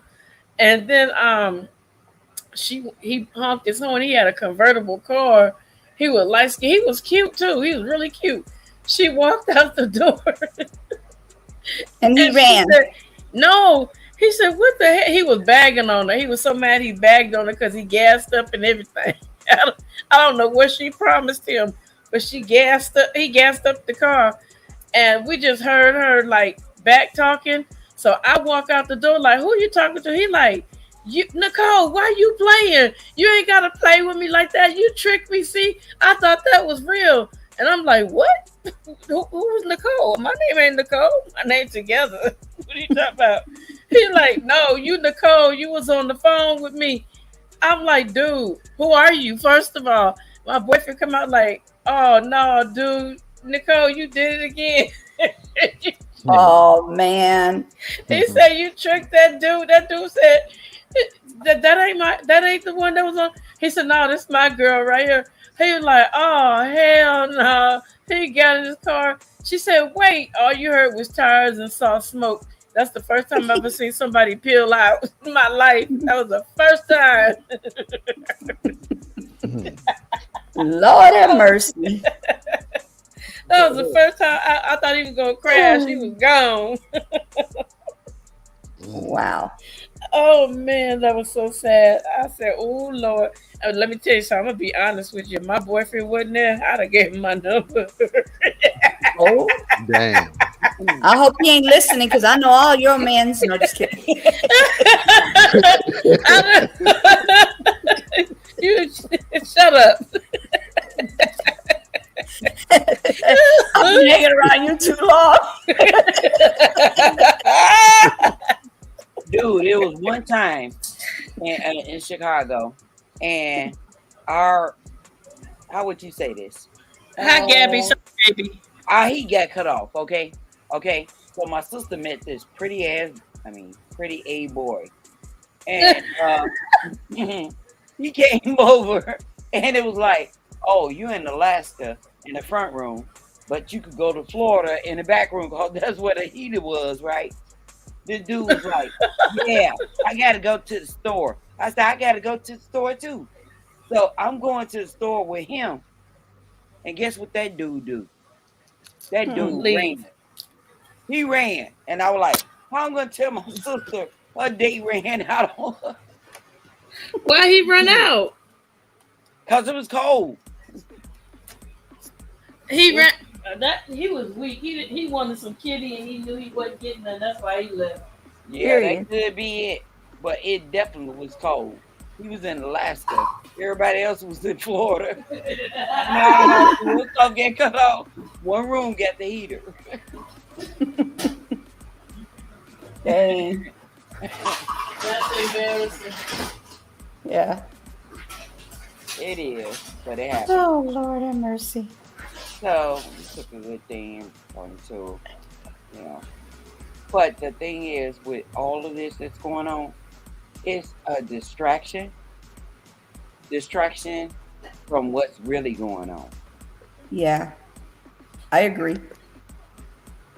I definitely agree.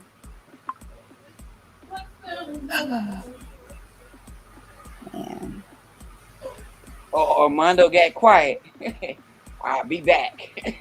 No, He went to go get dinner. Hey, I told you. Armando was in the mirror, like, ooh, together. I got the sexiest voice. No, ain't even no nothing in the office. It ain't even no mirror in here. Oh, damn. Ain't no mirror in my office. Everybody know that. It's in the hallway on the closet door. Mm-hmm. Nah, ain't no mirror. And he can roll his chair over there and put us on mute. Ain't no mirror person. Armando got a serious, like Apple. You got an Apple voice. I don't like those guys that got that Il DeBarge voice. I mean, hey baby, what's up? I'm not saying I don't like them, but I don't take them serious. You can't have a little sissified punkability voice with me. Nope. I'll be like, next. Next. I can't do punks. I gotta have a man tell you, sit your ass down. Okay, daddy.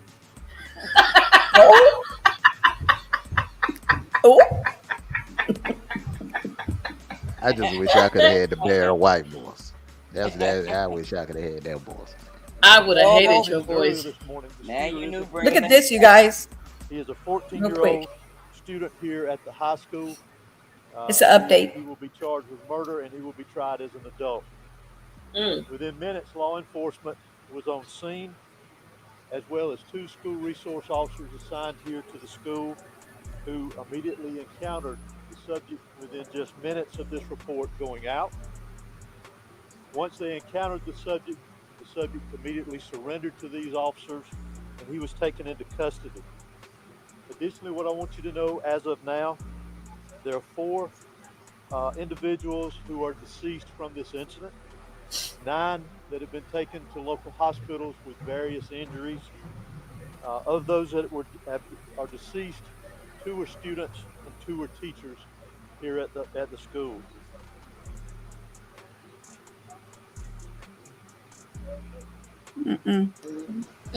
It's the same thing, but it has a couple of extra words in there. I was like, wait a minute, that's the same one. So there's nothing new yet, as of yet. They said they don't think it's going to be anything new anytime soon.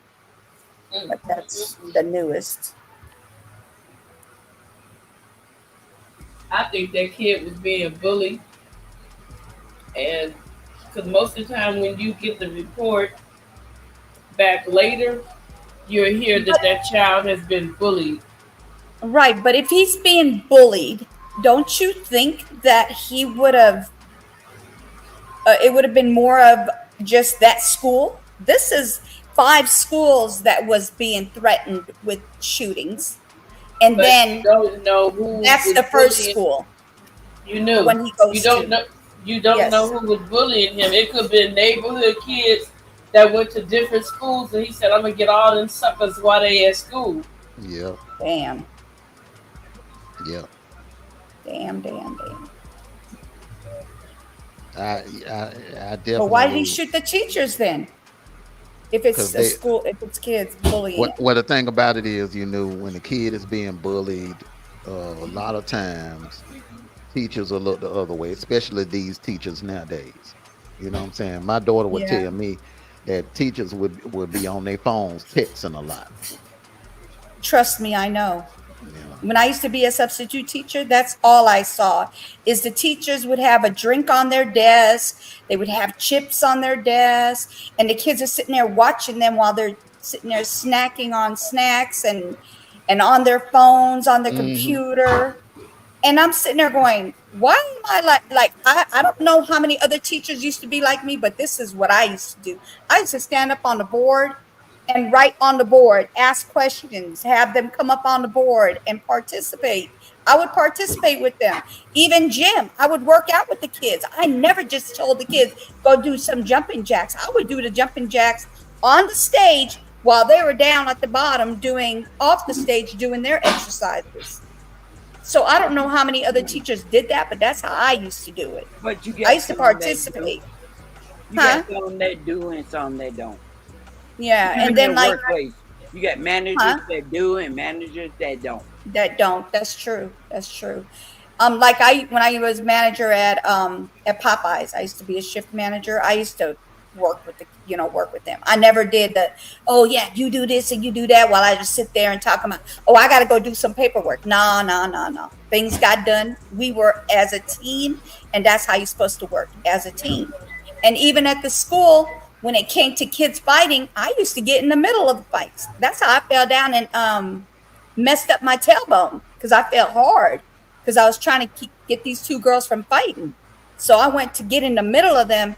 As I was jumping down off of the bleacher, I fell straight on my butt and I tore myself up. And like till this day, I can't sit on hard things too long or cold things, because then it would irritate it. And as far as and another one was, these 2 boys were fighting. One of them went to kick the boy, and I got in the middle of it, and I got a bruise the size of I'd say maybe a cantaloupe, about a cantaloupe size. I got kicked hard, y'all.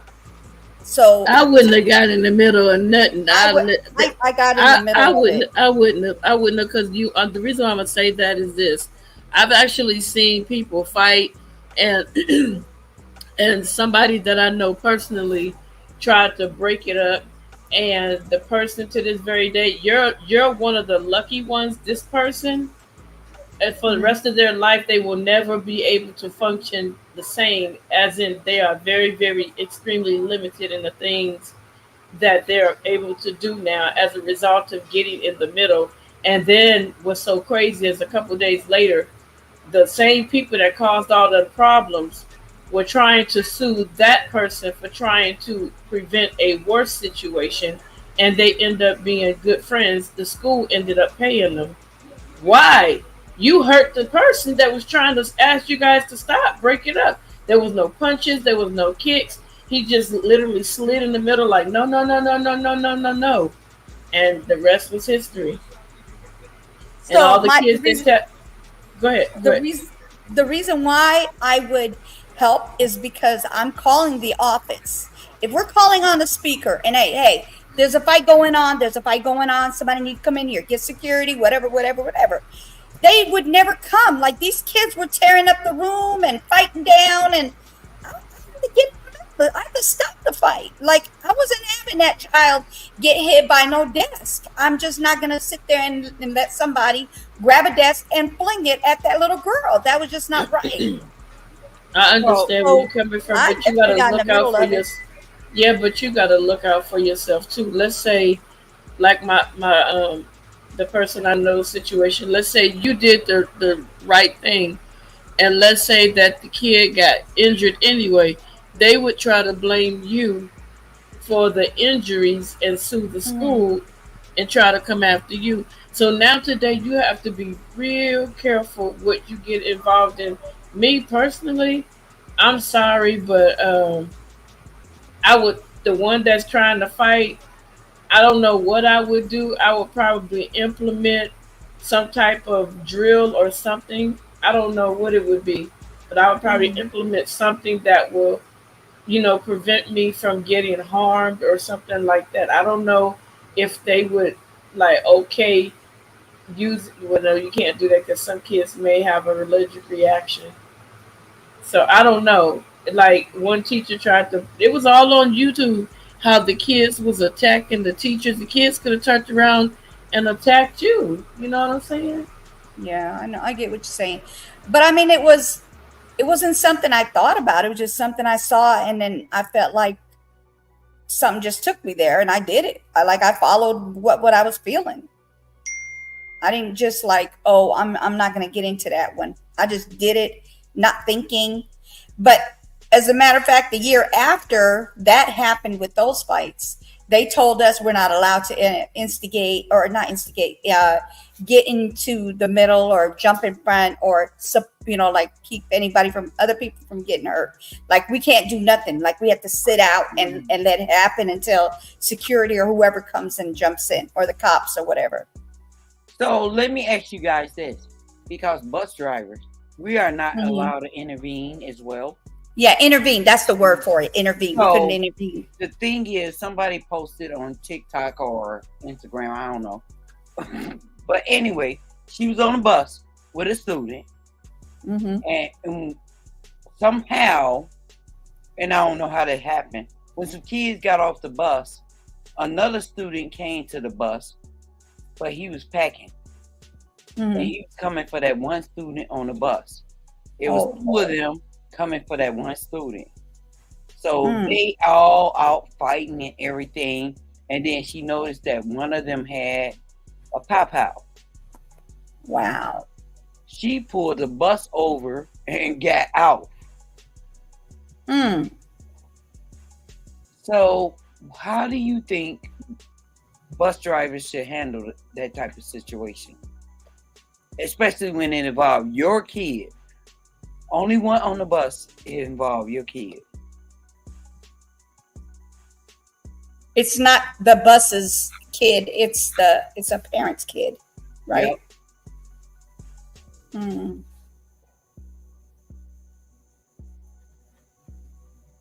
I know I'm gonna get in trouble for this, but I would probably tell them, sit your tails down or get off my bus. I would kick the ones that are causing the trouble off the bus. But he threatened you with the gun. Damn.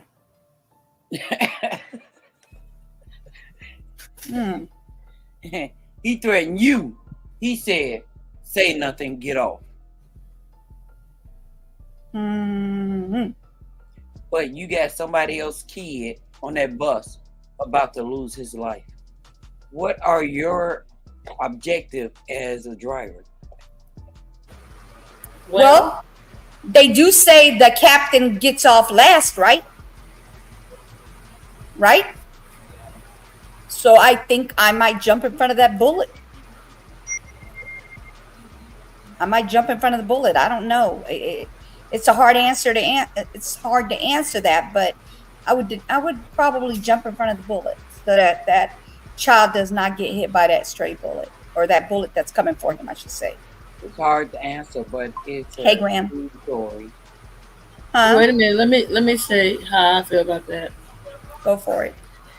If you pay attention, hey, Graham, and you notice, me, if I was in that situation, I would be like, I understand that person might have done something to you, but this bus is equipped with cameras. If you really think you're going to get away with something, if I were you, I would think twice about what I'm about to do, because you're about to ruin your entire life. That's what I would say.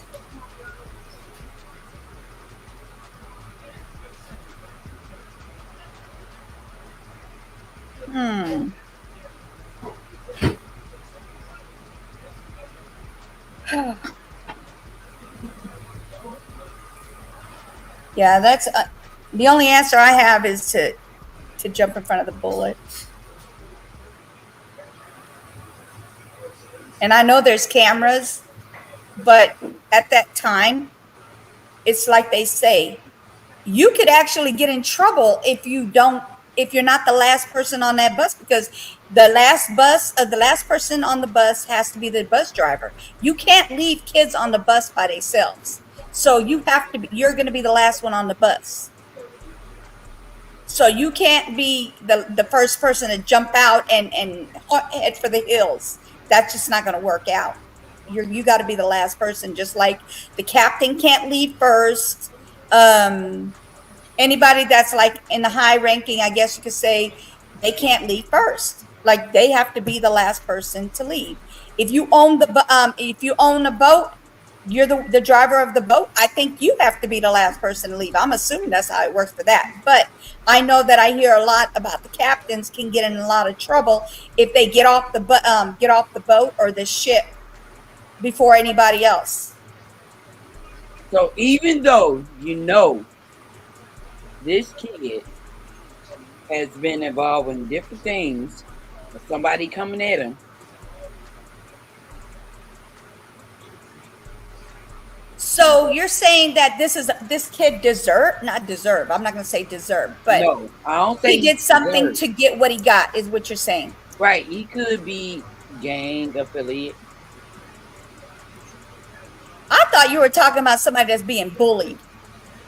Oh, I don't know what I would do for somebody like a crook. No, I don't know if I would do anything for them, because if they're over there robbing people, beating people, hurting people, yeah, they I'm sorry, eye for an eye. I'm saying.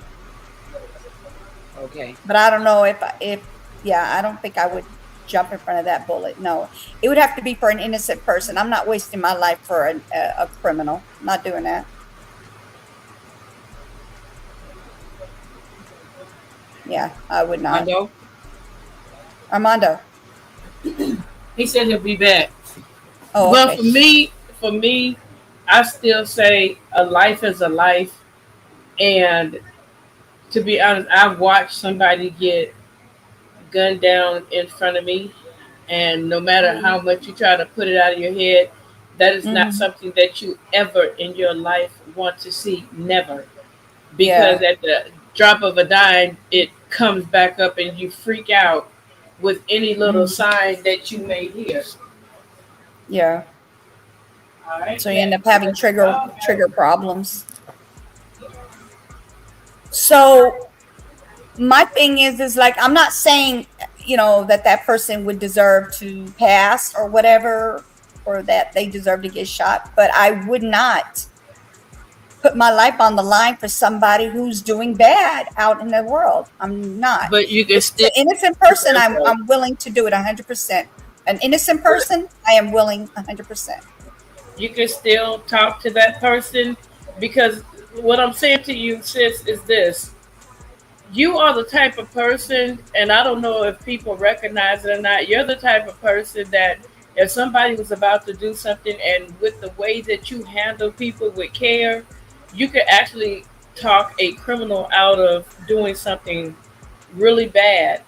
And then because of that, they'll remember you, and then one day out of the blue, they'll be like, you remember me? And you be like, no, I'm the one that was about to do this and that, and because of you, I changed my life.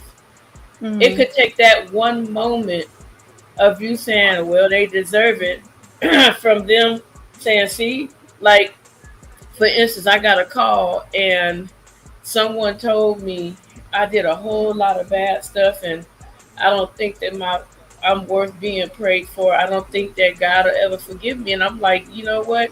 You can't tell God what he will forgive and what he can't forgive. I said, and you can say that's how you feel, but there are people out there that feel like your life is worth praying for. If it wasn't for people that prayed for you prior to now, you probably wouldn't be here with us. So it took somebody's prayer in order to reach the ears of God so that you could still be here with us. And that right. Very moment, he had all this animosity towards somebody. I'm talking about he had a deep-seated hatred for this person. and the person ended up calling me and asking me, "You will never guess who called me today," and I couldn't think of it for the world. And that person told me who it was, and they said, "Oh, this person apologized to me," and this, and I was like, "What?" And they were like, "It was really sincere. You can hear the sincerity." So if we give up on people because of what they've done now, let's say that person turns around and do something dumb after you stood up for them or whatever you did, and they continued on, then that's a rotten apple. You just stay away from it. But nobody knows when somebody's going to turn their life around. Right, right. I mean, My, I understand. I do understand what you're saying, but I also feel like if it's an innocent child or an innocent person being pop-out, the guy's like over them, getting ready to pop-out them. Um, I feel like I have to do something. I can't just sit there and go, "Oh well, you're gonna get pop-out." I just can't do that. I know I have kids. I know I have a husband, but I feel like that's just what God would want me to do. Like get in the middle of it. Who knows? I might just get shot on my arm where that person could have gotten shot in the heart. Then that's me, true I would too. live, but they would pass. They would I pass, but I understand. would live. But Yeah. look, you can get shot in the arm and the bullet can ricochet and take you out. They can get shot in the heart and the Yeah. bullet won't do nothing to them.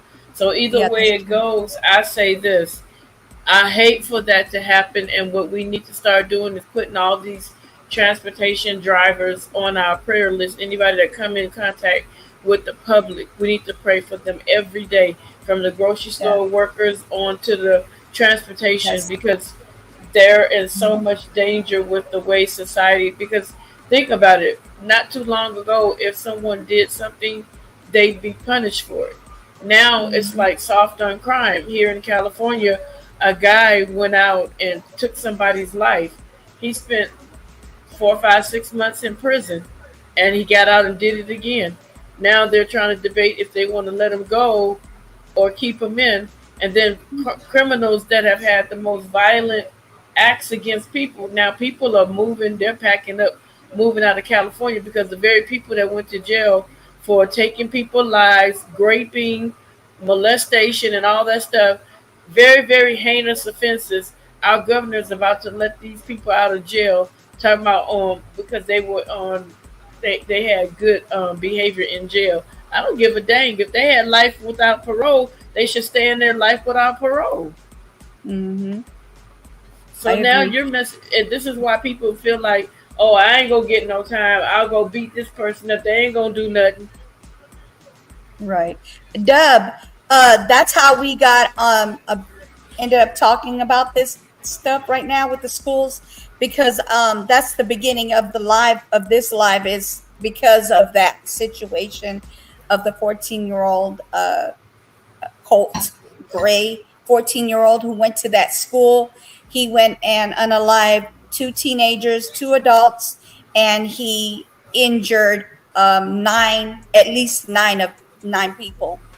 So yeah. I really believe this is a bullying situation. I really do believe, Mhm. and like I said earlier, that dude was like, okay, you go to this school, and it may not even be that they bullied him at school. It could be people in the neighborhood, and they're not Right. going to do nothing because you're right there in your neighborhood where everybody can. We call it pack you out, like beat your butt, pack you out. Yeah. And so he was like, you know what? I'll catch them at school where they really can't do anything. They can't fight back or they'll get in trouble, and I'll take care of it. And unfortunately, the teachers that were hit, maybe they, like he said, they turned their back to the bullying that was in the neighborhood or at the school. You don't know. That could have been last year's teacher that allowed this kid to get bullied and they found out who the teacher was. We don't know the mind or what happened, but excuse me, it You is know what what it else is. it could have been? You know what else it could have been? That the adults were trying to, save the kids, and they got in the middle of it. Because for some odd reason, I don't understand what it is that's going on. But all these the shootings that I spoke about, all the years, the different years, and how many shootings they had, how many shootings, not the actual how many people, but how many shootings they had, what's the schools and all, have been from K to 12th grade. Colleges are lower than these kids, these underage kids, these Hold on a second, sis. these Hold on a juveniles. second, sis. Hold on. Go ahead. I'm sorry to everybody that's in the chat that's saying hello to me. Hold on. Sorry. Hello to you. Thank you, sis. Hold on. Sorry about that. Hello to you guys. I'm doing well. I'm sorry, I'm not looking at the screen.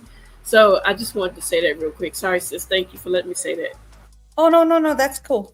No problem. But yeah, so basically, so that's from K to 12th grade, from K to high school is where majority of the shootings is going on than it is for colleges. Isn't that the crazy? So that sounds like a lot of kids are being targeted. The younger ones are being targeted. Young.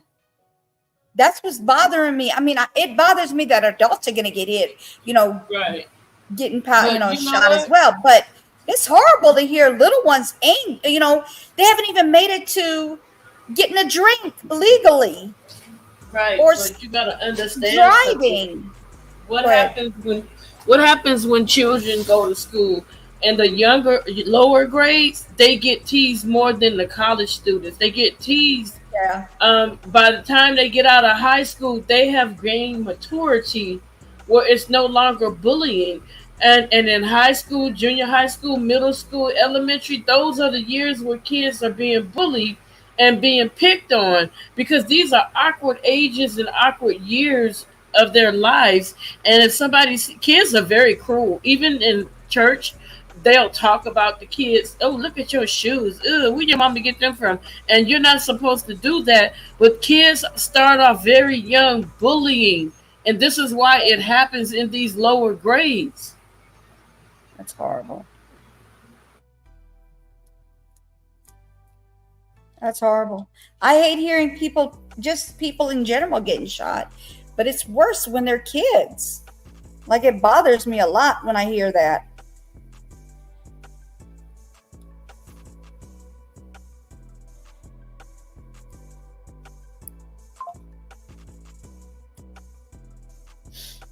But yeah. Sorry, I'm having a sneeze attack. A fly got in the house and I sprayed some bug spray. And I'm just sneezing. Girl, that machine that you told me about does the job, okay? Yeah, I know, huh? I haven't had any problems with them things flying around me. Nothing. They hate that smell. Mm. No, the electric one. Oh, yeah. Mm-hmm. Yeah. Yes, girl. Yep. That thing's lit up right now. Red, blue, green.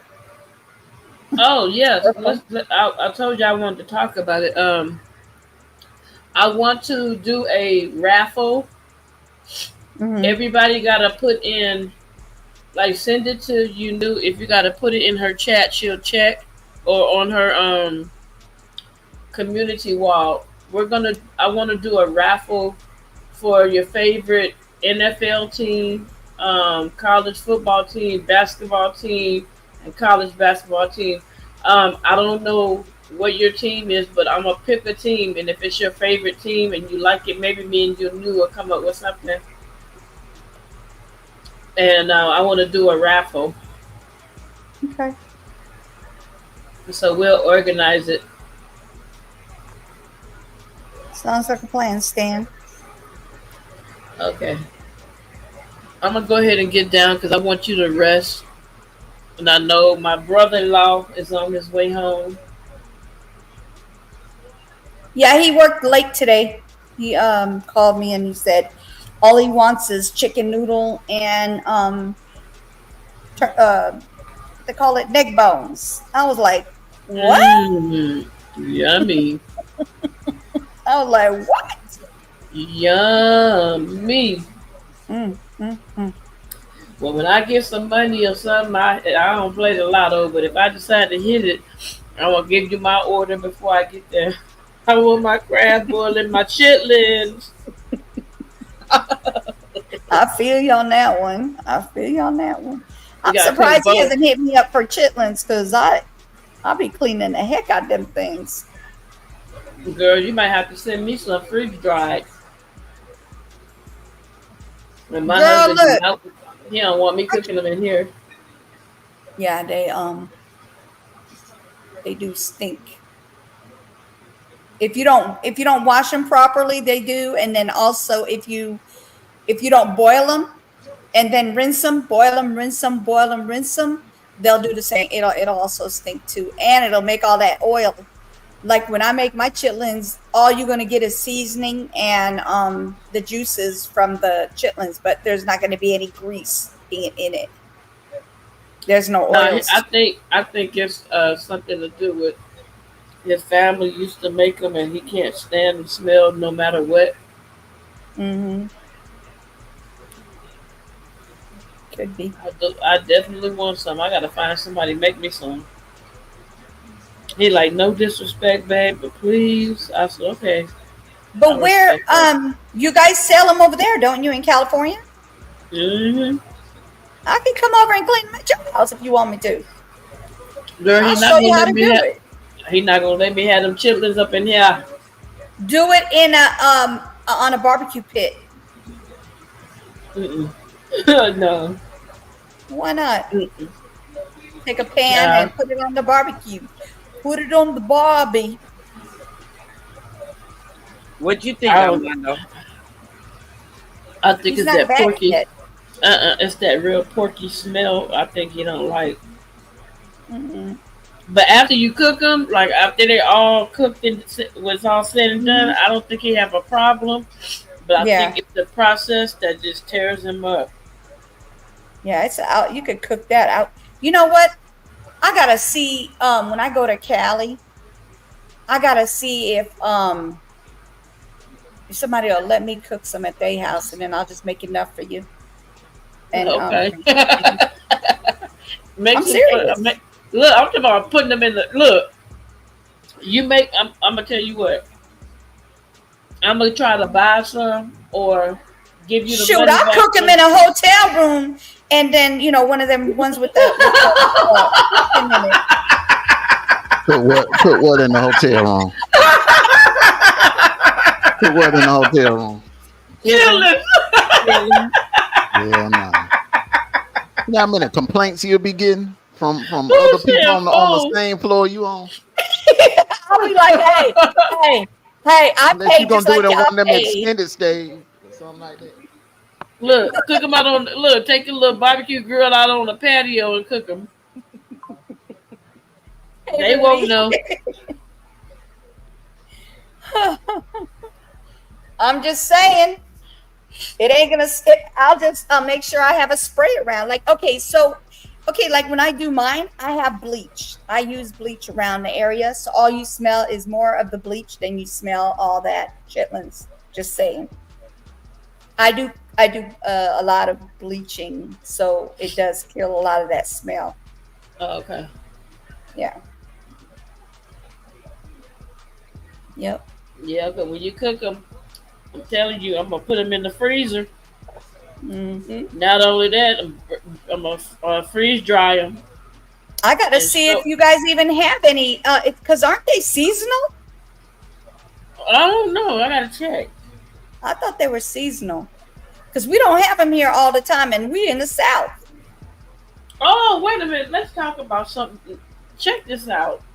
Oh boy. So, gonna talk about my country voice again. Sacramento. Mm-hmm.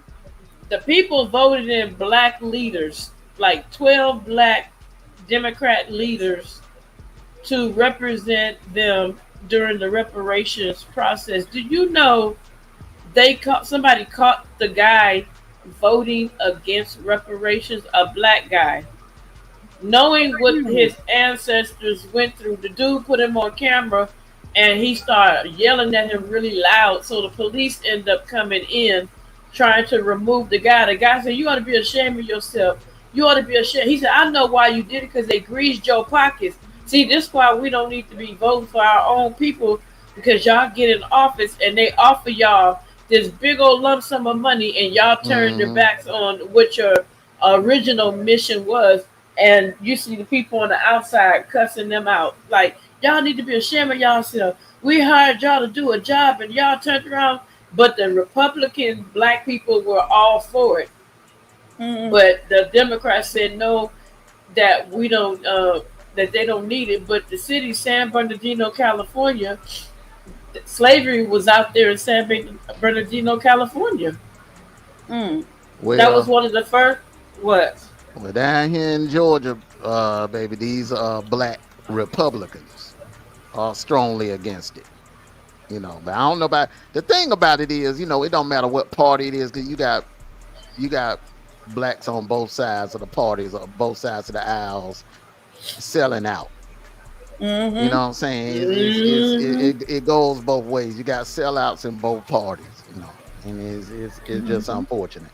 That's why I said we'll never see that happen in our lifetime.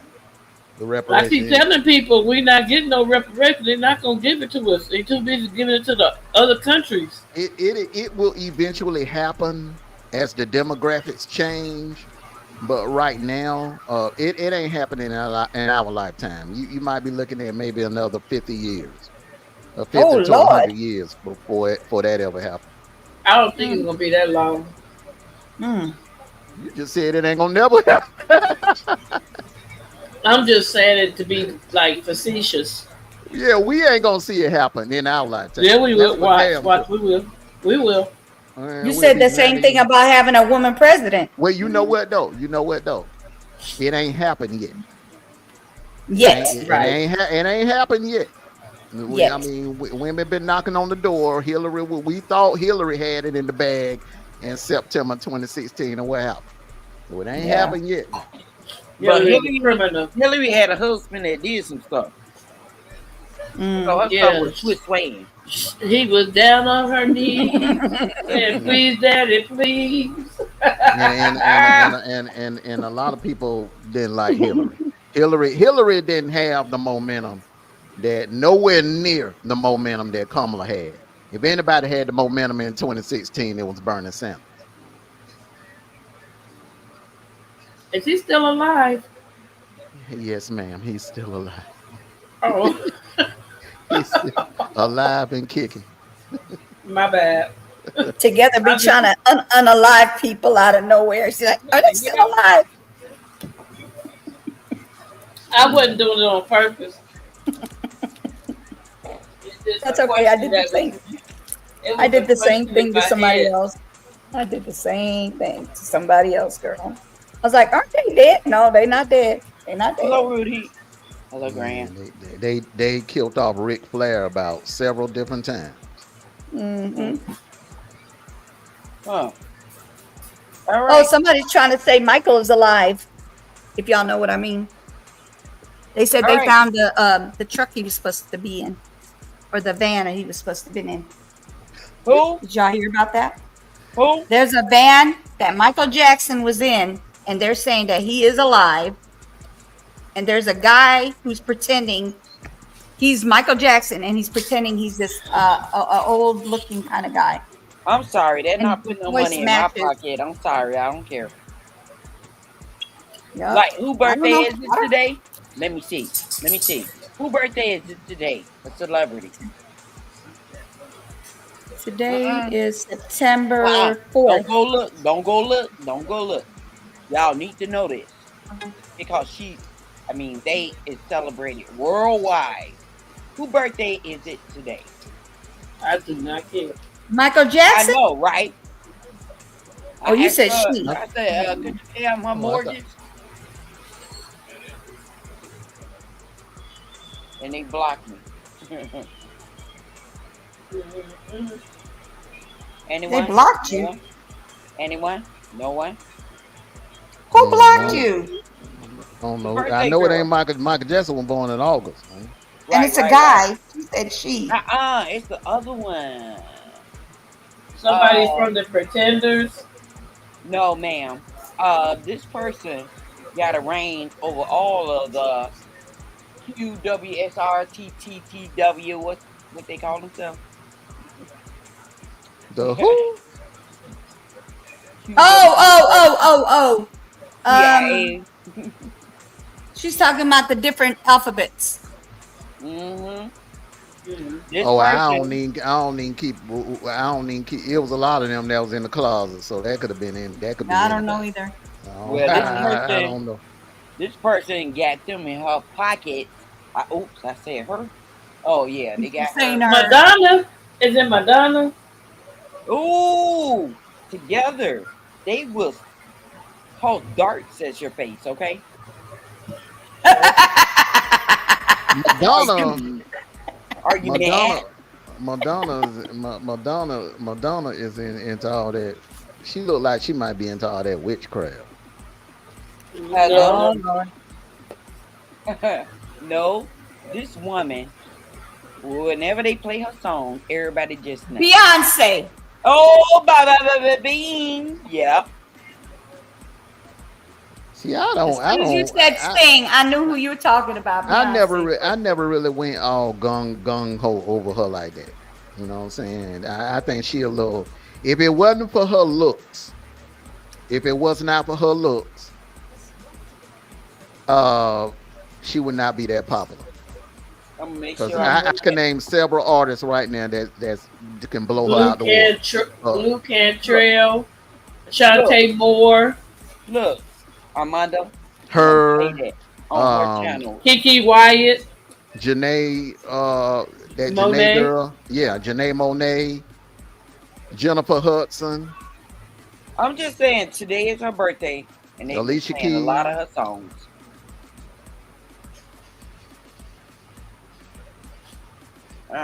Take away her looks, and she would be mid tier. She would be a mid tier performer. Wait. I remember one time my auntie, rest her soul, she said, "Who that girl that be singing? She sound like a chipmunk in the blender." I'm like, "Who are you talking about?" She like, the one be like, "Get me body, get me body." I said, "Beyonce." She said, "Yeah, her." I said, "What in the what?" She said, "A chipmunk in the blender." Man, she overrated. She overrated. Uh-huh. She ain't got nothing on Alicia Keys. I'm sorry. She ain't got nothing on Jennifer Hudson. And she damn sure ain't got nothing on Fantasia. No, Blue Cantrell was the one that was supposed to be the one because she was banging and she could sing her butt off and still beautiful. Mm-hmm. That's why his daughter is named Blue. Mm-hmm. I would have been like, what the hell? Anyway, I remember my father said, "I thought you were going to be the next Beyonce." I said, "Who?" He said, "Beyonce." The hell is that? Because I used to do a lot of talent shows, singing, dancing, stuff like that. He said he thought I was going to be the next Beyonce. Who is Beyonce? Beyonce, okay? You try to say Beyonce. No, Beyonce. But Beyonce, okay. Beyonce. Okay, Beyonce with yourself. All right, then.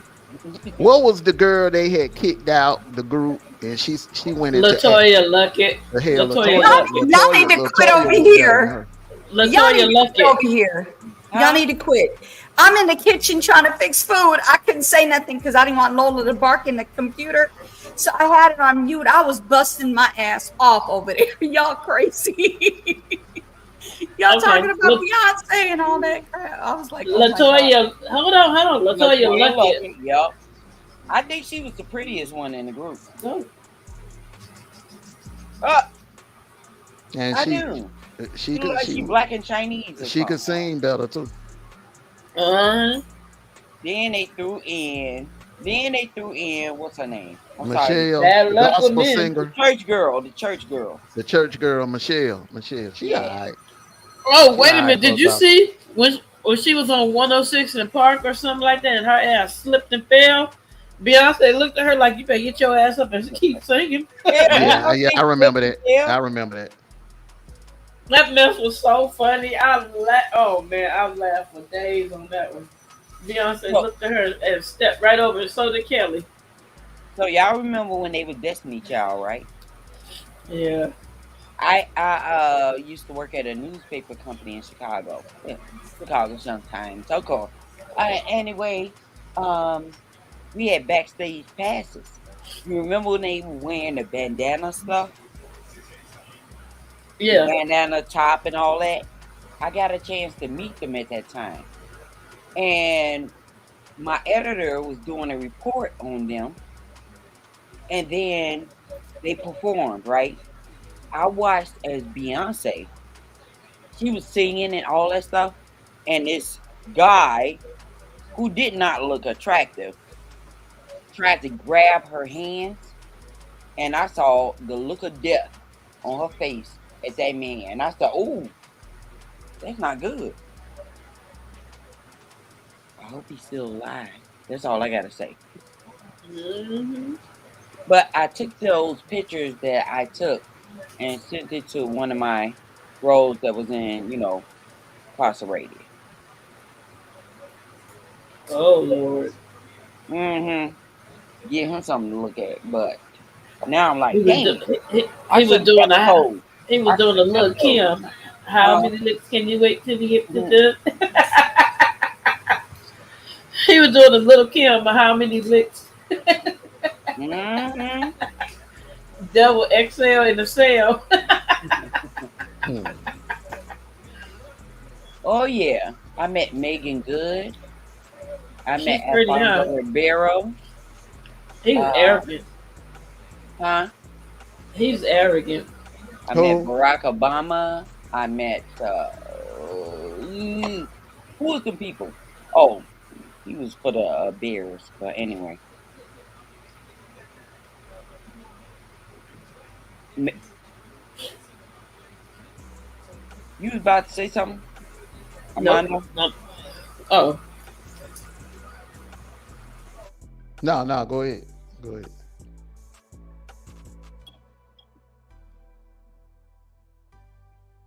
Anybody? You know? Go ahead and finish. Go ahead and finish. No. I was just talking.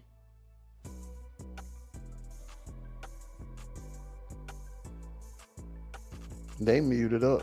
I know. Like, what the hell? I sprayed some bug spray at a fly. You can hear it and back splashed in my face, and now I'm having sneezing issues. You said no. I told you I was fixing dinner. Huh? I'm fixing dinner. What you cooking? My husband wants turkey, neck bones, and chicken noodle soup. You been cooking that? I ain't got to cook that, girl. That's eating.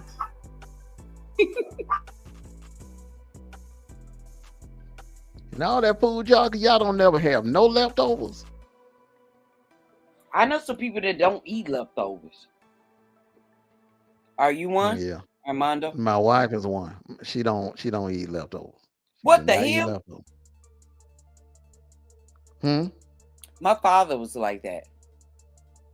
He sure was like that. You know, the stuff that he used to do, he used to watch the Jefferson.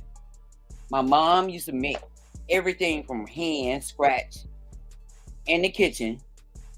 Bring his food on his tray first while we sitting in the back and wait before we could eat. While we just sitting up there listening to him laughing and stuff, belching, all that stuff. Like, what the hell?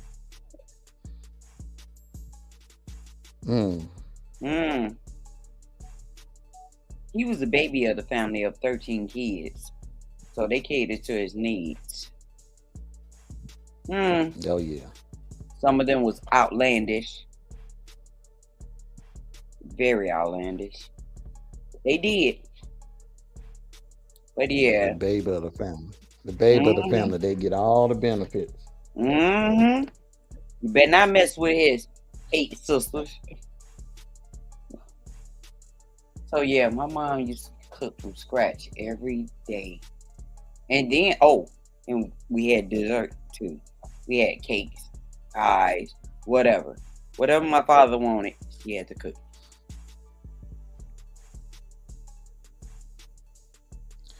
I tell you what, if Together knew what the temperature is right now outside, she would be like, "Damn, it is so nice." I had went out there to take the trash out. Mm-hmm. It is so nice out there. So you was gonna rub that all up in my damn face, huh? What's the temperature? 69 degrees. So you gonna rub that all up in my damn face, huh? Yeah. I take that. You do not have a sexy voice. You have a shitty voice for telling me that. It's over between us. So Together, you consider Armando voice is sexy? I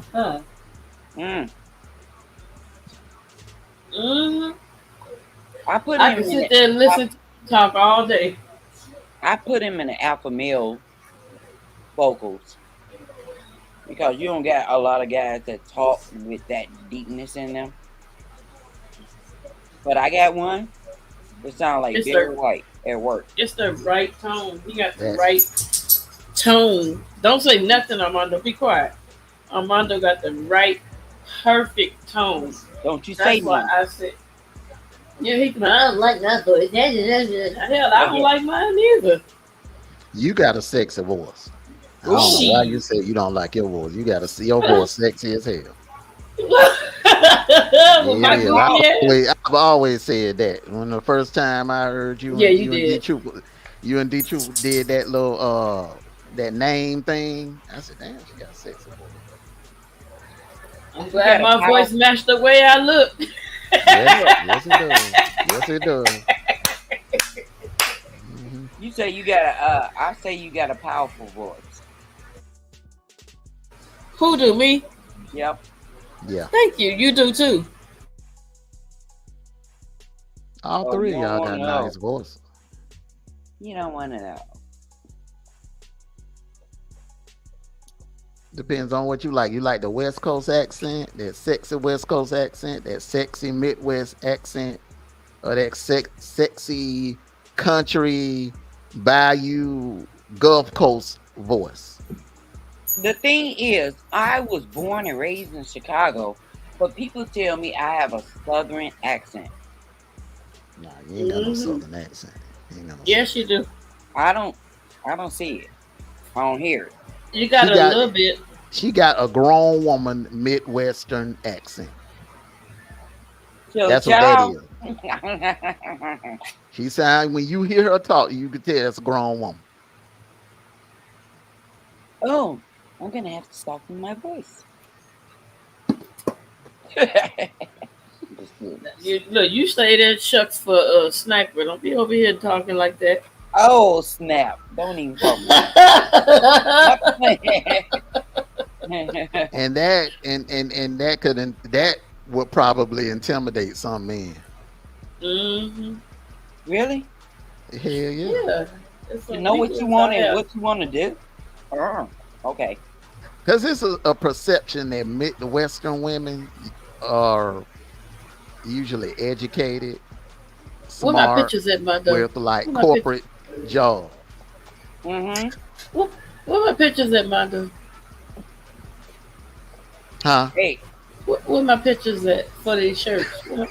What's really going on? I got you, baby. I got you. See, look how he say that. I got you, baby. It ain't gonna take me long to knock him out. It ain't gonna take me long to knock him out. Girl, get off here. Get off here and go pay attention to the dogs, okay? No, I already did. Anyway. So, Mondo, what I wanted to do is between you and you knew, I need y'all to help me out because I want to start. We're not live. Give me a second. Okay, everybody, thank you for coming. I have a great evening. Let me go ahead and tell you what y'all need to know. Do you guys have anything to say to them? Go for it. Up our conversation. I'm sorry. I didn't want her to say anything. Can I finish? Have a Have a super amazing rest of the year and be blessed on purpose. All right. And AIAM? Go to Armando. Armando? Thank you for coming out and supporting my sis. Salute to everyone. Wolfpack for life. Prayers go out to the victims, the 4 deceased victims from the school shooting this afternoon. Amen. Okay. AIAM? Same here to the people that lost somebody in Georgia. Our prayers are with you. And again, thank you for coming over. Make sure you hit that like and subscribe button. My girl, you knew. Peace.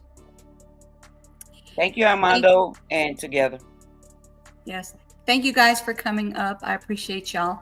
And everybody, thank you in the chat, and everybody who's going to be watching this, thank you for coming through and checking out my channel and what it's about and the cases and everything that I do. And also, I wanted to say, y'all ain't got to go home, but you got to get up out of here. For shizzle. You heard? You heard? No, one more thing before I say that. I have to say it again because, no, I actually didn't say one thing, which is what I wanted to say, but I didn't want to be long-winded, like somebody keeps saying I'm long-winded. But I did want to say, okay, but I did want to say my prayers, my condolences go to everybody over there in Georgia. And I hope for those that have been injured, there's nothing to it other than that they're injured and they're going to recover. And I pray for their families. I always get emotional when it comes to this. But basically, I'm praying for everybody, and I'm my condolences, and I hope everybody's okay over there, and whoever, like I said, been injured, I hope you guys come through 100% recovered. And the person that did this, whatever he's supposed to get, and whatever he did is what he did, and he did it like an adult, so he needs to get charged like an adult, like they said. Colt Gray, you did wrong today. I don't know what the reason was for this, but you should have never did what you did. Amen. Amen. All right, so go ahead. What you want to say? Oh, nothing. Just gonna end with this.